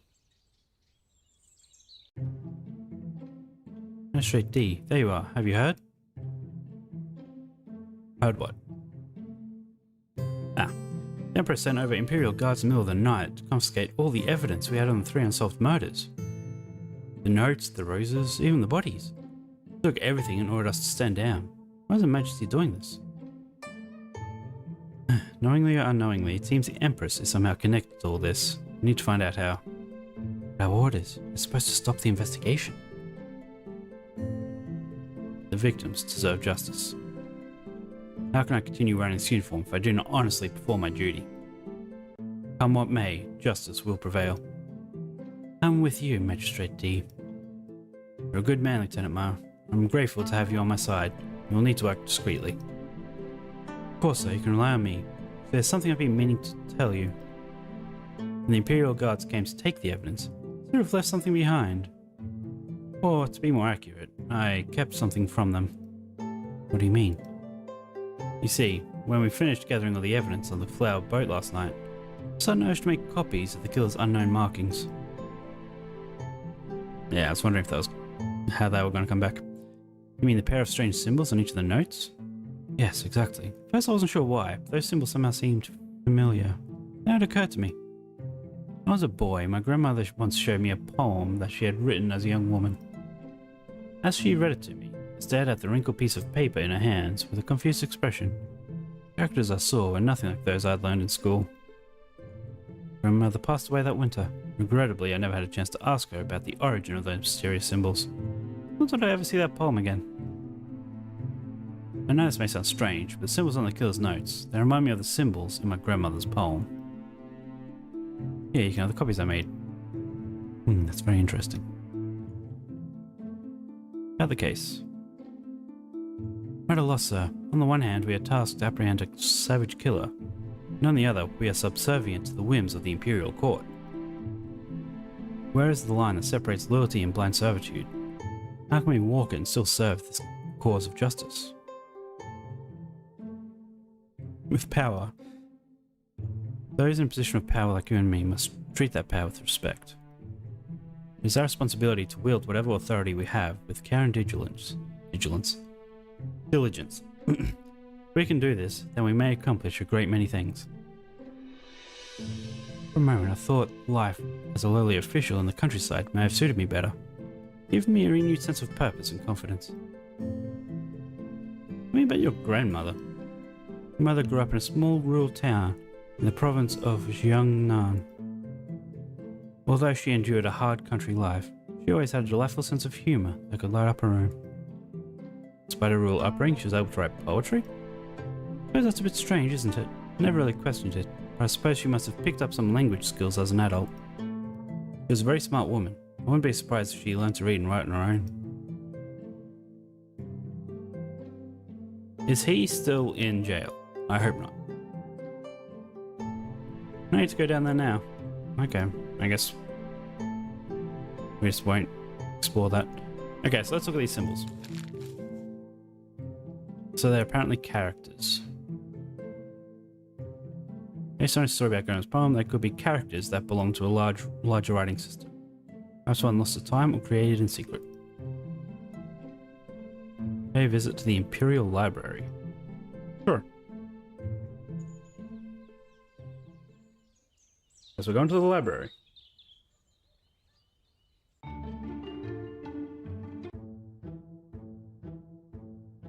Okay. Hong Meng Pu. Well, isn't it our favorite academic?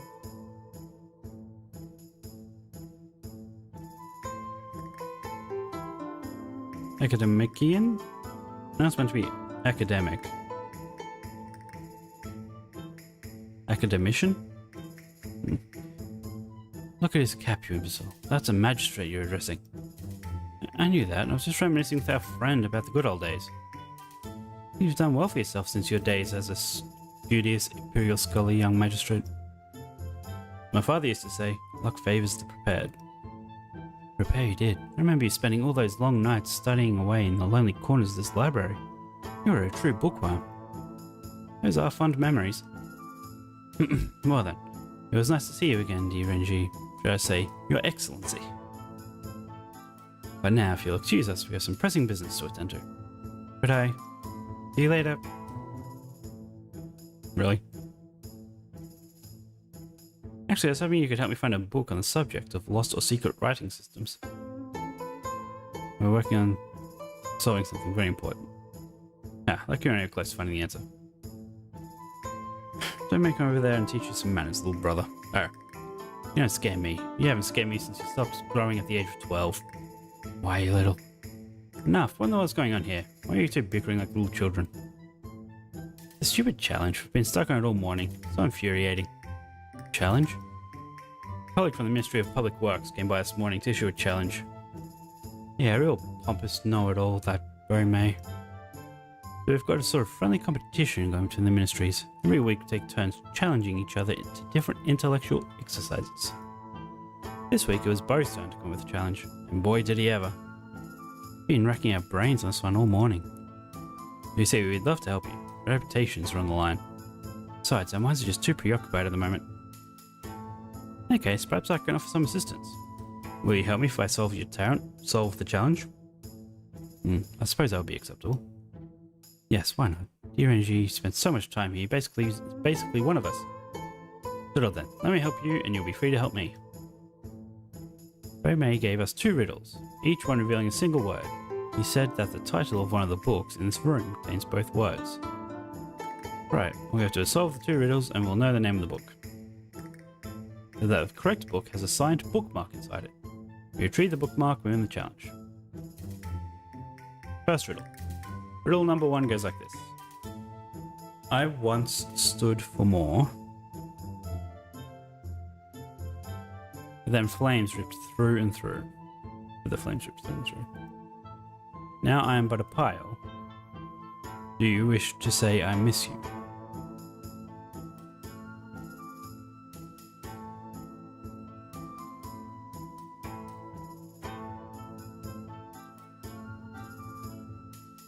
I feel like we should figure out the first riddle first. I once stood for more.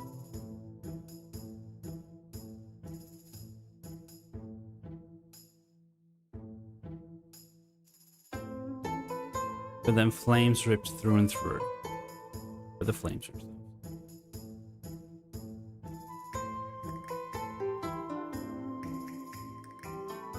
Now I'm but a pile.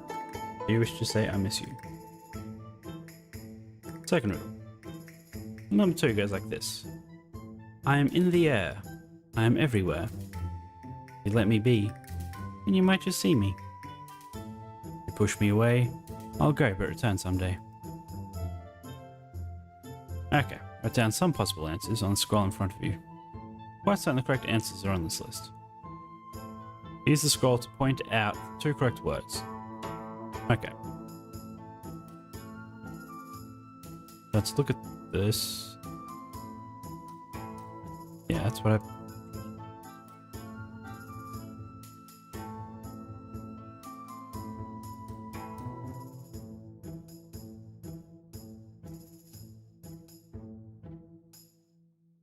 Or should I come back? Change.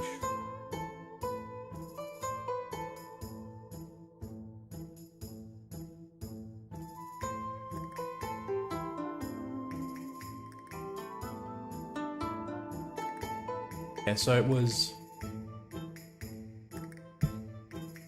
I once stood for more, but then flames burned through and through.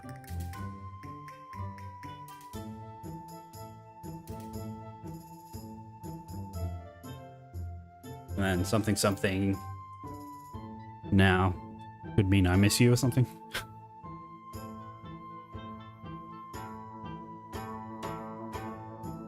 And then the other one was, I'm in the air, I'm everywhere. If you leave me be, you could see me. But if you push me, I may come back. Dust, I guess.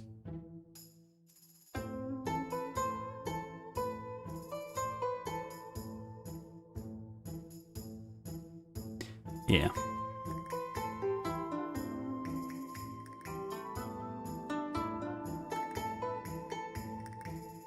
The first one, I'm gonna burn through and through. I miss you. Could be love.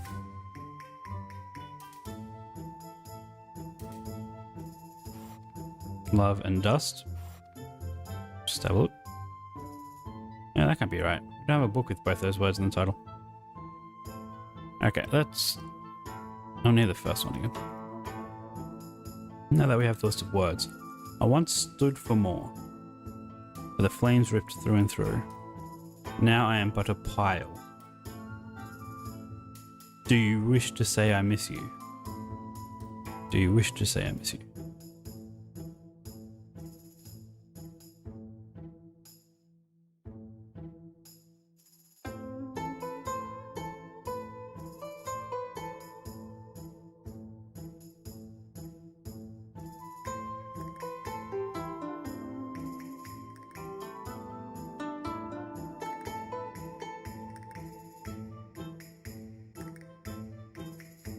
Tree? Tree standing? Try tree and dust.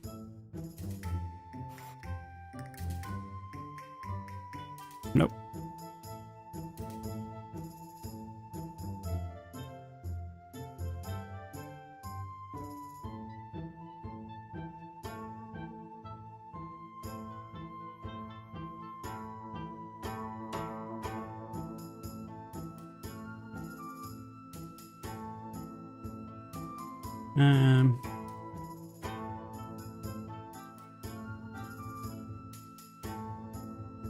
I once stood for more. Playing through. Now I'm just a pile.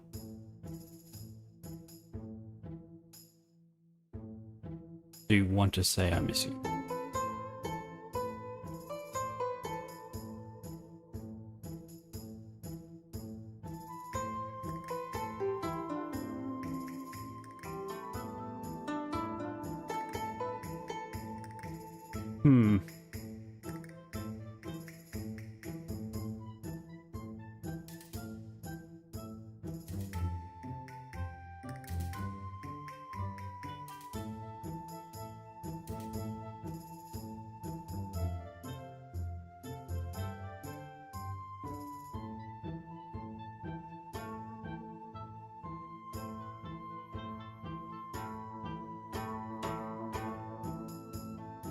Yeah, I'm just wondering. No, there's no point in not trying it. Of course, Ash is the answer to the first riddle. Really? Portraits of Ash and Dust. It's a collection of melancholy poems of various writers.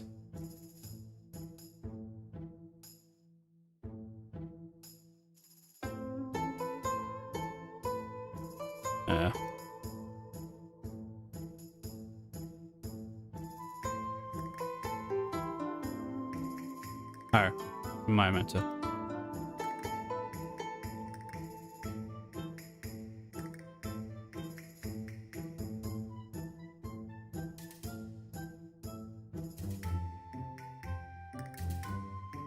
Yeah, I thought Ash was too obvious. Like, you know, of all the clues, like, yeah, burning through and through, and then there's a pile.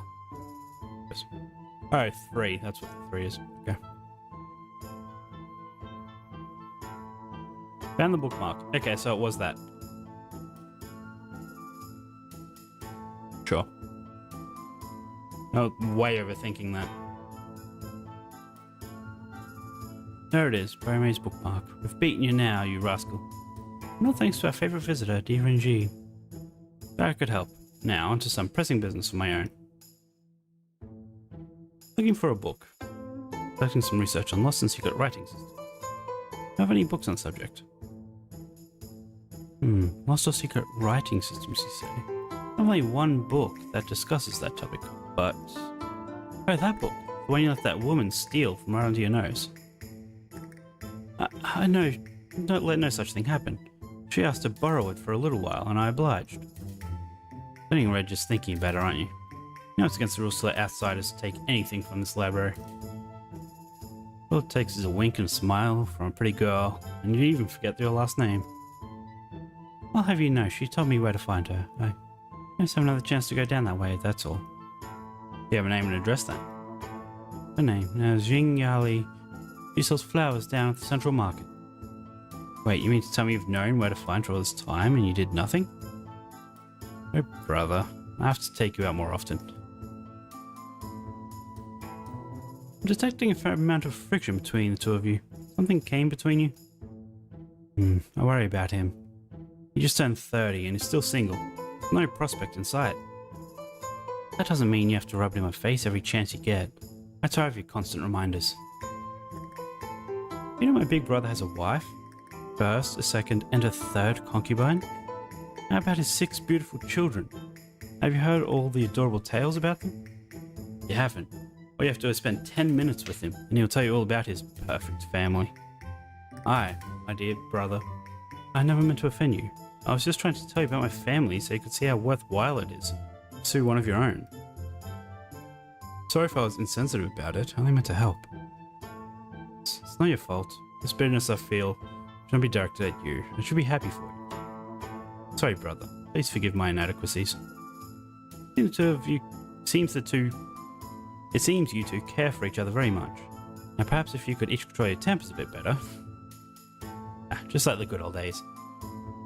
Didn't I tell you, Mingpu? Brother D is just as witty as I remember him. Say that again. Okay.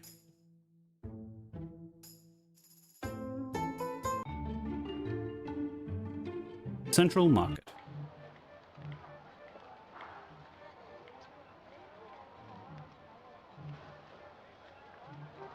No reason to talk to him. I need to focus on the clues at hand.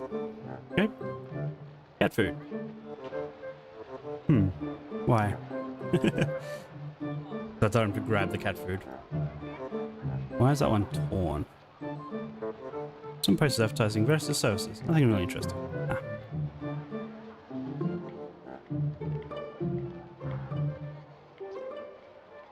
Sorry for my rudeness. I'm at a loss. I don't know what to do. My poor Momo is in trouble. Momo? Is that a relative of yours? Don't be silly. I'm my closest companion of all. My beloved cat Momo. Oh. Look at him, up there on the awning. Oh, I didn't even see him up there.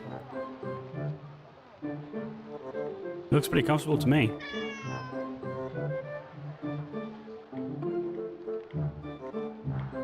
He's stranded, and he can't get down. God knows how he got up there in the first place.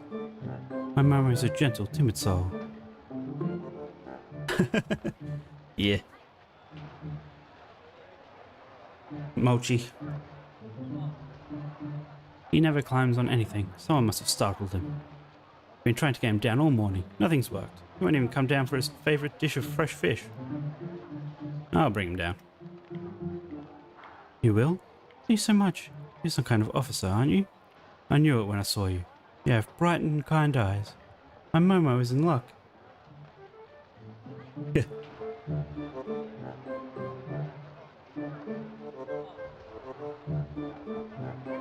Too high for me to reach. Maybe if I stood on something.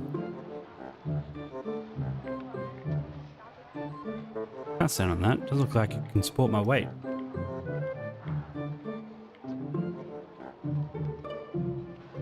I feel like that's nowhere near close enough. Here, kitty kitty.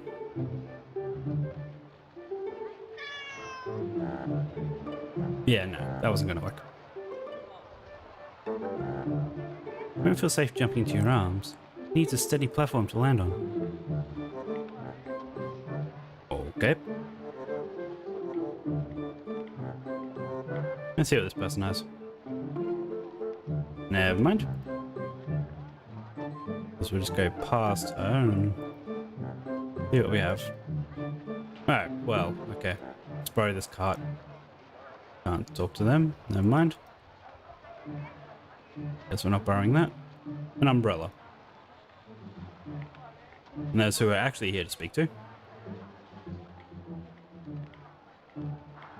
But more pressing matters first. Need to rescue a cat.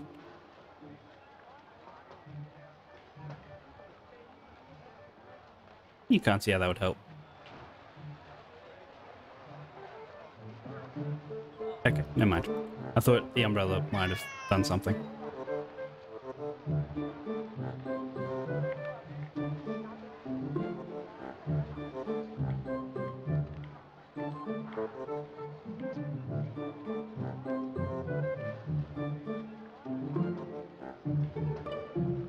Is it a coincidence that she sells flowers?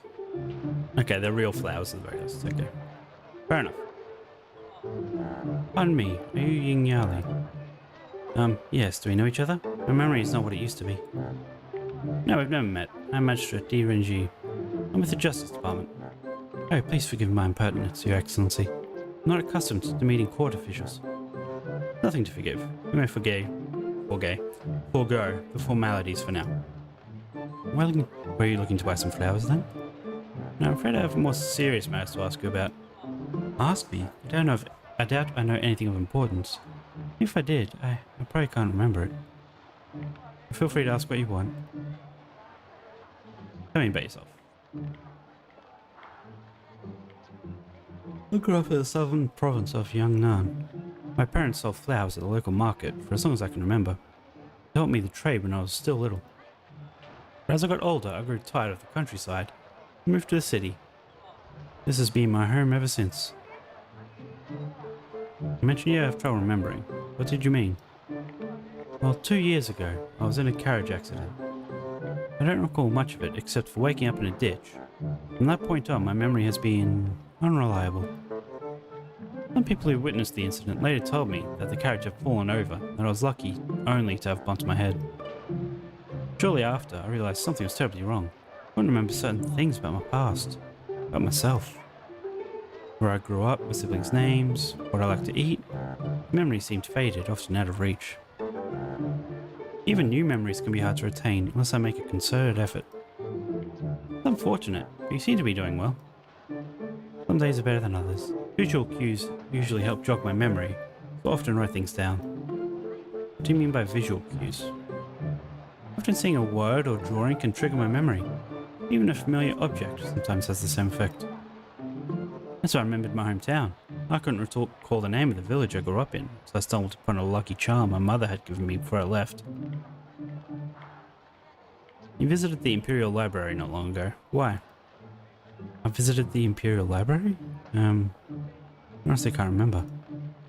A man named Kong Mengtao will let you take out a book, even though that's strictly forbidden. Do you remember that? He and his brother Kong Mempo are custodians of the library.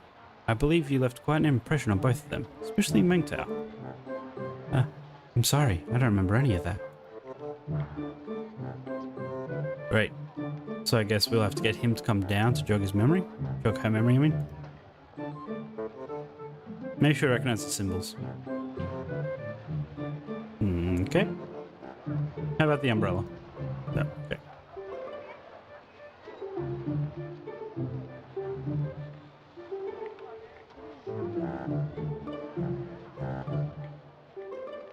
I still feel like I need to get this cart over there. Apparently not.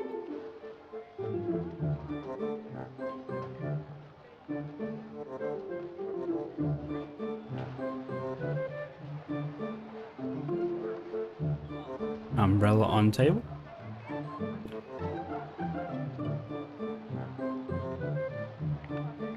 Umbrella in the cat food, of course. No, okay.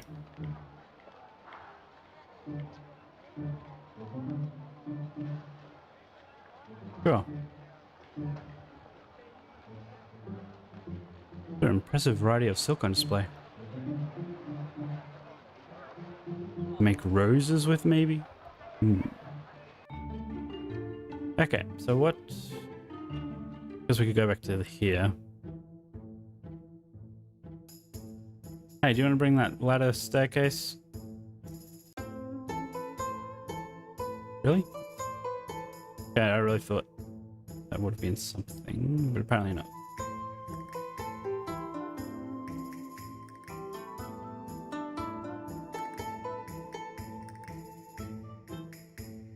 I guess so far, I mean, things have always been where they need to be.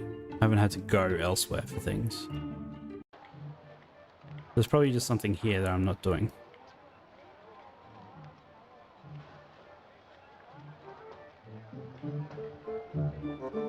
Table of customers at the soup stand.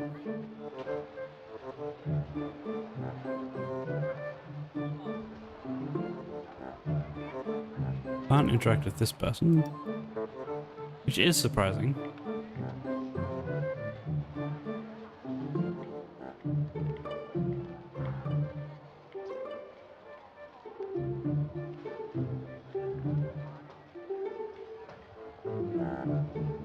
There's really nothing else I can do. Like, I mean, I literally have interacted with everything now.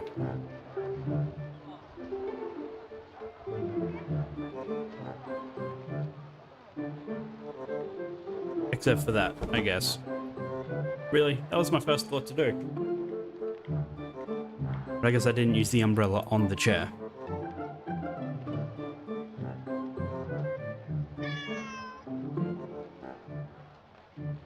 So it won't budge.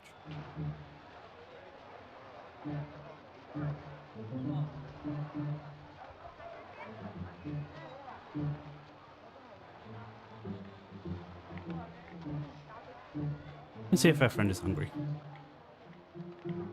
Wait, so am I actually... Fish skewer of sorts. I am putting fish food on the umbrella. Okay.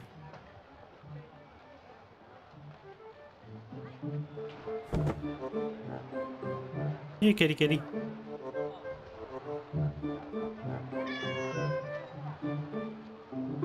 I think I got his attention. Gotcha.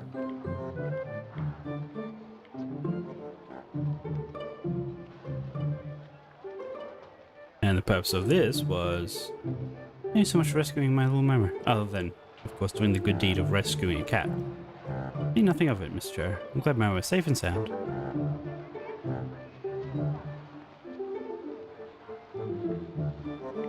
She looks happy that Momo is safe.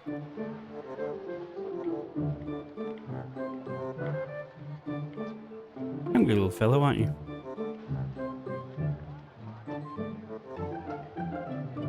He's dressed in silk from head to toe.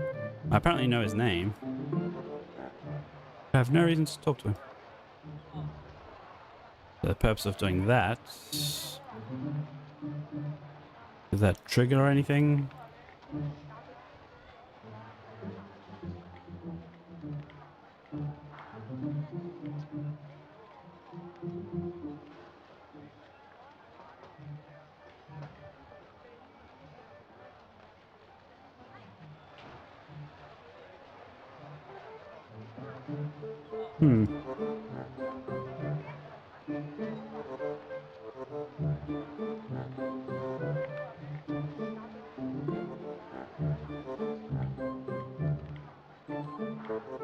Okay, I guess I will just leave then again.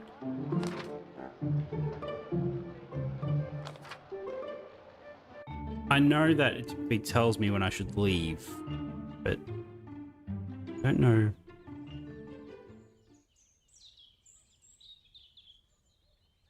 What else to do now?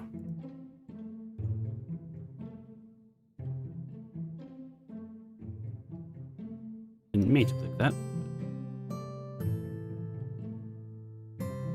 Maybe the coroner has something to say.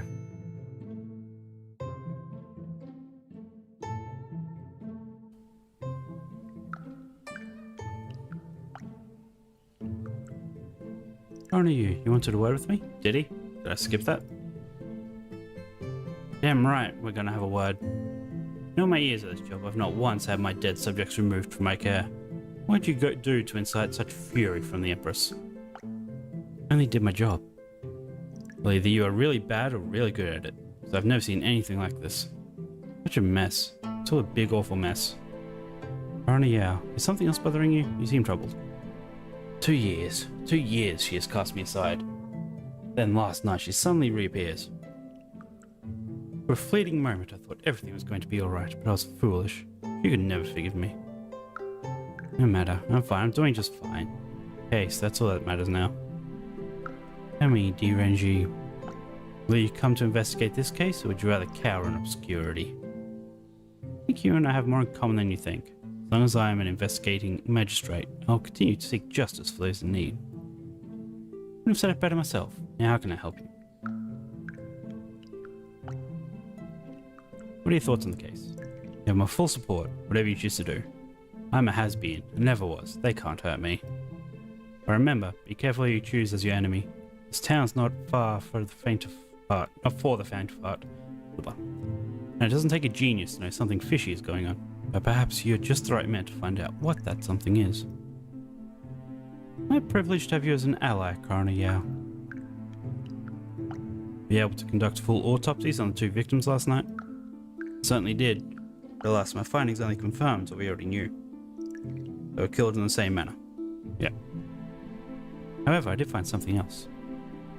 Here, this was tangled up in young Yuan's hair. The flower petal of some sort. Didn't think Her Majesty would mind us keeping such a small, insignificant item. Petal. Must have fallen off the rose that the killer left behind. It only looks like it, but there's more. Take a close look at it. You see, or rather feel something different about it. You're right. Despite its appearance, it doesn't feel like a fresh or real rose petal. Why didn't I notice this before? Stems must have been real. The petals are man-made. If, like everyone else, you are holding the stems to inspect its roses, you would have missed it. Yes, of course.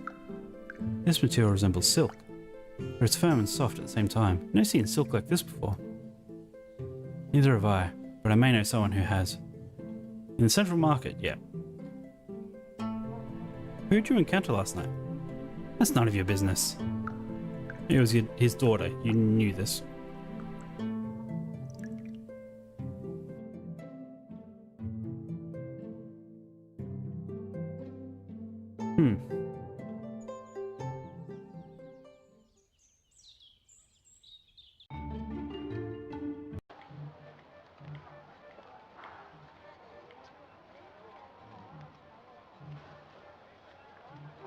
I should speak to him first. Okay. Ah, I see you're looking at my fine silks. Does the distinguished gentleman require any assistance picking out the fabric today? My shop is renowned for its unique assortment of silks. Dare I say you will not find a better collection in all of the Empire. You have quite a selection, but I'm afraid I won't be buying anything today. My name is DRNG, and I'm investigating magistrate. Come because I need to identify the provenance of a peculiar piece of fabric, which I believe to be a rare variety of silk. In short, I require the assistance of an expert silk trader. Heard you're one of the best in the city. Ah, you flatter me. My name is Gangwan. What can I do to assist you? Tell me about yourself. Have you always worked around silk? Some find it strange when I tell them I loved silk since I was a little boy. Couldn't get enough of it. I'd often sneak into my mother's dressing room to roll around in her silk dresses, just to feel the coolness the materials embrace.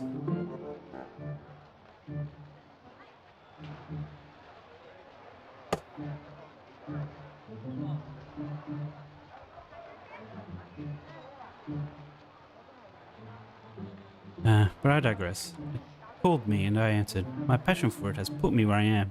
I can't complain. You need to identify this piece of silk. What can you tell me about it? Let me see that. Where did you get this? It was left behind at a crime scene. Oh dear. Must have some kind of mistake. This fabric. I'd recognize it anywhere. It was one of my creations. One of yours.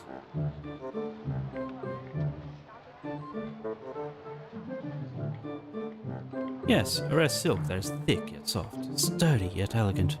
I designed it as a decorative fabric to be made into curtains or valances. But it was a failure as a commercial product. People lamented its weight and thickness. They also complained that it was overpriced. There was one person who was able to make use of it, a block painter named Gould Schwan. He said the silk was perfect for a new painting method he was developing. Guxuan. I can tell you what I know, but it isn't much. You know where I can find him? Can't really help you there, unless I'm dealing with a big buyer. I don't usually request an address. You may want to speak to the soup stand owner. Okay, there we go. And she wouldn't talk to me until I saved the cat, so. When's the last time you saw him? Came back a few months ago. Told me he was retiring. Something about his protege betraying him. I haven't seen him since. He looked depressed if you asked me. Then again, I'm no physician. Okay.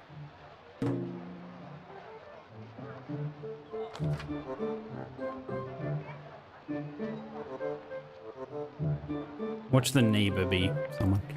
Think nothing of it, monsieur. I'm glad Momo is safe and sound. I'm investigating Magistrate D. Rengi. Can I ask you a few questions? Tell me about yourself. How long have you had the soup stand? I started selling soup in the market 25 years ago. I loved it so much I never bothered getting married. Didn't really see the need anyway. Much hassle if you ask me. All I need is my Momo and my loyal customers. Sounds good. I'm trying to locate a man named Gu Xuan. I believe he is a regular customer of yours. Ah, the block painter. I don't know anything about him other than his occupation. He used to come at different hours of the day and likes to keep to himself. Too bad really. If I ever did get married, he'd be a good candidate. Anyway, he eats here at least once a week. That was my fishball soup. In fact, it was here just yesterday afternoon. He was here yesterday? Are you sure? Yes, quite. Came by a little late in the afternoon. Had 3 bowls of soup while playing with Momo. They get along so well. Stayed for a while too. I remember because by the time he got up to leave, the sun was coming down. When was he here yesterday? Did you notice anything out of the ordinary? Something he might have said or done? No, can't say I did. He had his favourite soup, then he left. Oh wait, yes, I remember now. Before leaving, he got up and looked at the advertisements on the wall over there. He stood there for a little while before taking one of them. Why would he be a good candidate for marriage? He seems to love cats. He wouldn't pet Momo in the gentlest way. That's a man I can admire. Have a good day. He was here yesterday afternoon, and he has an alibi for at least one of the murders. Nonetheless, I need to question him. Let's now grab a pamphlet for ourselves. Are they all identical? They seem to be. Wait. Yeah, it's red, so you need to know which one to grab.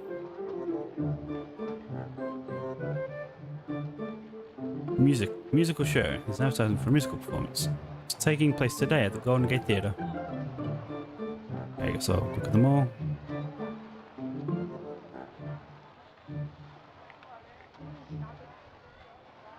You can see red ink on the paper. Yeah, we figured that much. And torn poster matches out the musical performance poster. That's where he'll be today. Great. Do we know what he looks like? How will we know him when we see him?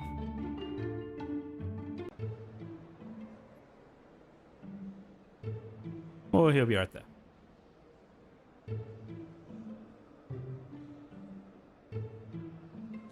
Enjoying the show? Marvelous, simply marvelous.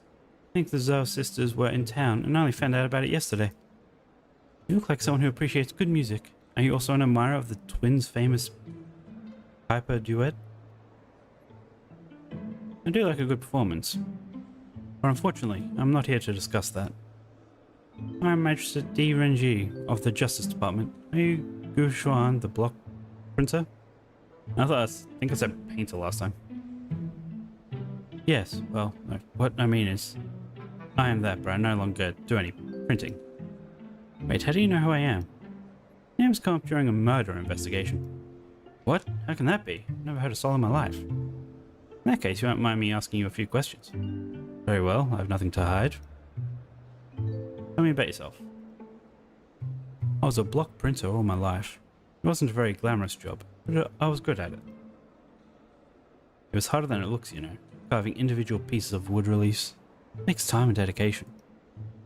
For years, I had my own shop printing mostly on textiles. Business was steady. Some time ago I decided to take on an apprentice. I once had a master who taught me the craft. Figured I'd pass on my knowledge and get some much needed help in return.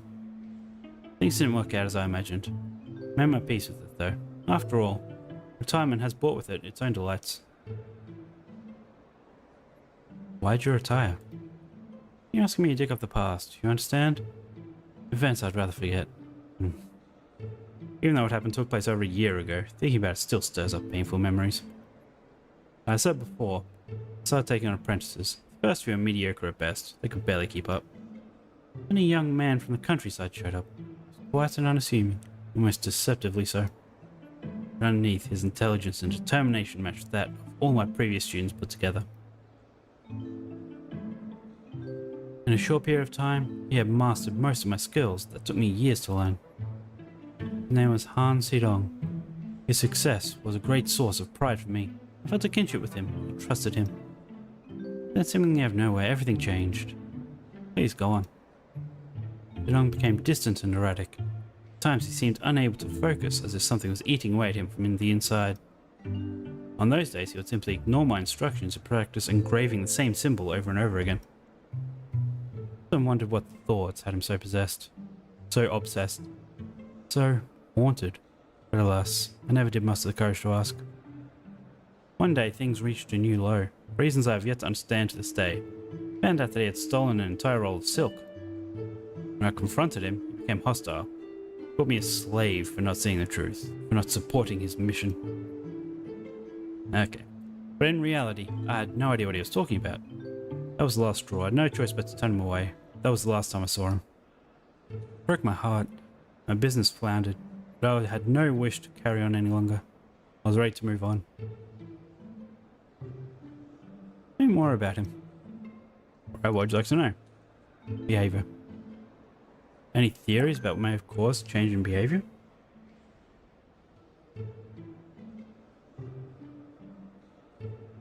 I often lie awake at night thinking about that very question. No clear answer ever emerges.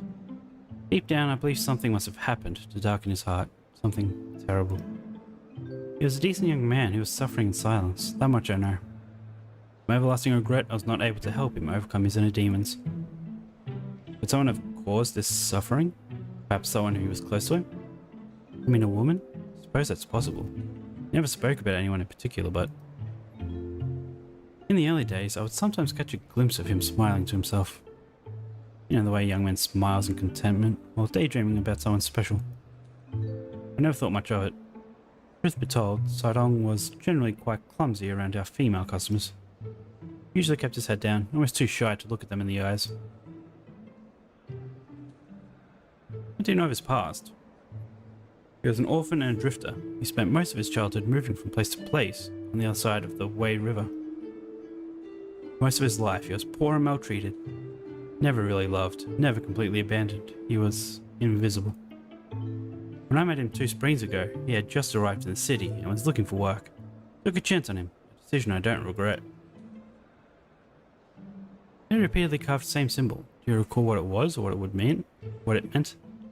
Yes, how could I forget? Some days his desk would be full of woodblocks engraved with it. Strangely, I never saw him printed on anything.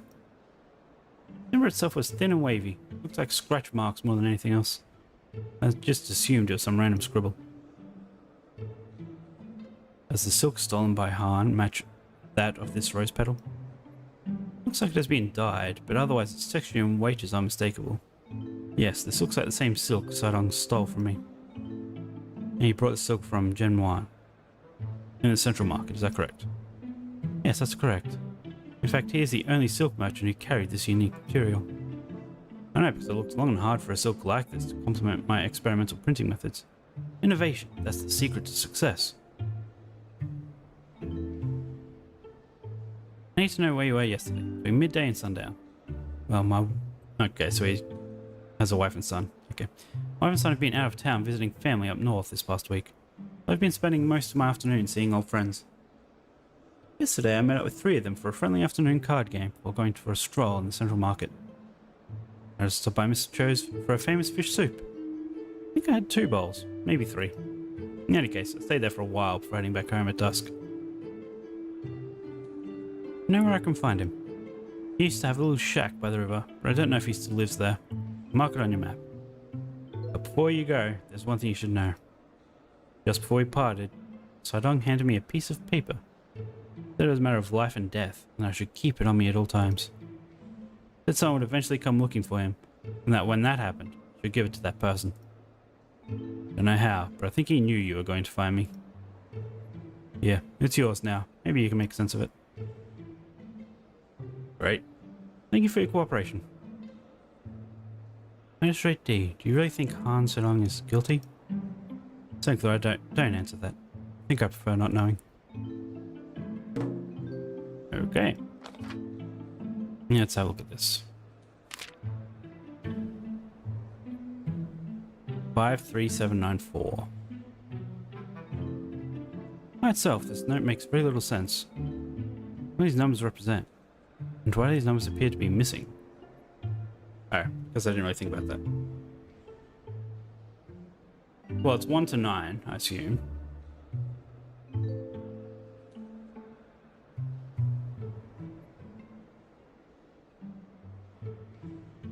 But yeah, no idea. Okay. Well, actually.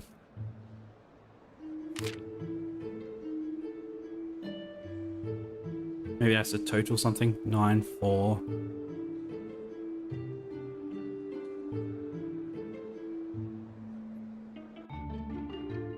Okay, let's go to his house. Well, he has a boat which would access the other boat. This must be the boat the killer used for his getaway after he murdered her on the Paradise Cloud.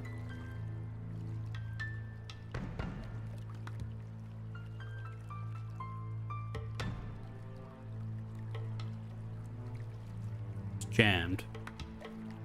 Okay. Also has a missing handle. I need to find the handle.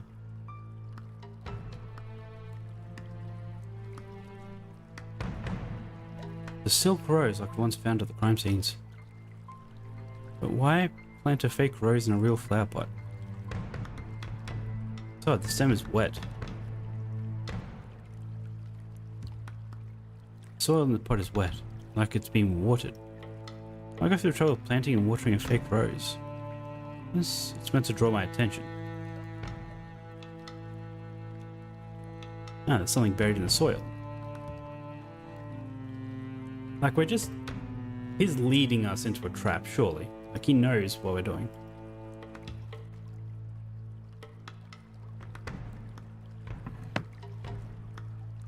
Yeah, I can try turning the handles now.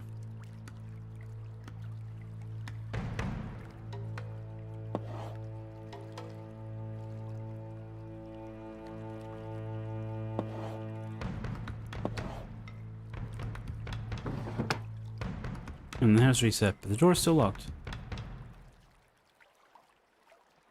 3 turns. Okay, is that what this is? Probably not. Oh, 5. Yeah. 4. 3. Wait. Oh, whoops, I could have turned it the other way. Only requires 3 turns though. That's a bit awkward. Nope. Oh, that may be right. 4. 3. 2. Thought it was counting down. I guess not.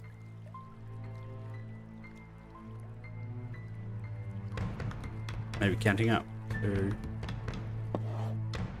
Wrong way.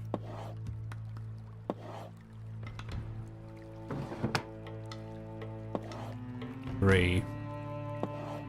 4. 5? Yeah. Yes, it opened.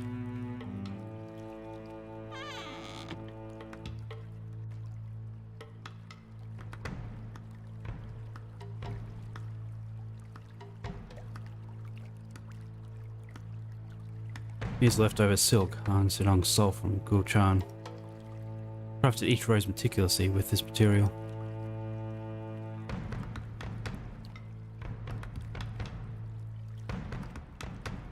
He never stopped practicing his wood block carving skills. He was obviously very smart, gifted even. What turned him into such a violent predator? Right, but you don't want to compare the wood block to the note.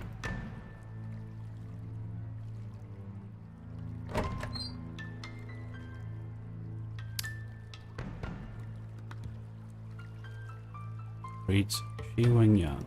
Oh, great. Loved wife of, yep. The book is her weakness. Her name is circled and crossed out.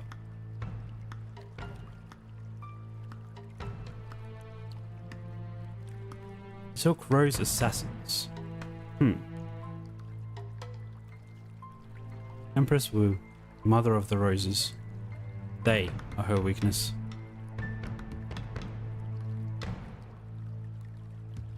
Women's script is the key. That's how they communicate.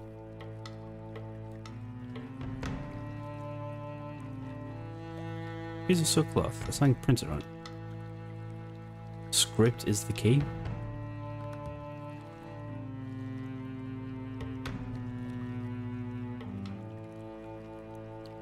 Unattached. Must use force. Information is too valuable. I need to read everything. Did I not? Oh, no, I guess I didn't. Love daughter of. Yep. Walking stick is her weakness.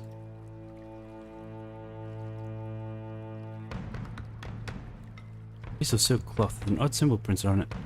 This symbol saw in practicing. So resembles that of the 6 mysterious characters left at the crime scenes. I wonder if each character represents a person. The rumors were true. Not only did the Empress sanction the use of clandestine forces, they gave birth to a secret weapon of her very own, with 4 female assassins codenamed the Silk Roses. Lu Lin Fei, Shi Wenyan, and Yuan, all 3 were once members of this group. One person has been taken off this board and remains unaccounted for. Highly skilled and intelligent, they use a secret writing system called women's scripts to communicate. It means the Empress herself must know this language as well. But each of them returned to normal lives around 2 months ago. The Silk Roses disbanded? Yes, that makes perfect sense. Once the Empress officially took over power, it would have been politically untenable for her to condone such a faction within her own regime. It had to be swept under the rug. Somehow, he found out about all this and orchestrated a plot to take out the Silk Roses one by one. How did he know about them? Did he witness one of the Silk Roses kill someone? Or worse, was he related to one of their targets? Whatever the reason, his plan was ultimately aimed at taking out the person who started it all. How does he intend to reach the Empress? She is virtually untouchable within the confines of the royal palace. Unless, luring her out, walking straight into this trap. Still one missing though. I bet that's... Yeah, that's probably the guard. No. Thought she was the killer, but no, she's probably the next victim.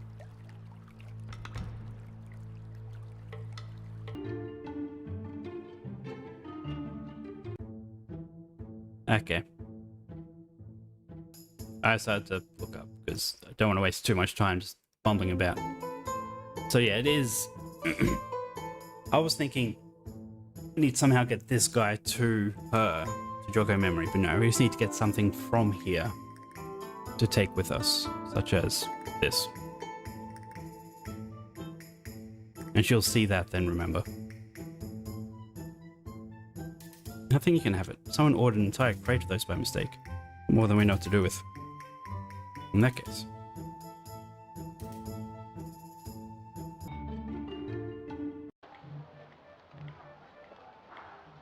So yeah, she'll see this and remember the book, hopefully.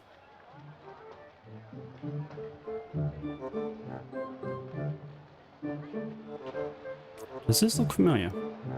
Yes, it does. Where have I seen this before? Of course, Clark from the Imperial Library. Sorry, I met those 2 funny brothers. The tall one was particularly nice. Let me take a book with me. But I don't remember reading the book where I put it. Oh dear. You must think I stole it. Should go back there and apologize. This happens all the time.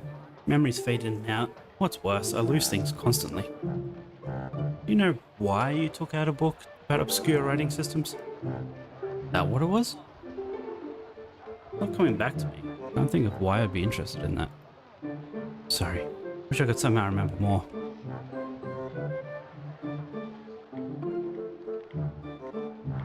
Does this symbol mean anything to you? Yes, I recognize it.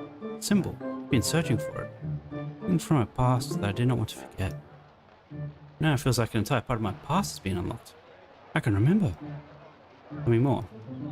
Growing up in a small village, a young girl like me had a little chance of learning how to read or write. Well, at least that's what the men believed. Her mother and others like her secretly taught the daughters a special writing system. One reserved only for women, who simply called it women's script.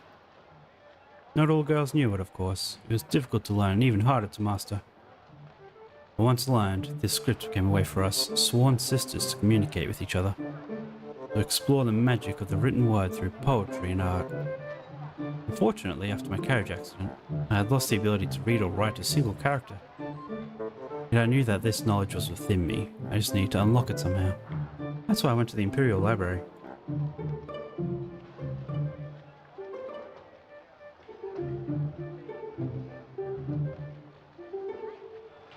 I had hoped my hunch was true, and that surrounded with all that knowledge, I could find something that could spark my memory. The book I thought might have answered proved to be useless. It contained no mention of women's script, only languages invented by men and their grand ambitions.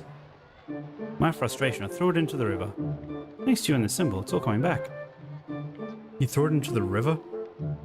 You see, the symbol itself means woman. It was the first character we learned to write. I can't wait to return home and practice. Can't let it fade away again. That is remarkable. I had no idea such a script existed. I suppose that's the point. If men wanted to exclude us, then we have no choice but to create our own paths, far away from your judgments and suspicions. Point well taken. Let's hope men and women can continue to strive for a better union. Okay. Need you to look at one more thing for me. Can you tell me if there's a women's script? Oh yes, that is indeed a women's script. But I'm a little bit rusty. Can you read it? I think so. I believe it says, "Meet alone, Crown Prince resting place." Does that mean anything to you? I'm afraid it does. It's the final stage of his plan. The message was for her all along. The murders, the notes, the handmade silk roses. All leading to this. A way to lure her out of the royal palace and into the open. He knew she would recognize the victims and the symbolic roses. He knew she could read women's script. But most importantly, he knows she'll do anything to cover up this dark stain in her past. That's why she can't refuse to meet him. That's why she may go alone. Foolish of me. All those clues, all those deductions, led her directly to him. Now with this message, he's told her exactly where to find him. Dark stain? Royal Palace? Are you talking about the... Sorry, I've said too much. Luckily you said to someone who has memory issues.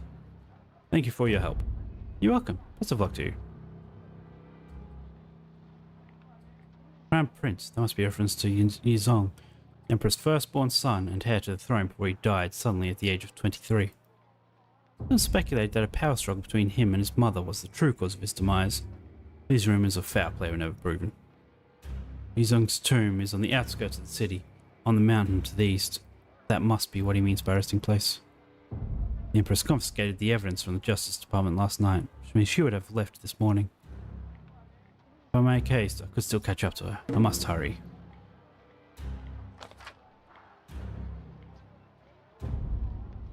Okay, then let's start running. Yep, casual stroll. We'll get there. There we go. All the way up here. Did I walk?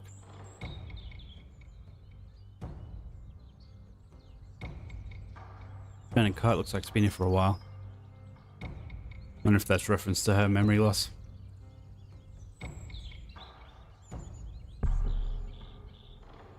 Amanda Yao.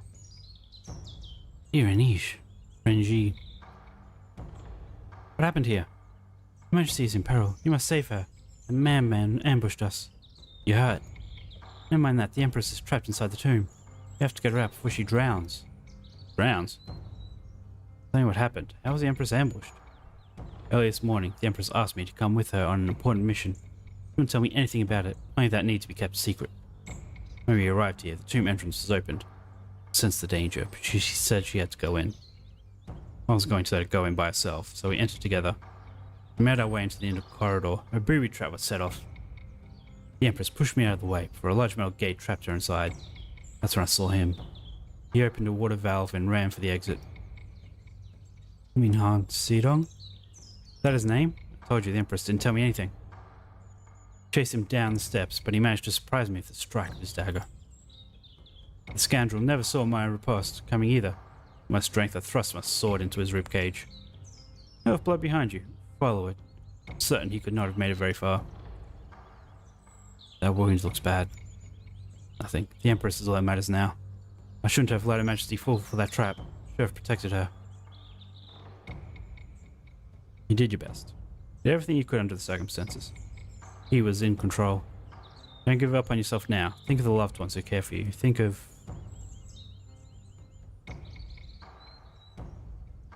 She never told me anything about her. Your mother? What are you talking about? Mother passed away a long time ago. Never mind that. So, okay, sure. Hang in there, Commander. Maybe they mentioned something at some point. Later? No.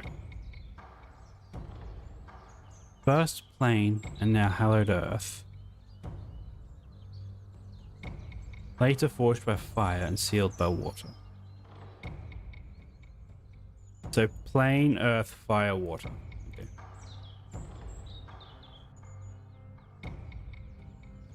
Well, this doesn't help.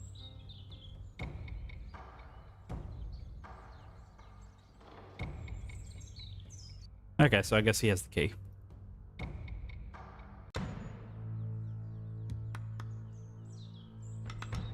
Here he is, my love.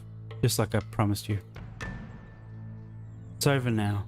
I know what you've done and why you did it. Give up now before it's too late. You hear that, my love? The great DRNG thinks he knows the truth. Tell me, detective, what do you think you know? I know that you're a murderous coward. You killed Zhu Linfei, Shi Wenyan, and Jian Kui. And now you're attempting to kill the Empress. No more games. Tell me how to open the tomb's doors so this madness may come to an end. Coward. Precious Empress corrupts the souls of innocents and sends them to do her bidding. And you say I'm the coward? You know nothing of the truth. You know nothing of the depths of that woman's depravity. But you will. You will know the truth. My beloved Sun Ying will not die in vain. What did you... Sun Ying? You mean the maidservant who killed the Korean ambassador? Yeah, he remembers you, my love. Oh. So he buried her there. Think hard, detective.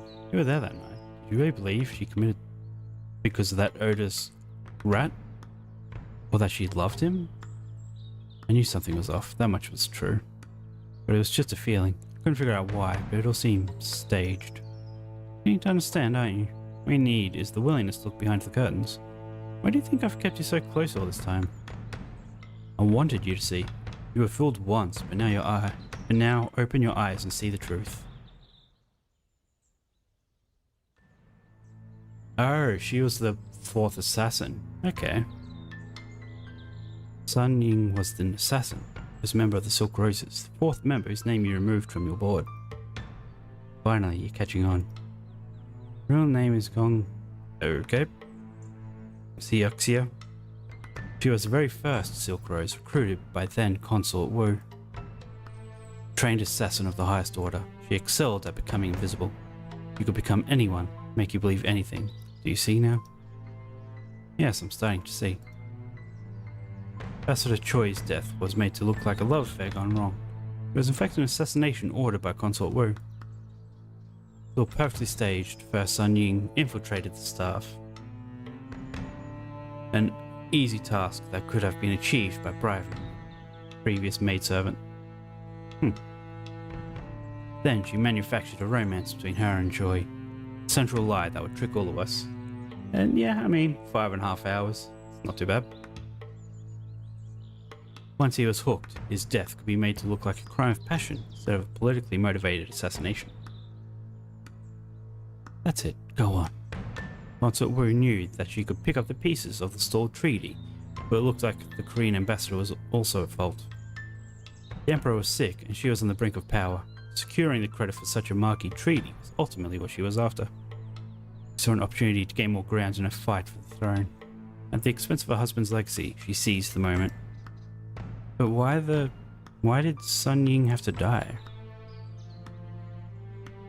Who was there, my love? Sacrifice, solidarity, and sisterhood. That was their creed. Silk Roses were formed for one purpose only: to bolster the campaign of the first female empress. Xiao Xia. Oh. Okay. At any and all cost. Now do you understand why that ruthless tyrant must be eliminated? She poisoned the hearts of those women for her own gain. Is there any worse crime? You're the one who killed them and took their hearts. Why not spare them if you blamed the Empress? Took their hearts so they could be cleansed and redeemed. They no longer suffer the stain of corruption and shame because of it. You would kill just to appease your own morbid sense of justice? Those women deserved better than that. You're the one who's been blinded by vengeance and hatred. I had to do it for Sun Ying. I had to be strong. Isn't that right, my love? I turned you against me. But now, can you see what I am capable of? We were inseparable as children. We were supposed to grow old together, so that monster Senko claws into you. Suddenly you changed. Said I was too weak to understand your new purpose. Don't you see how strong I've become, my love? Enough. Your wound is worsening. Tell me how to open the tomb's doors. Enough damage has already been done. At last we'll be together, my love. No more distractions, no more missions. I'm so tired. So tired. Tell them what happened to us, Irinji. Tell them what kind of person sits on the throne. You must tell them...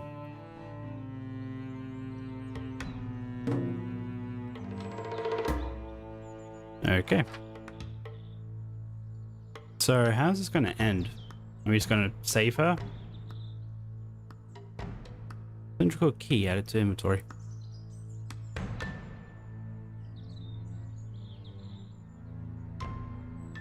Sunyan's real name, Dong Xiaoxia, is engraved on it. An Sedong must have known he may not survive an encounter with the Empress. Final steps are always going to lead him back here, back to our side.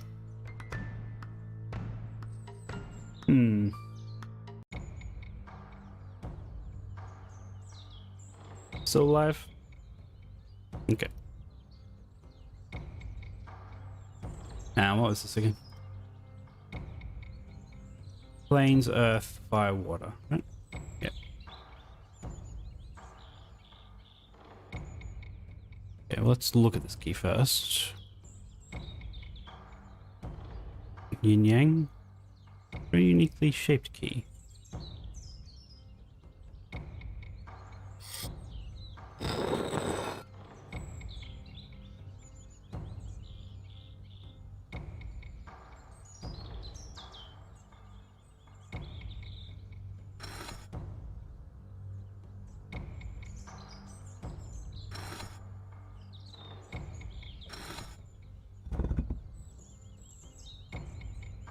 Oh, there's only 3. Okay. But earth, fire, water then.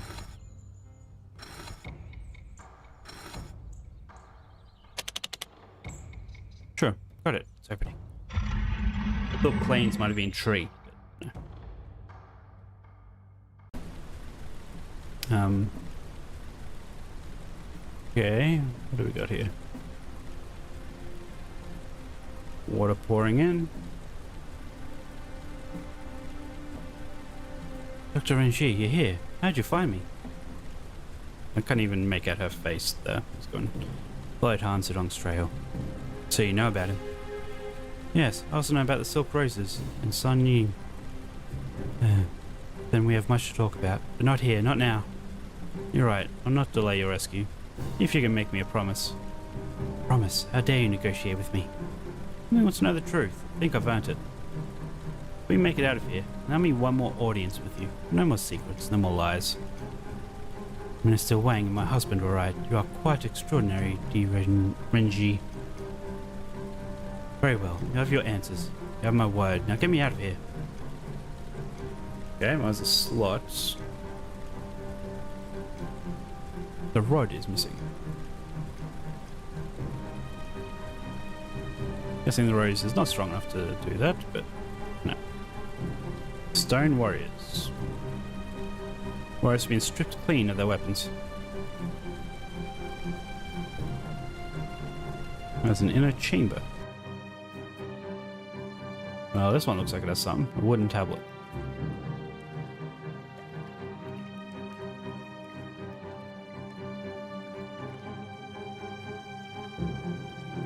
Yizong was Emperor Gaozong and Consort Wu's firstborn son. He was the crown prince and the heir to the throne. He did not live to see his 24th birthday. Mysterious death further ignited rumors of foul play within the royal family. It often lacks any markings or decorations, perhaps a sign of the mystery that surrounded his premature death. It was... So what's this tablet? Holy, there's no text on this tablet. What are these wavy lines carved all around the surface?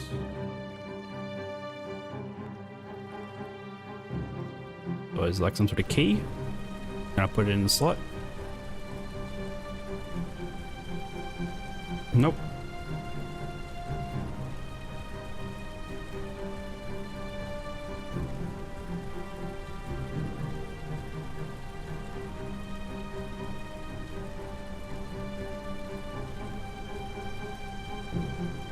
What if this tablet was soaked in water? Sure. Wet wooden tablet added to inventory. No, now if I look at it. Characters on this tablet were painted on some kind of water repellent. Water has darkened the wood and revealed the dry symbols presence there. Water, fire, and metal. Oh. Would I have to go back out and do that again?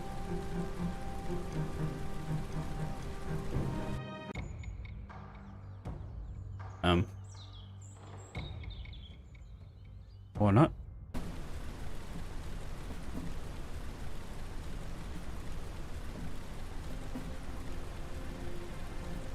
Well, maybe she has something in there. Nope. Water, fire, and metal.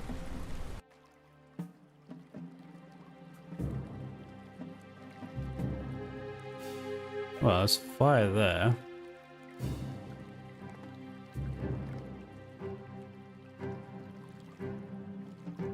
Oh, there's also a strange note. Never really figured that one out either.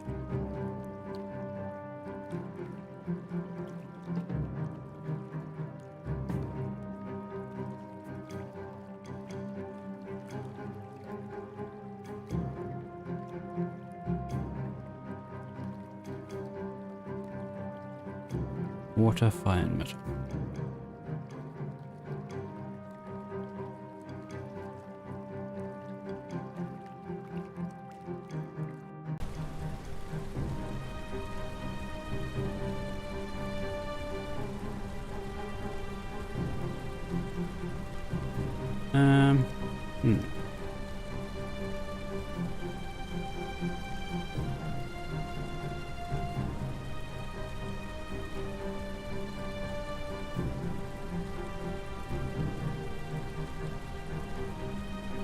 I mean, it was only that thing at the beginning. I don't know. Something else out here?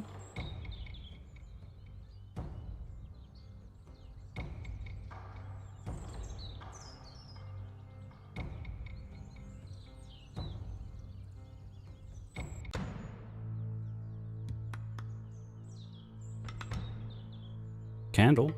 But no. Do you have something else on him? No, not carrying anything else.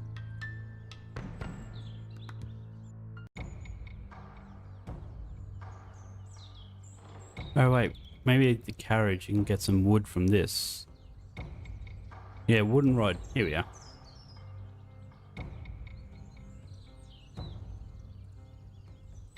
Okay, so now you can put that in that slot. And I'll hopefully do something.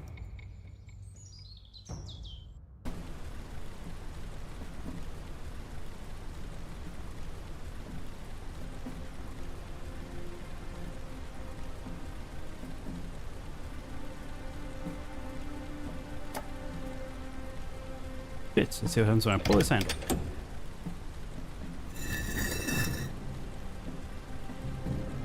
Not exactly what I was hoping for.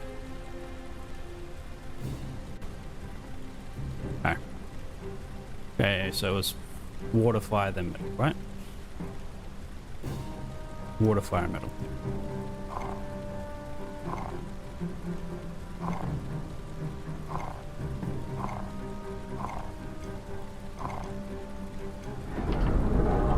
Is that meant to be metal? Okay, I won't question it.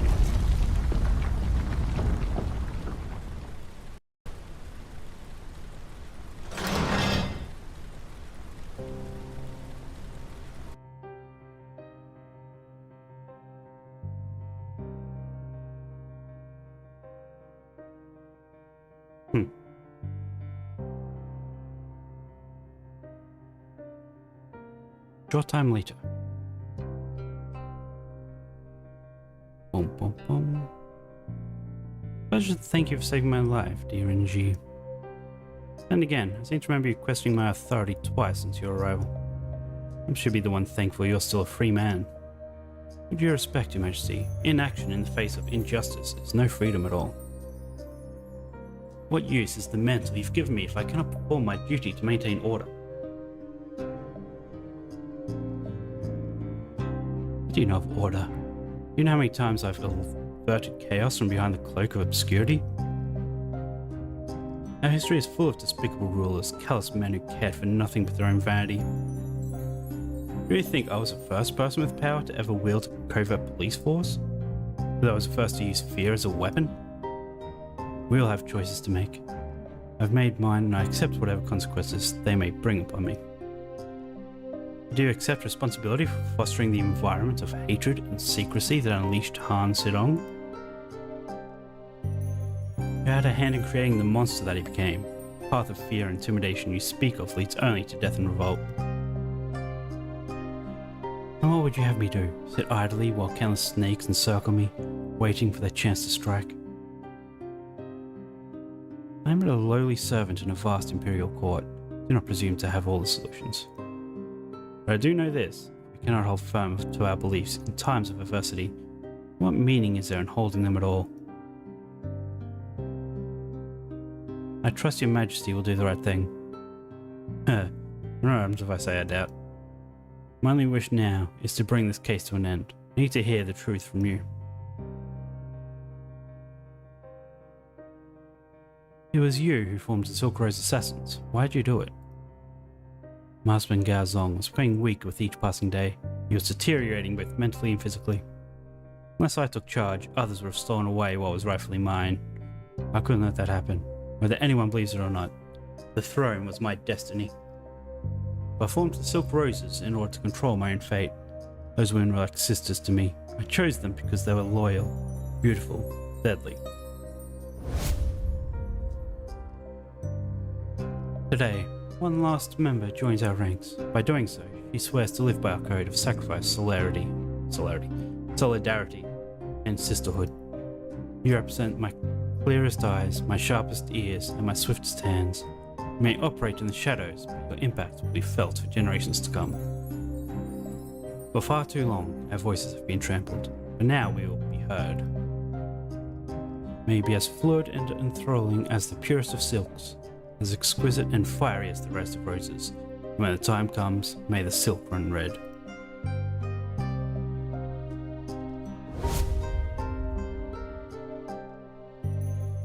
They were like family to me. You could never understand. Sun Ying was the first Silk Rose, wasn't she? Did you order her sauce? Sun Ying was the first and the best, but that wasn't what made her special.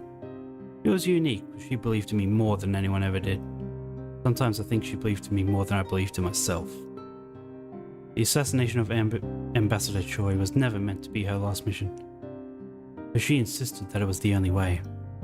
You planned all of it. The setup, the timing, the ending. She even planned your involvement. My involvement? She had done her research, a young, newly appointed magistrate, eager and inexperienced. You were the perfect investigator for the case. I actually said that at the beginning. It's like, why is this rookie in this situation? But I suppose she underestimated you. I suppose we all did. What do you know about Han Sedong? Not nearly enough, apparently. When I first met Sun Ying, she told me about a boy from her childhood. He adored her, followed her everywhere. That boy was weak. He was no match for her strength and intelligence. He was a setback waiting to happen. That's why you asked her to cast him aside? I asked her to rid herself of things that could endanger the cause. Never imagined he was capable of such destruction. Why use women's script to communicate? I heard rumors of a secret language passed on from mother to daughter many years ago, but at the time I did not understand its power.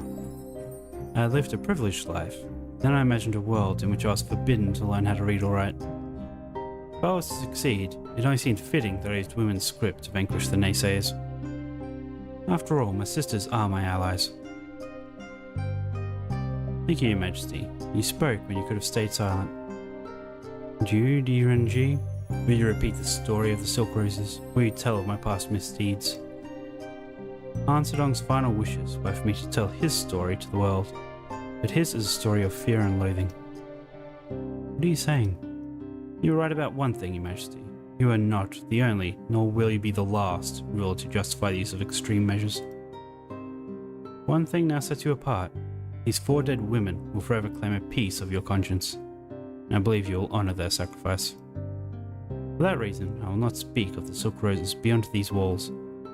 People deserve better. They deserve hope. The rest, Your Majesty, is up to you.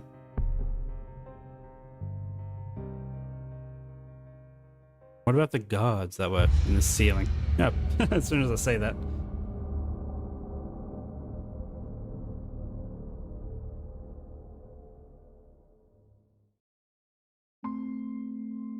Let him pass. Magistrate D has work to do. The Justice Department needs him. I'm guessing she was going to kill me if I didn't say the right things.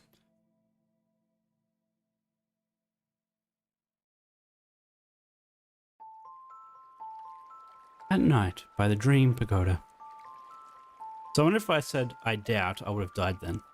Instead I said I trust. Probably not, but...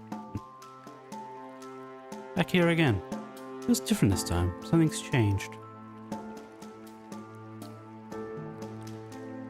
I need to do the drum again. I will miss you, D. Renji. Is this a farewell? For a little while.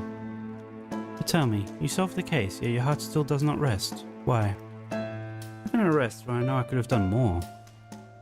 Han Sedong was right. At the very beginning I was fooled into believing that I knew my mission and those I could trust, but the truth eluded me. I believed that it was the Empress who needed saving. It was Sun Ying who haunted me all along. It was I who needed redemption for my failure in Penglai, my failure to prevent her death. Had I done so, he would never have turned into a killer. Perhaps the other roses would have been spared. No, she took her own life, and that was always her plan. I doubt there was anything he could have done to stop her. Greatness cannot be untangled from responsibility and guilt, but not all those in need of saving can be rescued. But where does it all lead? Take the first step, and the second will follow, and so on, and so forth. In time you will find your path to glory. Rise now to the peak. She is waiting. Thank you, friend. So who is she? Just the woman of his dreams? Ah. Well, I say ah, like I know. I have no idea.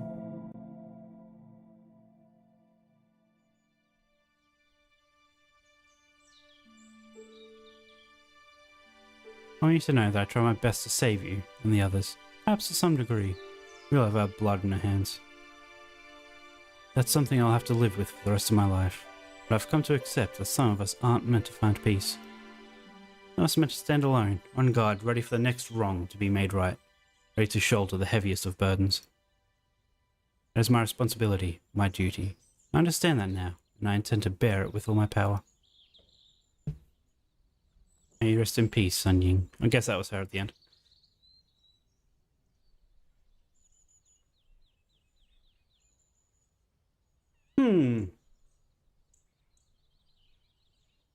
Detective D, the Silk Rose Murders.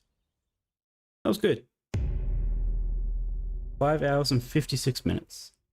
Just enough for me to be able to edit the VOD and cut out the running around doing nothing.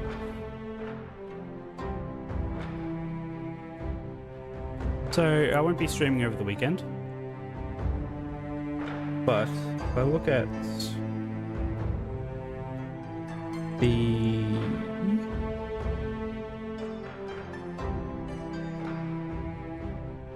poll that I put up, I assume there's 2 votes now.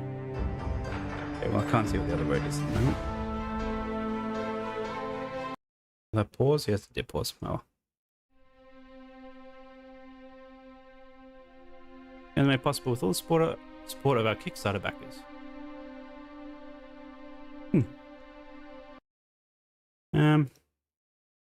Okay, and if I open YouTube.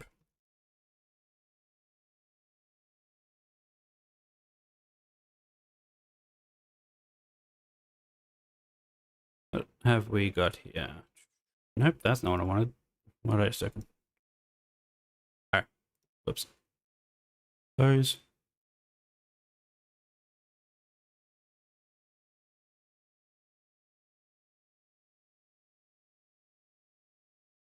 Come on. There we are.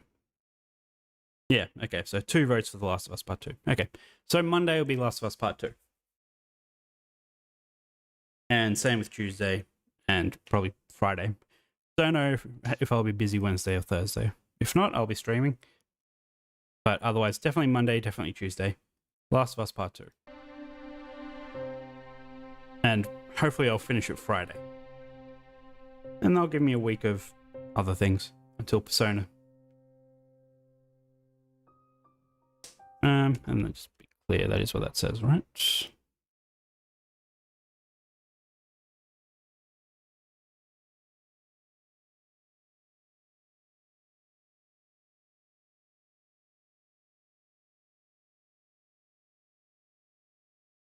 Yeah, pretty much. Okay. Anyway, thank you for watching. This has been fun. And I'll be back on